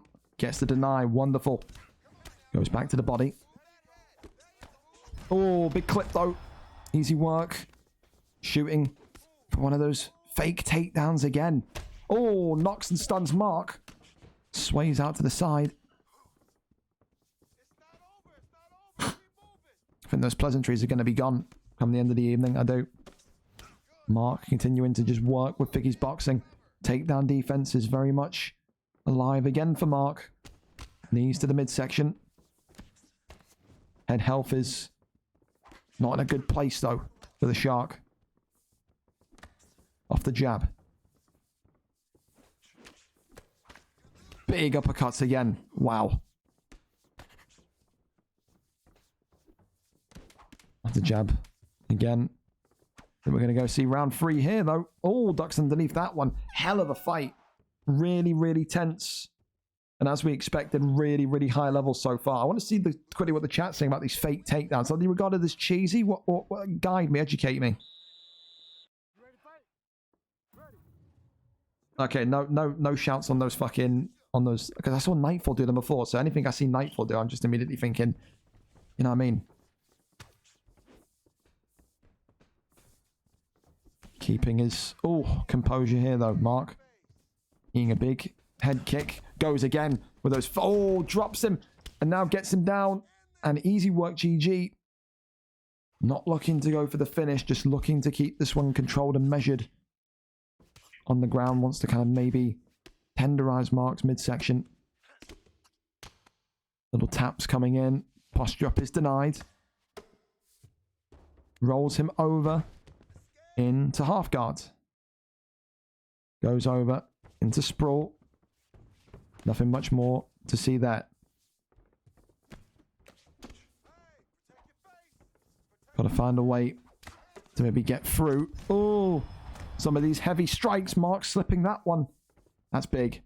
Very big. Oh, big uppercut again. Works the midsection. Uppercuts. Sways out the way. And Mark dropped and downed. And is he finished? Easy work, GG has done it. A round 3 finish for Easy Works Demetrius Johnson. What a fight, man. What a fight. I don't know, again, if that's going to be one of those that they look back at and maybe say, so George, you're a master of cheese, right? I don't know how to describe this. I don't know if it is. You have to tell me if it is. Maybe I'm waffling shit. Is the fake, like, not spamming, I don't want to make this sound like it's negative towards Easy Work. I've got no issue with what he did, unless you tell me otherwise. He did, like, fake takedowns into strikes immediately. Yeah, you see that, the fake takedown fakes. I didn't know if that's cheesy or not, Mark. I don't know. I don't know if that's cheesy or if that's kind of regarded as, like, you know, asked to do at high level. I don't know. I'm still learning, man. But yeah, Easy Work, a round 3 TKO, courtesy of Demetrius Johnson. I think for me, that had us all kind of on the edge of our seats as well, especially since Mark got that kind of that stun at the end. I think we have to go for that one as fight of the night. That one, again, another high level battle between two very, very, very good opponents there. For Jay Shermer and Karmas, of course, it's a shame that one lasted, that one happened, because their fight of the night was excellent in itself earlier on, but that's just how it goes. So, but yeah, there you go. We've done it more than once or twice, and yeah. Well, listen, hey, Easy Work, and I guess again, it's the same as like as Nebo spamming, turning into a helicopter. It's whatever Easy Work wants to fight. Like, it's legal, isn't it? So maybe you can do it, but yeah, it's one of those. Listen, for Easy, I don't think he'll care too much. I think he's just looking to maybe get towards the title a little bit, but yeah, it is what it is. I'm sure that one will rage on, especially since you were so respectful to Easy Work earlier on, Mark, saying that you were looking forward to fighting, but maybe you just, I don't know, felt a little bit of pressure about your boxing. Who knows? Go over then to our final non-title fight of the night, fellas, and it is Oakley against Salt and Pepe. A big one, a trilogy fight. It will be 5 rounds because they are actually 1-1 against each other. So the history of this bout, Oakley and Salt and Pepe first met each other all the way back here for the featherweight gold at VFL 30. Oakley won on that fateful night a round 2 TKO. Oakley and Salt and Pepe then had to wait a little bit to meet each other again. Oakley and Salt and Pepe meeting here, VFL 78. Oakley, of course, losing to Pepe in round number 2 on the 20th of June. Since then, of course, Oakley and Salt and Pepe have not fought. They are 1-1, and tonight this one is very much a title contendership opportunity. Oakley coming off of a win. Pepe, the former champion, coming off of a win. Oakley known as a GOAT, a veteran, an icon in this division. If he wins tonight, 2 wins in a row, he will be next for Saliba or Skelly. Same for Pepe. Should he win, it will be 4 wins in his last 5. It would be 2 in a row. He would again have a chance of becoming a 2-time featherweight champion. 13-6, Oakley, former champion. 12-13, Salt and Pepe, former champion. The trilogy, a 5-rounder. Who gets this one? We are up and over to it. Let's see. We go with vengeance and fury into this one. Here we are. There we go. Let's see. Webber, you need to be briefed of what just happened. There's discussions afoot. Nothing that will affect the result, but whether or not Easy Work was a little bit cheesy tonight or not. So you have to tune into that one. Here we go then. Final non-title fight of the night. A trilogy between 2 people that know each other well, that have fought each other at such a high level over the last 18 months. Again, 2 former featherweight champions, one of which, of course, is regarded as one of the greatest featherweight champions of all time by so many people. Oakley, of course, today will look to really use that length of Max Holloway in the white to make it a difficult night for Pepe. Pepe, of course, with Taporia in the black, has got that more balanced pick. I think Holloway has the accuracy. Taporia, if he needs to do it, can go to the floor and really make this one a bit of a wrestling masterclass. Of course, you never know how serious Oakley is taking a fight. That's been his pitfall. I think that's kind of stopped him from excelling in the bantamweight division. He's very much able to compete at bantamweight, and just like Pepe very much able to compete at bantamweight as well. But again, 2 different reasons. Oakley would show up to fights kind of sometimes laughing and jokey, sometimes not kind of in the correct mindset to fight. Pepe, I think, sometimes was just suffering from confidence issues, so would lose fights down there. But both of them very much high-level featherweights as well. So, again, tonight, Saliba and Skelly, maybe before their matchup, watching this one, seeing what they need to be on the lookout for. Little tap there. Tries to maybe cross over. That one denied. Tries to go for the flip here, but Goes over into sprawl instead. Works the shots to the midsection. Tries to shimmy out. That one there is denied. Works the body shots more and more. Tries to slip out. That one again. Denied. Good shots, good strikes. As Pepe will look to grind that body health down. But also just keep the momentum of Oakley at a minimum. That's what Oakley works off of well. And Oakley is a momentum fighter. He is. Type of guy that if he gets into rhythm quickly, can really end your night quickly. Especially with Holloway with that high level accuracy, that speed. Sometimes all he needs is one flurry. You can be down and out. Pepe, of course, was never ever highly regarded for his striking. Was always more known for this kind of dominant wrestling approach where he'll take you down, he'll kind of hold you there and he'll work the heavy damage. But again, it's submissions, the name of the game tonight as well. The Japanese necktie now locked in. Trying to maybe catch Oakley, but that one there just being given up on. There's more shots now to the body continues from Sprawl. Now, I think Oakley just waiting for that GA to maximize. Just happy to sit there and wait even, especially because it's the end of the round. And they've been stood up again. Right back into the thick of things. Oakley not rushing. Happy to kind of sit there and wait to allow Pepe to come back up. Well, listen, round one in the books, and you can see Pepe's very much taking this a bit more strategically than Oakley is. Oakley almost at times looking like he's fed up with being kept in sprawl and having his body assaulted, but Pepe's got a plan. Obviously, that plan is to, again, work those shots, work those kind of the shots to the body, drain that stamina, drain that gas tank, and then lock in one of those neckties. But again, it depends really, because we've seen Pepe deviate from the game plan before. We've seen Pepe come into these kind of big fights before and win 2-3 rounds and then throw in the final stages. So Oakley's just got to keep on point, on job here, because he is peppering the block of Topuria. Pepe, he is. Pepe's movement is good though as well. Tries to go for the body kick there. Oh, clips that one. As Oakley again walking forward, landing off a switch kick as well. Big strikes, 1-2 down the middle. Off the double jab. Hunting for the elbow. Seems like now Pepe has been pushed a little bit more backwards onto that back foot, and this is the thing with Pepe. We never, when he can't get the takedown and he fights off the back foot, he never usually looks as strong and as dominant as what he does when he's even working off that jab on the front foot. So it's going to show us tonight that he can cope with maybe some of Oakley's pressure. Good exchange again from Oakley. Big hook into the uppercut, but again, nothing yet that's really too dangerous. The left leg of Oakley as well needs to be watched.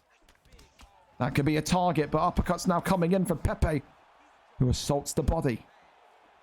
Tries to get that hook off, and he does. Body shots coming in once more again. Leg kick there coming forward. Oh, clips him. And Oakley eating more and more body shots, trying to go for a jumping knee. Does Oakley. Has been rocked again and dropped again. Salt and Pepe not only wins the trilogy, Salt and Pepe says, I'll be seeing the winner of Skelly and Saliba soon. He is coming for featherweight gold number 2. Salt and Pepe wins in round number 2. Body shots and then that absolutely thunderous catapult-esque strike that sends Oakley tumbling to the canvas. The former champion Salt and Pepe reigns supreme and will now very much look to assert himself as again the top of the division once more. Salt and Pepe, your winner by TKO.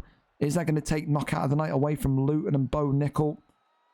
I think the O-Ram was thunderous. The catapult was good, to be fair, from Salt and Pepe, but I'm happy to just keep that one with Luton for now. So listen, so far so good. The non-title fights done, and Oakley is still my featherweight goat, but there you go. I love throwing. Hey, listen, man, a wonderful fight between two wonderful strikers. I tell you, Pepe, your striking's gotten better. I was worried about you on the back foot. Didn't think when you were being pressured by Oakley, maybe you would have melted because you saw that before. But fair play to you. You've really fixed that, patched that in your game. Fellas, for now, though, we're going to go and send the ping out to the Discord and on Twitter. The title fights are on their way. The final 5 fights of this evening. Again, thank you all for being here. And now we get to see who takes the gold home. VFL UFC. Title fights are now live. Twitch.tv. Ringo_UFC. And we'll attach the poster one more time. Again, if you've not seen the poster, made by yours truly. Had to whip this up together yesterday. So maybe not the greatest poster you've seen. But hey, I'm not the greatest Photoshop expert either. But nice enough. A big one tonight. 2 icons, between Kenmure and JakeyB. That one again closer to around a 12 o'clock kickoff if you're there for the main event. Then again, we still have a couple fights to go. Title fights are now live. Can't even spell live. There we go. Twitch.tv. Ring_AFC. Voices going again completely. Hate to see it. Title time. There you go. Sweet. Okay, so opening up the title fights tonight, then, fellas, Rickson 3438, Scotland's favourite junkie against its Rapids in a middleweight championship bout. 5 rounds, of course, to determine who will become the new champion. Rickson, of course, 9-8 record, looking for his 10th win tonight. He is on a 5-fight win streak, but it's Rapids, number 2 ranked fighter, 6-5, a 3-fight win streak, 4 wins in his last 5, is at the most confident he's ever felt. He's so confident he's talking about moves to potentially the welterweight division in the coming month of October. Who wins? Rickson, a dangerous kickboxer that works the 1-2 well. Rapids, a very, very eager and balanced fighter that could take this fight to the ground, keep this fight on the feet. It all depends what dimension he wants it to go to. We go over and we find out our opening title fight this evening. Rickson versus Rapids. Up, ready, and live. Here we are. Rob Whittaker, Anderson, the Spider, Silva. We go and we see. Is Nightfall still on VFL? No. He's, got caught with, what's his name? Fellas, remind me of the guy's name? Not Slink, but Blink, Mink, something like that. I think Blink, I can't remember. Got caught in a party with Blink racially abusing someone. So, yeah, immediate ban. Never going to fight her again. Ever. Good fighter, but said, I can't be dealing with that, man. Here we go. Whittaker in the green for the champion, middleweight champion of the world. The Rapids, he opts with Anderson, the Spider, Silver, and the black and yellow. You know anything about Rob Whittaker as he hits like a truck, and he's got combinations for days. For Rapids, on the other hand, Anderson Silva, it's been more and more of a pick now in this middleweight division with how good he is and how good he can be. The ability to clinch well, the ability to work the ground game as well as the man on the bottom, but oh, may not even need it. Rickson's been dropped it. And it's Rapids. Has done it in 1. It's Rapids, the new middleweight champion of the world. And we talked about his confidence. And look at that. 53 seconds of round number 1. And Rapids with one of the fastest title victories in recent memory. Anderson Silva. Another Anderson Silva champion. Wow. Holy shit. Wow. 57 seconds for Anderson, the Spider Silva. Knockout of the night. I'm going to take it away. We talk about Luton's thunder volley, but it was a blitzing there, man. And it's Rapids was saying, I want the champion. I want the champion. He got the champion and he made it count. An absolute shotgun blast to Rickson, who is such a worthy champion. We have to give respect to the former champion Rickson. Such a good resume of fights, but will we be moving up to welterweight? I think it will depend how he feels, but of course he won that title event against Wilkie. Beat Polo God, who looks so good in welterweight tonight. Beat Smumlenger, beat Steve-O, beat Kiko. He's beaten some of the very biggest names in this division, but he just had the feeling that tonight, Rapids, it's his time. A guy that I said from the very beginning when we saw him on a losing streak in middleweight, he will eventually be champion. I was proven right yet again. His talents today prevailed in kickboxing tonight, and it's another Anderson Silva champ and a new middleweight champion. For Rapids, a job well done. You've been said it's taken you 12 fights, and you deserve this one, my friend. So enjoy it. a vicious, violent, and quick knockout. And like I said, step up if you dare, because that middleweight champion looks very dangerous. Chubb Nardino will want a piece. No doubt Kiko will want a piece. No doubt guys like Matty AFC will want a piece. But wow, vicious and violent, man. Unbelievable. Going up next, then we keep the train going, and we're back on track for timing. So Seek and Destroy will take on Tom LFC for the welterweight strap, excuse me. These two were supposed to meet about a month ago when Tom was coming back from America. Tom missed the fight because his sleeping pattern was completely destroyed. Of course, that meant that he would miss out on a future opportunity at the welterweight champion. Tonight, though, Seek and Destroy is the welterweight champion, and he is awake, and he is here to try and win the gold. Tom LFC never has been champion in VFL. It's been a long time coming. His 11th fight tonight. Such a dangerous kickboxer again. He's on an incredible bit of form. 4 wins in his last 5, a 2-fight win streak. The champion, though, cannot be slept on. Seek and Destroy, a 3-fight win streak, looking to get his first title defense in tonight and show everyone that that 10 is going to be in gold by the end of this one. 2 kickboxers. Don't expect too much wrestling. I think that Seek and Destroy tonight will be maybe looking to go with that Leon Edwards pick and really make Tom respect him with some pressure, but I could be wrong. I have been wrong before. We go up and over. Tom LFC here and ready to go. Thank you again, Tom LFC, for the sub. Good luck to you. Who are we going to see? The serious sloth. You mean serious business, does Tom? Leon Edwards and Showtime Pettis. Listen, very interesting in terms of that. I think we've got a little bit of sound delay, so we will watch this on mute because the sound is delayed. You'll see what I mean here. I'll keep the volume loud for you so you can see what I mean by the sound delay, but there you go, look.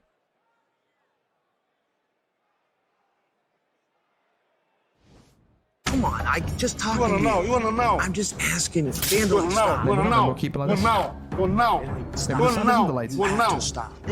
Please stop.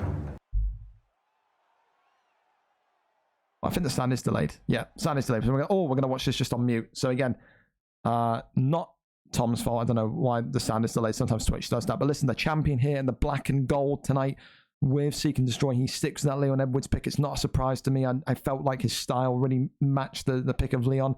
Of course, Tom LFC looking tonight to join that elite list of Anthony Pettis winners. Of course, Anthony Pettis was used by guys like Skelly in this lightweight, when in the lightweight division, let alone the welterweight division, to really boot the legs off of people. He's very fast. He's very dynamic. It's very risky to go into a title fight with a 4-star pick when there's so many good 5-star picks available. Your Shavkats, for instance, even your McGregors in welterweight could have been a bigger and better 4-star pick. But the champion, like I said, 9-6 record for a reason, the man in black and gold, and he's going to be very, very confident. When the way he works his jab, we saw him at VFL 100 for Seek and Destroy, the way that he just pressured, cut off the angles, and really made it difficult for everyone that he's faced in this division so far, and all 9 wins. To compete is something that is of that lightweight level. He's got that boxing acumen, that boxing IQ, where you could say at some point, whether it's soon or in the near future, you could be going right into that 155 division and competing against some of those kickboxers.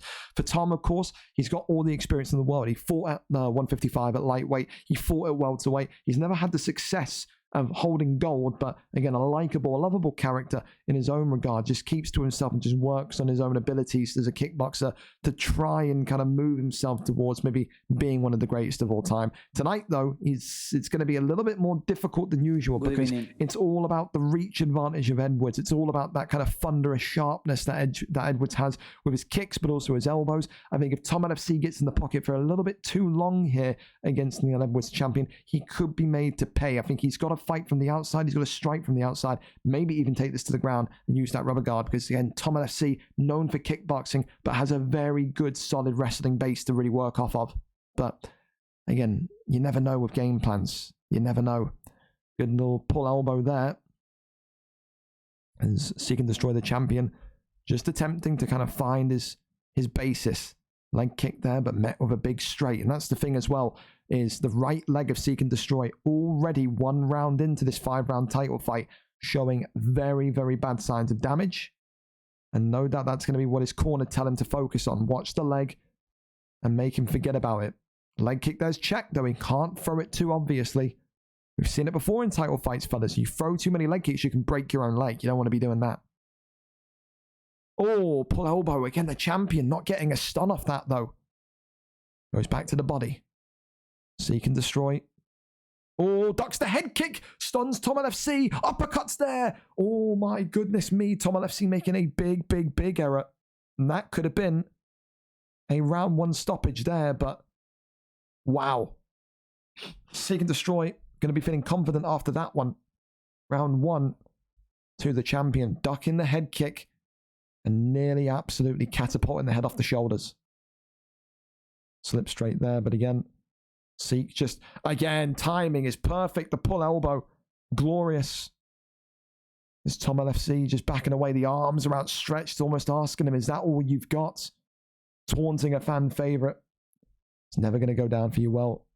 But again, you don't care about what people think, then absolutely fine. But Tom's got to come back into this one and come back into this one quickly. There's always a risk with that Pettis pick. It was. Trying to get the pull. Goes back for the hook. Swing and a miss on the body kick. Works off the jabs again. Knee to the midsection. Leg kick there. Checked. Let's go for that slip straight. I think if you're Tom, I think even though you're this kickboxer, you maybe, if you can't find consistent pressure, if you can't find that range with Pettis from the outside, you've got to try and take him down. Got to try and see if you can lock him into rubber guard and go from there. Because so far, the champion, Leon Edwards, in the black and gold just looks comfortable. He does. Working off the jab. Again, he's hunting for those pulls as well. You see that?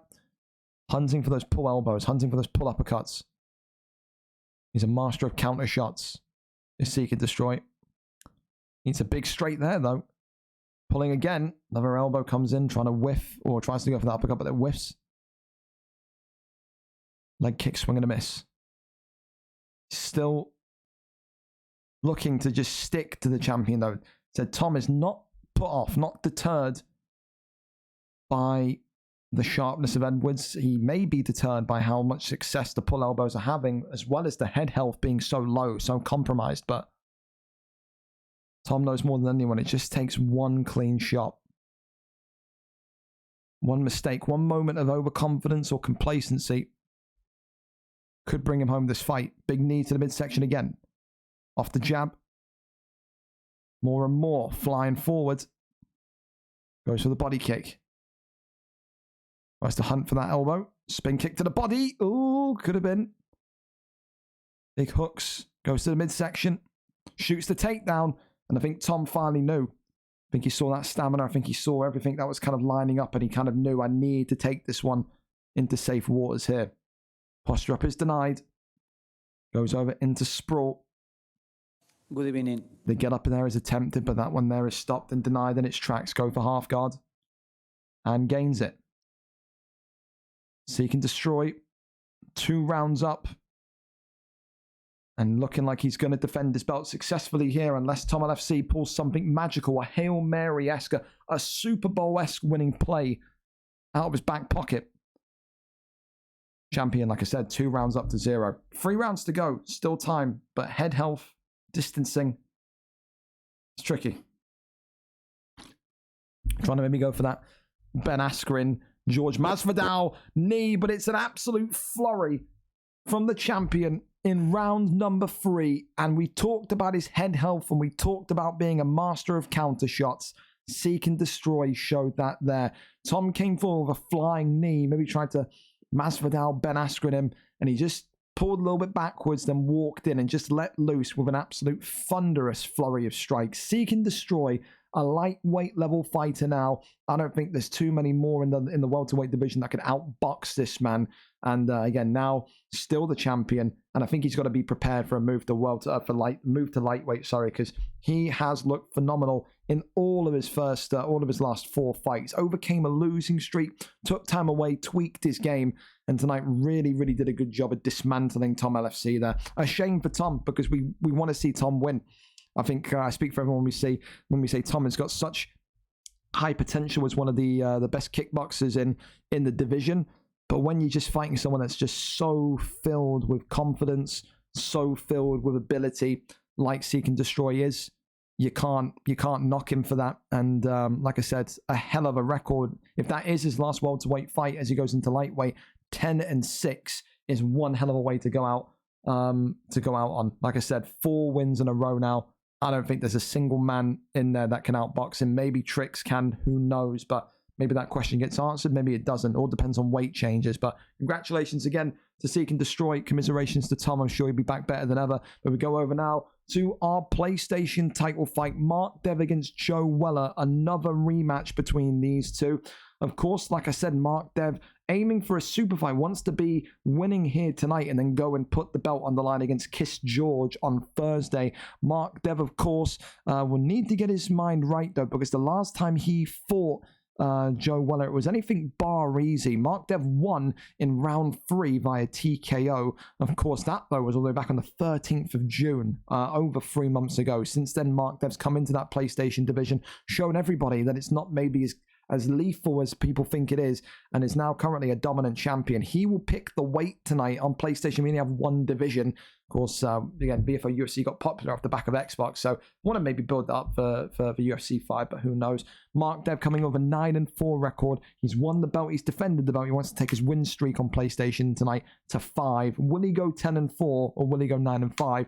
Joe Weller has history with this belt as well. A former interim champion, the North American, 11-7, wants to make it a 3-fight win streak tonight and get revenge against the Irishman, Mark Dev. Mark Dev known for his jiu-jitsu. Joe Weller known for his flurries and high-level kickboxing. But is that going to be doable tonight against someone that wants to hunt on the ground? Here we are. We're there with Mark. I'm sure we'll have commentary from Mark as well. Mark, how are we? How are we doing? Are we well? Give me some comms here, Mark. What's the stoppage going to be? What's the method? Gringo? You good, mate? I'm good, pal. I'm good.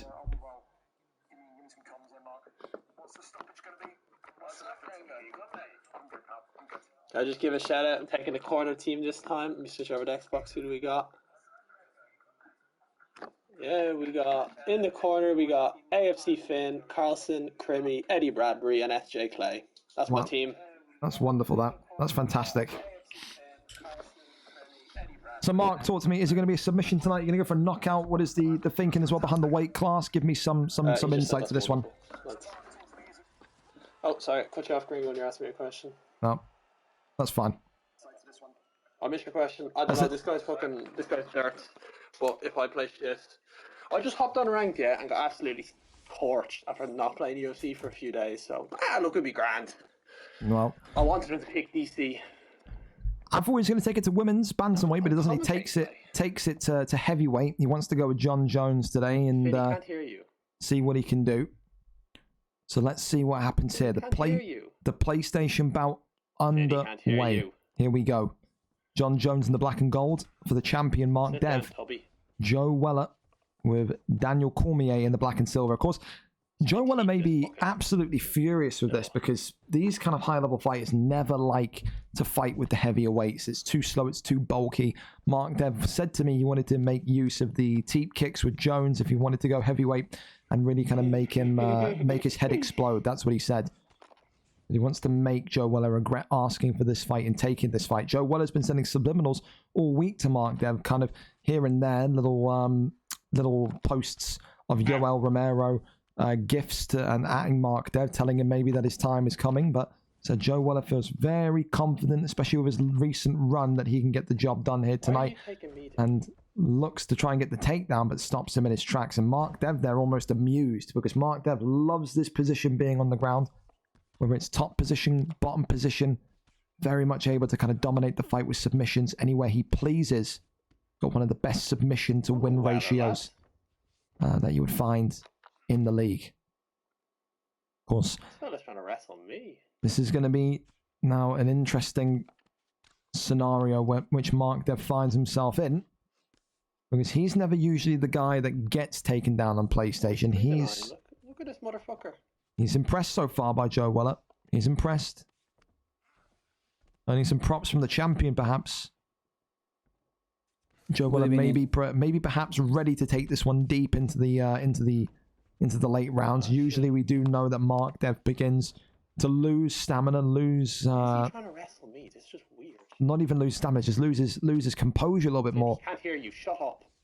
As Mark Dev now continues to absolutely tell his corner that I cannot hear them. It's true. If you are listening, You might get out here. Crimmy and Co. I can't hear. I can only hear Mark Dev.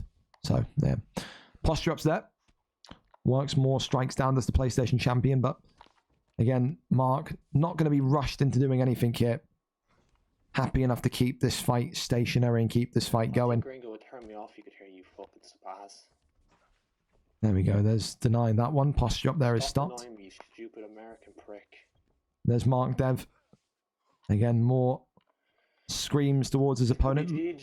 Looks to lock this one in. And Mark Dev saying this could be GG's. We know Mark's very good with his tracking. Mark says he's not too good at joints on PS, but it's still a great start. Wonder why the joints are different on PS for Mark. Maybe the triggers of the PlayStation controller. I don't know. Maybe they're more bulky. But I think Mark Dev has got it done in one. A leg lock. Don't take me down.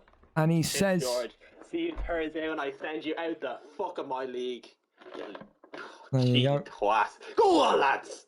There you go. Mark Dev saying he can't wait to kick Kiss George out the league. It's done. On Thursday.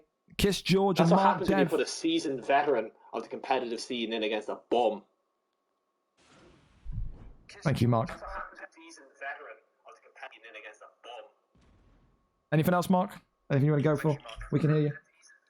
Well, enjoy the rest of your card, boys. See you Thursday. There you go. MDev is back. There you go.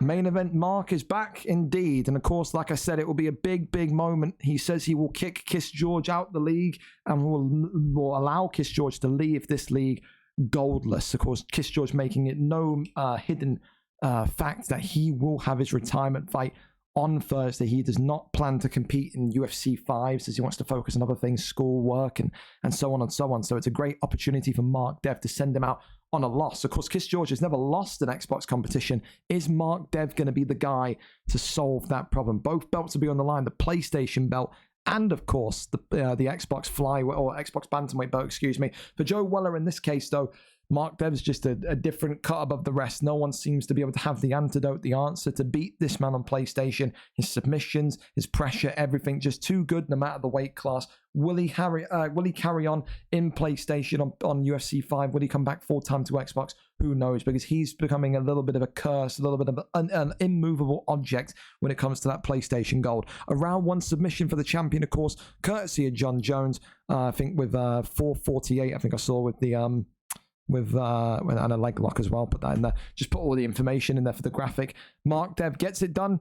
And again, very, very impressive with how that is, especially when you consider for Mark Dev as well. That is tonight his 16th career submission. He's playing catch up to Driscoll, George, and Harry, but he's on his way. But now, fellas, we go over to our co-main event of the evening, and it is a mirrors allowed featherweight. You may be asking me, why is a mirror match allowed? If you don't know what a mirror match is, it means you can both use the same person. Reason being, Skelly is the interim champion. Stepped in last week when the wind caused Sky Internet to effectively go down and explode, and a lot of people not able to compete because they're on Sky. Skelly stepped in, beat Smiley AUFC for the interim belt. Because there's an interim champion, that means that Skelly can now match exactly who Saliba picks. The champion tonight, Saliba, comes in with a 9-5 resume, 4 wins in his last 5, 2 wins in a row, including gold. Skelly, the interim champion, 4 wins and 5 for him as well, wants to turn that fake gold into undisputed gold. Mirrors are allowed. The champion against the interim champion, Skelly versus Saliba. Saliba versus Skelly.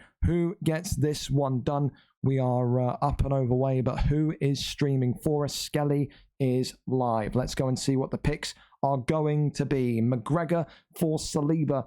Dustin Poirier for Skelly. Okay, interesting. Or is it McGregor? No, McGregor. Okay.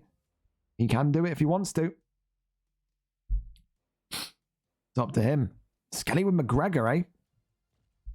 It's going to be. Yep, there it is. Skelly with McGregor. It's a McGregor mirror. It's a mirrored featherweight title bout of 2 legacy McGregors. Don't know how I feel about this one, because I don't think Skelly suits McGregor, but I guess we're going to find out together. It may be a little bit quiet, but again, that's because audio Skelly's on. Oh, there we go. Oh, we can hear Skelly. We've got Skelly comms. Wow. I feel nervous. Feel all excited inside. Here we go then. Champion against the interim. Saliba says that he is the best boxer in the featherweight division. Of course, in the blue gloves, the interim champion Skelly. In the red gloves, the champion Saliba. Saliba has made it no secret that he enjoys to box and kickbox with anyone in this division. Says that he doesn't believe he can be knocked out on the feet. Says the only reason he loses fights is if he gets taken to the ground and dominated or submitted. He believes in stand-up, he can't be touched. Maybe you call that cockiness, maybe you call it confidence. It really depends where you sit. But Skelly, of course, happy enough to sit there and try and take on the challenge tonight. Goes for that uppercut there into the block, but 1-2s down the center line again. Off the jab here. Gonna go for those body shots. Saliba, of course, and Skelly would need to be wary of the threat that waits below them. Salt and Pepe waiting to see the outcome of this bout. He will be next after that victory against Oakley earlier on in the main card. But what will he be looking at, focusing at here? A takedown there from Skelly, which is rare because we know Skelly is that kickboxing dynamo, of course, with Showtime Pettis in the lightweight division. But tonight, looking to maybe use Saliba's kryptonite against him and take that undisputed gold away from him with this wrestling. More and more body shots being worked. There's shades of what Salt and Pepe did earlier on, but tries to go down, and Saliba denies that one. Saliba happy enough just to sit there and absorb these body shots and not be moved or rushed into anything. Goes round to the side. Skelly stops himself though. Continues again to work body shots, and it's a great deny by Saliba, who gets into side control. Elbows now coming off. Saliba gets a deny off as well. And there we go. Half guard regained. Tries to fake. Goes over into top mount. Saliba posturing up here. More damage coming forward from McGregor, but then Skelly just rolling the shoulder to the side. Getting back up pretty instantaneously. Got good body damage off though. You look at Saliba's head damage and body damage. It's pretty equal. Skelly will be looking to maybe use that kind of length of McGregor now to really work the midsection. No doubt he'll have a coach's corner of LKenmure with him. But and it's always so difficult to kind of find. Oh, pull uppercut there from Saliba. Both of them getting their pulls off. Saliba! Oh. Wow. Skelly launching an absolute tirade of strikes towards his opponent. Oh. No. Okay. 6 seconds left of round number 1. Listen, with that stun, with those body shots, that knockdown, difficult to say anything other than a Skelly round. I think Saliba maybe needs to be wary if Skelly can get him back down to sprawl. I think Skelly's going to love to get him to sprawl again and work those body shots. Skelly has got a good couple of body knockouts to his name as well. Knows exactly how to work the midsection and kind of suck the soul away from his opponents. More known for his leg kick KOs than body KOs, but oh, big from Saliba, who bows in his face. Skelly being reminded exactly who Saliba is there. Good combinations and good counter-punching from Saliba. Of course, reached that BMF semi-final a couple of months ago. That's what really kind of set his rise up in this featherweight division. And it's a good pulls there. Saliba still going forward against Skelly. Hands behind his back. Cockiness from the champion against the interim. Skelly going to need to keep himself composed though. Head health is not in a good way for Skelly. There's the takedown again though. Works the body, goes for the kickoff here, but Skelly going to need to find a way to pass over, get over into side control perhaps. Good stop there by Saliba. Crosses over, does well. Skelly denying brilliantly there.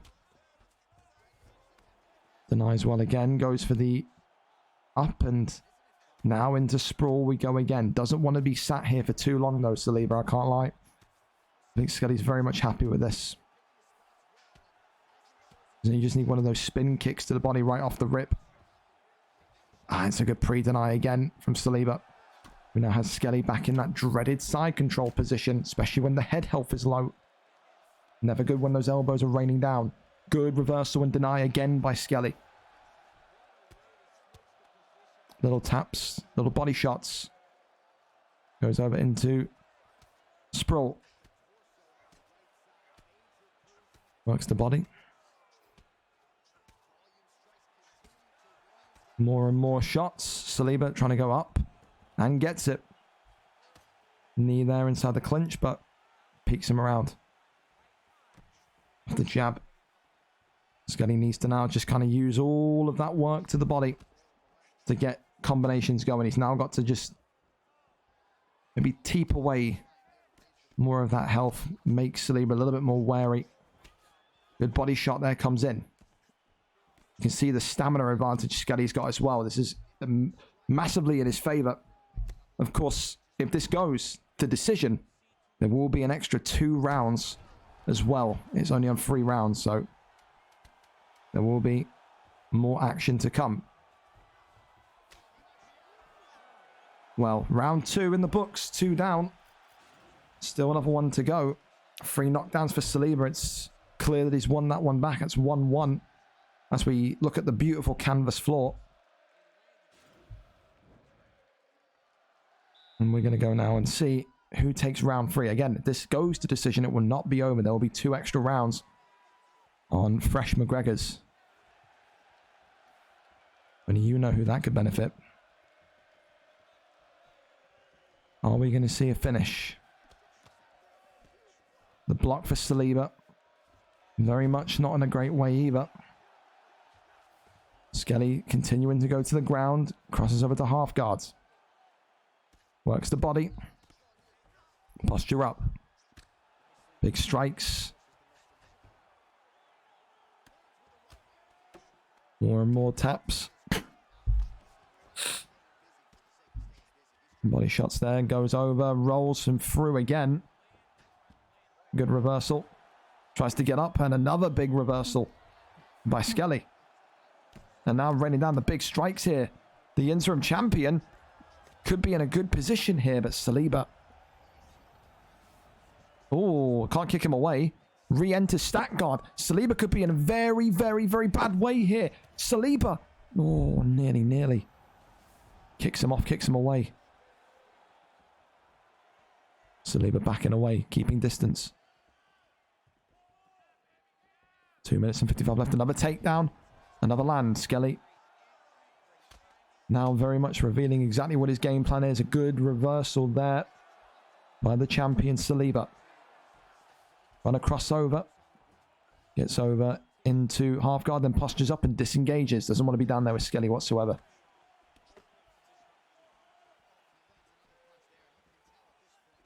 One, twos down the center line again. Oof. Uppercuts. Big straights. Oh, big pull. And Saliba may have just got it done here against Skelly in round number 3. Yes, he does. Saliba still the featherweight champion of the world. And his claims of being the best boxer Twice and he's just fucking flung his arm like in still very much alive. I think Skelly will look back at that one and maybe even go back in time to rounds 1, 2, and 3, or even rounds 1, sorry, and just say, I want to wrestle him from the off. Looked very dominant, Skelly did. When he got him pinned, worked the body inside and in sprawl, but as soon as Saliba got up and got to his bearings, there was only going to be one winner on the feet. Saliba, still your featherweight champion of the world. Commiserations to Skelly, of course, but listen, it's just the way the cookie crumbles at times, and Saliba will continue to tell you, to tell me, to tell everyone that no one on the feet can beat him. Up next, Salt and Pepe. And he's going to be reviewing all the tape, all the footage tonight, and be formulating a game plan. Absolutely, have no doubt about it.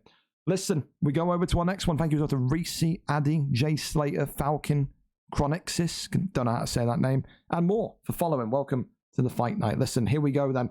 We go over into this one, the main event of the evening. It is two icons, two Hall of Famers, two of the very best to ever do it for a third time on UFC 4. It is the flyweight champion of the world, JakeyB, against an old familiar rival in LKenmure. Let us walk you through memory lane, history avenue, and tell you how these fights have gone before. Kenmure and Jakey, the main event of VFL 1 on the 1st of March 2022. Jakey on that fateful evening wrestling Kenmure into a bloody pulp and winning the bantamweight strap, the first ever bantamweight champion, JakeyB, defeating Kenmure there. They then had to wait some time to rematch. Kenmure having to wait months, if not even I think a year, to get JakeyB back in the octagon. It was here, VFL 36. JakeyB won again in round number 1, the 3rd of November 2022. Since then, a lot has happened. Hall of Fame fights, Hall of Fame inductions for guys like JakeyB, title runs for Kenmure in the featherweight division. They have not met since November, and tonight they will meet for a third time. Kenmure, of course, confident because Kenmure knocked Jakey out of the BMF tournament, which is stand and bang only, just I think about 3 weeks or 2 weeks ago, whenever it was. He feels like now is the perfect opportunity, the perfect time to lay his hands on the gold. The lay of the land in terms of records coming into this one tonight: JakeyB, the champion, 23-9 in this flyweight division. He lost his last fight, which of course was an opportunity to win Kiss George's bantamweight belt. He still is flyweight champion though. 23-9 records, and LKenmure 12-21, but on a 3-fight win streak, the biggest win streak he's had since last year. This division is difficult, it's tricky to get wins in. A key thing as well to remember is that JakeyB won his first fight at VFL, at VFL 1 against Kenmure. With all the BMFs in and locked, JakeyB tonight could get his 100th win against Kenmure if he is not careful. Will it happen? Won't it happen? We're up and over to see it. Two of the very best to ever compete in an octagon, set to do it one more time. The main event of VFL 103 is here, is live, and we are ready to go. Let's see who gets this one. Kenmure and JakeyB 3. They are there. Figgy versus Moreno. Keep in mind again, the last 2 times these two have fought, JakeyB has defeated Kenmure in one singular round. He will need to avoid that fate tonight. If not, he will be very much in a bad way. Here we go. Turn this down just a smidge. There we go. Of course, the champion, JakeyB, in the yellow with Figueiredo. Kenmure, the challenger, in the black and gold with Brandon Moreno. Kenmure has never won this elite level gold before. He's been featherweight champion with Jose Aldo, one of the best Aldos we've ever seen. But he's never ever done it in this illustrious division. What a way it would be for him to end his UFC 4 by decapitating the icon, the legend, JakeyB, and bringing that gold home. But Jakey is no easy man to beat. He is one of, if not the best European player that you'll find. Some will argue that.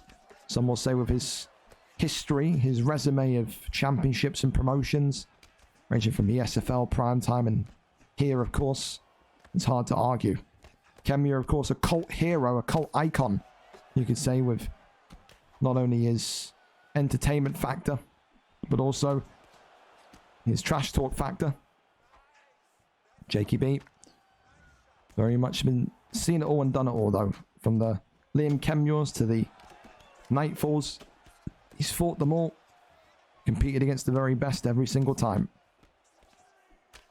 And you can just see now that pressure from the champion in the yellow, very much getting to Kenmure as the block already is in a very, very despicable way.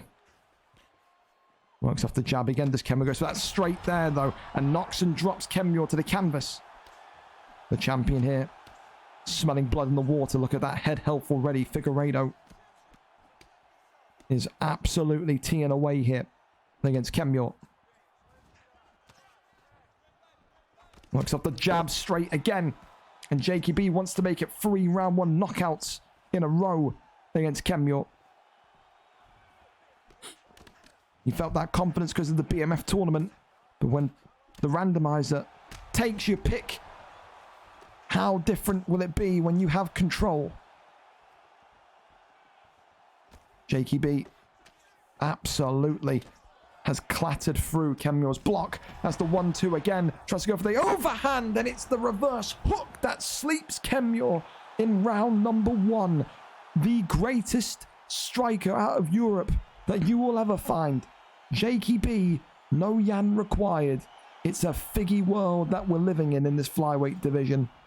And JakeyB tonight, with that wonderful left hook, stops Kenmure again for the 3rd time in round number 1. The boogeyman of Europe, very much in the ascendancy. A round 1 knockout for JakeyB, his 100th win in the octagon, and what a way for him to secure it. Round 1, I think 352 it was there against him. And again, for Kenmure, will feel like he doesn't know when the era of dominance is gonna end for Jakey, but listen, I'm sure he'll be there when Jakey eventually slips. Maybe UFC 5 is his year.